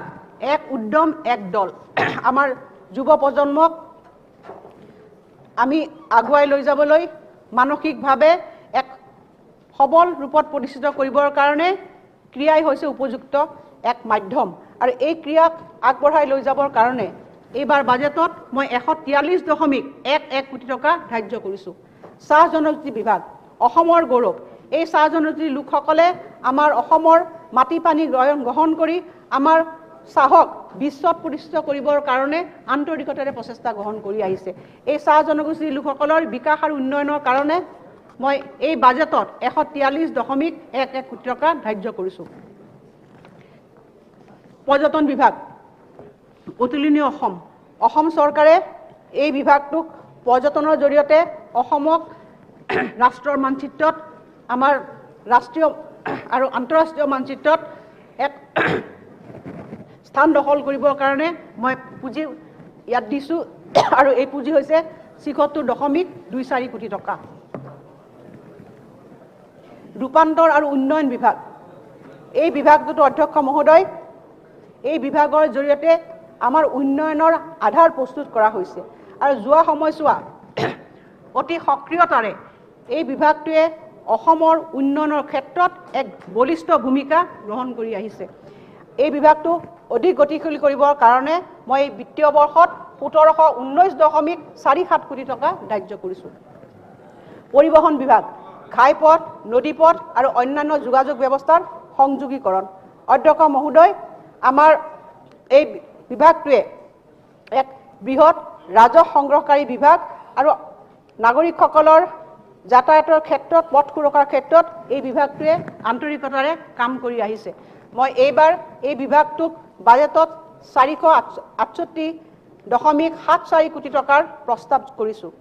জলসম্পদ বিভাগ অধ্যক্ষ মহোদয় এই বিভাগটোৱেও ৰাজ্যখনৰ বিভিন্ন মথাউৰি নিৰ্মাণ বা মথাউৰিসমূহৰ মেৰামতি বা বানপানীৰ নিয়ন্ত্ৰণৰ ক্ষেত্ৰত এক ভূমিকা গ্ৰহণ কৰি আহিছে আৰু এই বিভাগটোক আমি এই বিত্তীয় বৰ্ষত 893.56 কোটি টকা ধাৰ্য কৰিছোঁ। সংখ্যালঘু কল্যাণ আৰু উন্নয়ন বিভাগ সৰ্বাত্মক উন্নয়নৰ পথত। এই বিভাগটো অধ্যক্ষ মহোদয় সংখ্যালঘু লোকসকলৰ উন্নয়ন তেওঁলোকৰ শৈক্ষিক বিকাশৰ কাৰণে বিভিন্ন ধৰণৰ আঁচনি গ্ৰহণ কৰা হৈছে আৰু এই বিভাগটোকো মই অধিক সক্ৰিয় কৰিবৰ কাৰণে এইবাৰ বাজেটত 77.09 কোটি টকাৰ প্ৰস্তাৱ ৰাখিছোঁ। ভৈয়াম জনজাতি আৰু পিছপৰা শ্ৰেণী কল্যাণ বিভাগ। এই বিভাগটোকো অধ্যক্ষ মহোদয় আমাৰ বিভিন্ন জাতি জনগোষ্ঠীৰ লোকসকলে আমাৰ ৰাজ্যখনত এখন সুন্দৰ ফুলনিৰ নিচিনাকৈ এটা পৰিৱেশ সৃষ্টি কৰিছে। গতিকে এই লোকসকলৰ উন্নয়নৰ দায়িত্ব আমাৰ চৰকাৰখনৰ আছে। সেইকাৰণে এই বিভাগটোকো অধিক গতিশীল কৰিবৰ কাৰণে মই এই বিভাগত মই পুঁজি ধাৰ্য কৰিছোঁ। বড়োলেণ্ড কল্যাণ বিভাগ আজব আছে গ্ৰান্টত আছে।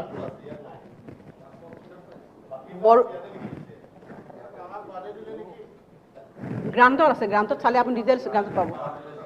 মহোদয় বড়োলেণ্ড এলেকাত বসবাস কৰা লোকসকলৰ কল্যাণ আৰু সৰ্বাংগীন বিকাশৰ বাবে নীতি আৰু কাৰ্যসূচী যুগুত কৰিবলৈ তথা ৰূপায়ণ কৰিবলৈ বড়োলেণ্ড কল্যাণ বিভাগ নামৰ এটা নতুন বিভাগ গঠন কৰা হৈছে। কোকৰাঝাৰত বড়োলেণ্ড প্ৰশাসনীয় পদাধিকাৰী মহাবিদ্যালয় স্থাপনৰ বাবে জাননী কৰা হৈছে। অধ্যক্ষ মহোদয় এতিয়া মই বাজেটৰ মূল অংশটোলৈ আহিছোঁ। অধ্যক্ষ মহোদয় যোৱা 5টা বছৰত আমাৰ চৰকাৰখনে বাজেট ব্যৱস্থাপনা আৰু ৰাজহ দায়িত্বৰ ক্ষেত্ৰত এক দৃষ্টান্তমূলক পৰিৱৰ্তন আনিছে। প্ৰযুক্তিবিদ্যাৰ জৰিয়তে স্বচ্ছতা আহৰণ কৰি বিনিয়োগ আকৰ্ষণ কৰাৰ বাবে ব্যৱসায়ৰ সুচলতাৰ ইজ অফ ডুইং বিজনেছ ব্যৱস্থা কৰি আমাৰ চৰকাৰখনে ৰাজ্যখনক প্ৰগতিৰ উজ্জ্বল উদাহৰণ হিচাপে গঢ়ি তুলিবলৈ আমাৰ অক্লান্ত প্ৰয়াসৰ ক্ষেত্ৰত কোনো আমি সুৰুঙা ৰখা নাই। মহোদয়, এই কথা মই উল্লেখ কৰিব বিচাৰিছোঁ যে যি সময়ত আমি কোভিড অতিমাৰীৰ সৈতে মোকাবিলা কৰিবৰ কাৰণে সকলো ধৰণৰ উপায়ে কামত লগোৱা আৰু সুশৃংখলিত কৰিবলৈ আমি কাম কৰিব লগা হৈছিল, সেই একেখিনি সময়তে ৰাজহ সৃষ্টিৰ ক্ষেত্ৰতো এক প্ৰত্যাহ্বানৰ সৃষ্টি হৈছিল। যিহেতু অৰ্থনীতি স্থবিৰ হৈ পৰাৰ উপক্ৰম ঘটিছিল, কিন্তু তেনে এক পৰিস্থিতি সত্ত্বেও তেতিয়াৰ বিত্তমন্ত্ৰী হিচাপে বৰ্তমানৰ মুখ্যমন্ত্ৰী ডক্টৰ হিমন্ত বিশ্ব শৰ্মাৰ গঠনমূলক আৰু নিৰ্ণায়ক নেতৃত্বত অধীনত আমাৰ ৰাজ্যখনে সবলতাৰে এই পৰিস্থিতি মোকাবিলা কৰিবৰ কাৰণে সক্ষম হয়। এয়া সম্ভৱ হৈ উঠিছে কেৱল যোৱা 5টা বছৰত আমাৰ চৰকাৰে কাৰ্যতঃ ৰূপায়ণ কৰা দূৰদৃষ্টি সম্পন্ন সংস্কাৰ আৰু নীতিসমূহৰ ওপৰত।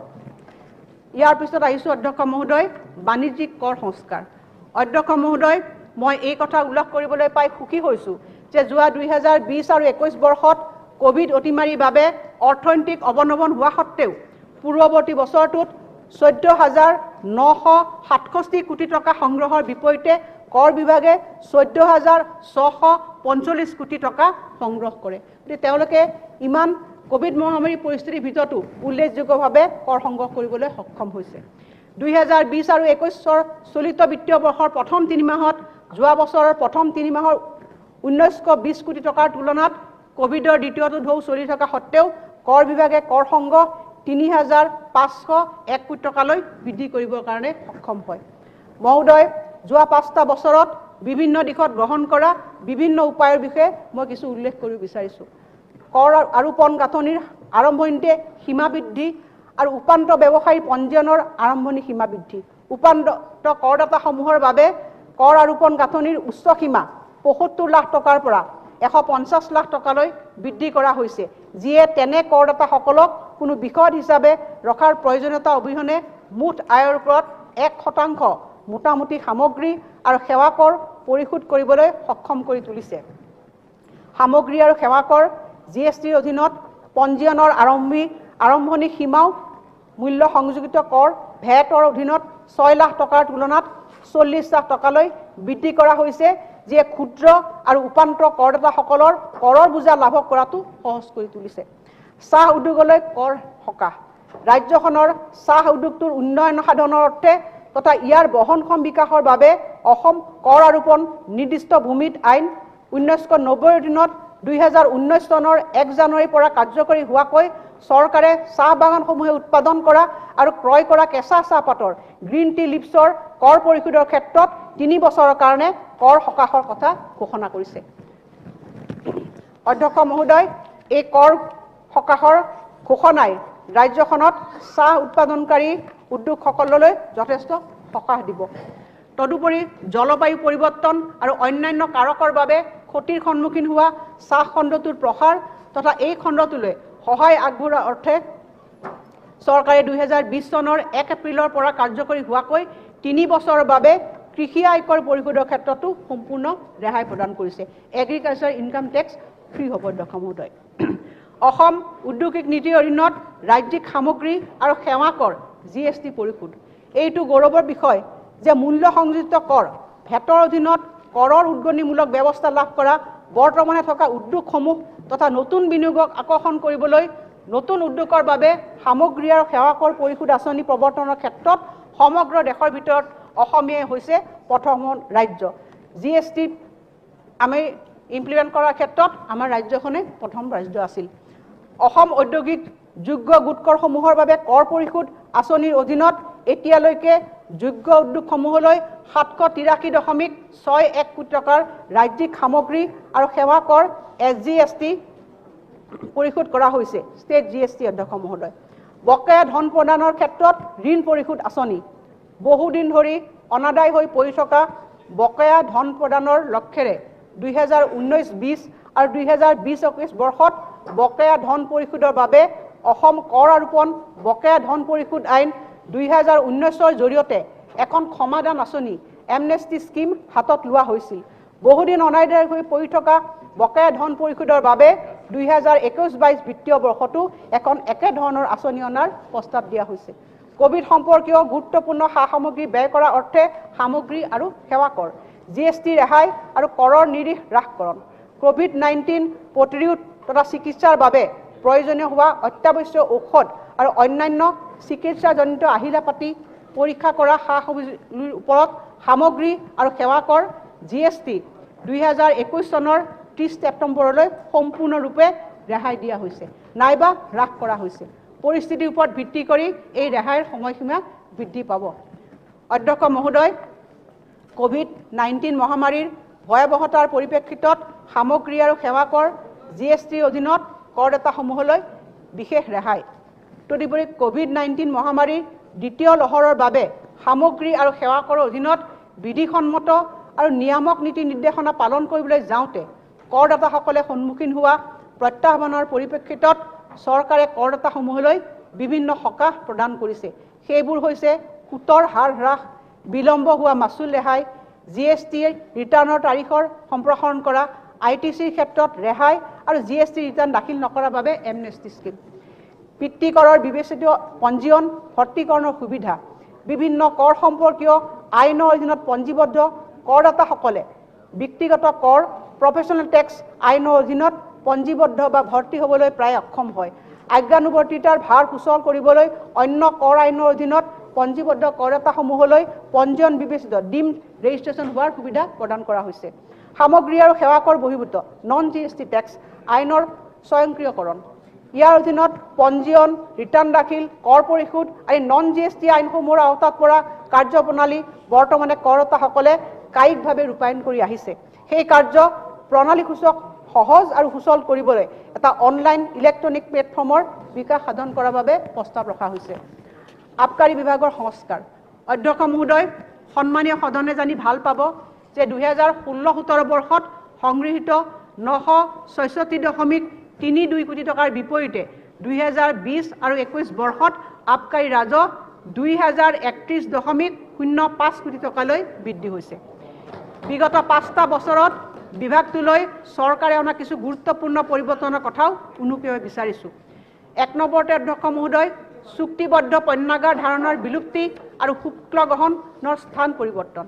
ইয়াৰ ফলত কাৰখানাৰ একমাত্ৰ শুল্ক পৰিশোধ কৰা সুৰাহে ওলাই অহাটো নিশ্চিত হৈছে। তদুপৰি বৰ্তমানে সৰ্বোচ্চ খুচুৰা মূল্যৰ ভিত্তিত আবকাৰী শুল্ক কৰ্তন সাপেক্ষে আৰোপণ কৰা হয়। দেশীয় সুৰাৰ আওপুৰণি মহল ব্যৱস্থাৰ ৰদ বদল, দেশীয় সুৰাৰ মহল ব্যৱস্থা বাতিল কৰি বটলত বিক্ৰী ব্যৱস্থা কৰাৰ যোগেদি তেনে সুৰাৰ মানদণ্ডও অক্ষুণ্ণ ৰখাটো নিশ্চিত কৰা হৈছে।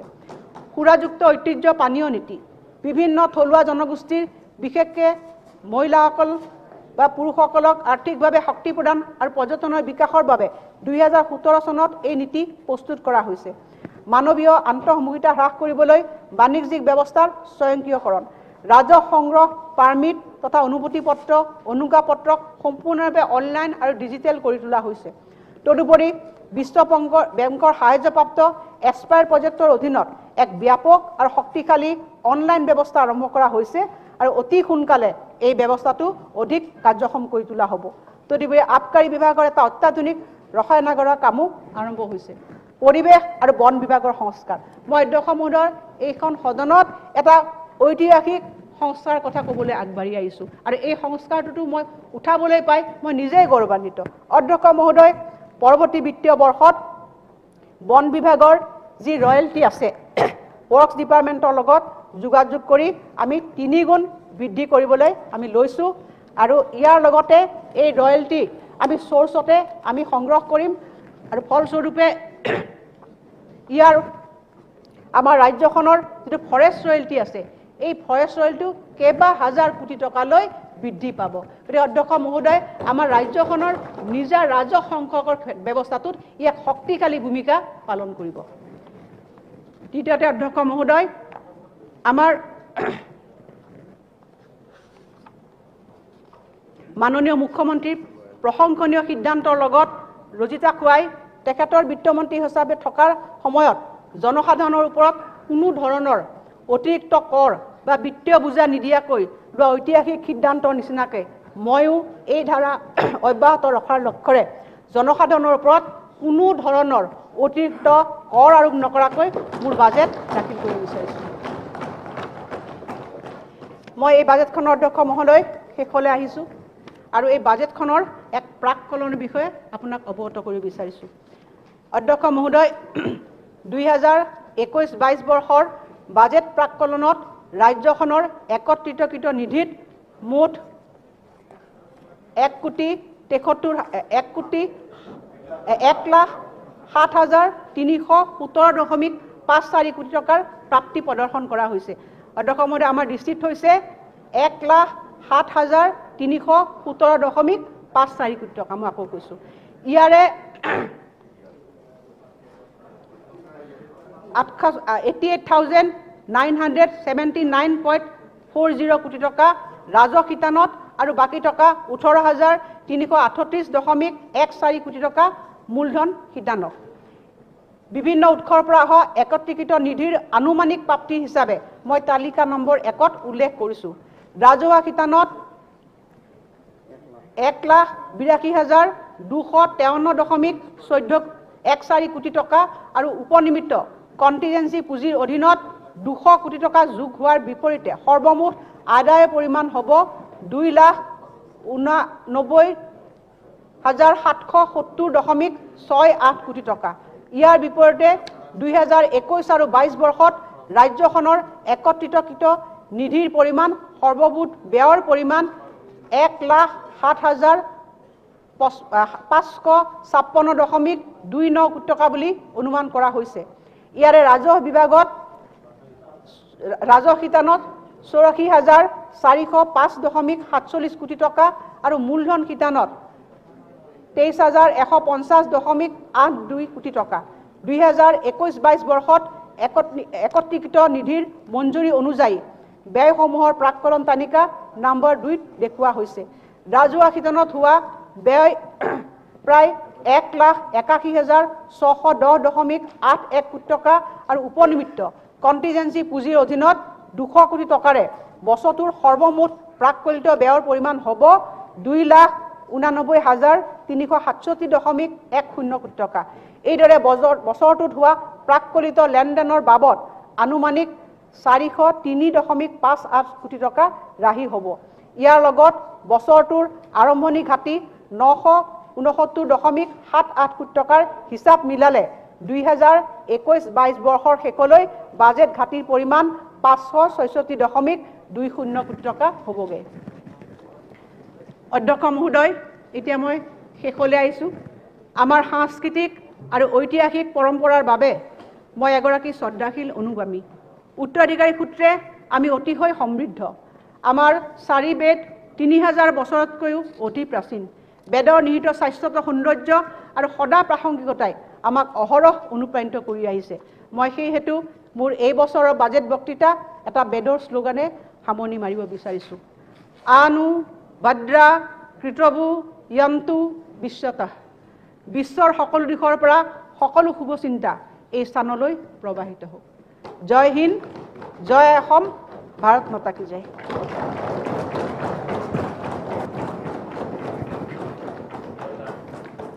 ধন্যবাদ। এতিয়া এটা সৰু এনাউন্সমেণ্ট যে আমাৰ সকলো সন্মানীয় সদস্যসকলে এটা কথা কৈ আছে, যিটো আমি এইবাৰৰ পৰা অলপ লেপটপৰ ইউজৰ সুবিধাৰ কথা কৈ দিছিলোঁ, কিন্তু কিছু টেকনিকেল প্ৰব্লেম যিটো লেপটপবিলাকত কেবল লাইনত দিয়া হৈছিলে, সেইকাৰণে ৱাইফাইৰ ব্যৱস্থা কৰা হৈছে। সোমবাৰৰ পৰা আইপেড লেপটপ ইউজ কৰিব পাৰিব, কিন্তু মোবাইলটো বাহিৰত থ'ব লাগিব, আৰু নহ'লে ৱাইফাই ইয়াত মানে সমস্যা সৃষ্টি কৰিব অন্য নেটৱৰ্কবিলাক আহিলে ৰিংটন। গতিকে সকলোৰ কাৰণে সুবিধা হ'ব। এতিয়া অহা 19/7/2021 তাৰিখৰ পুৱা 9:30 বজালৈ সদন স্থগিত ৰখা হ'ল।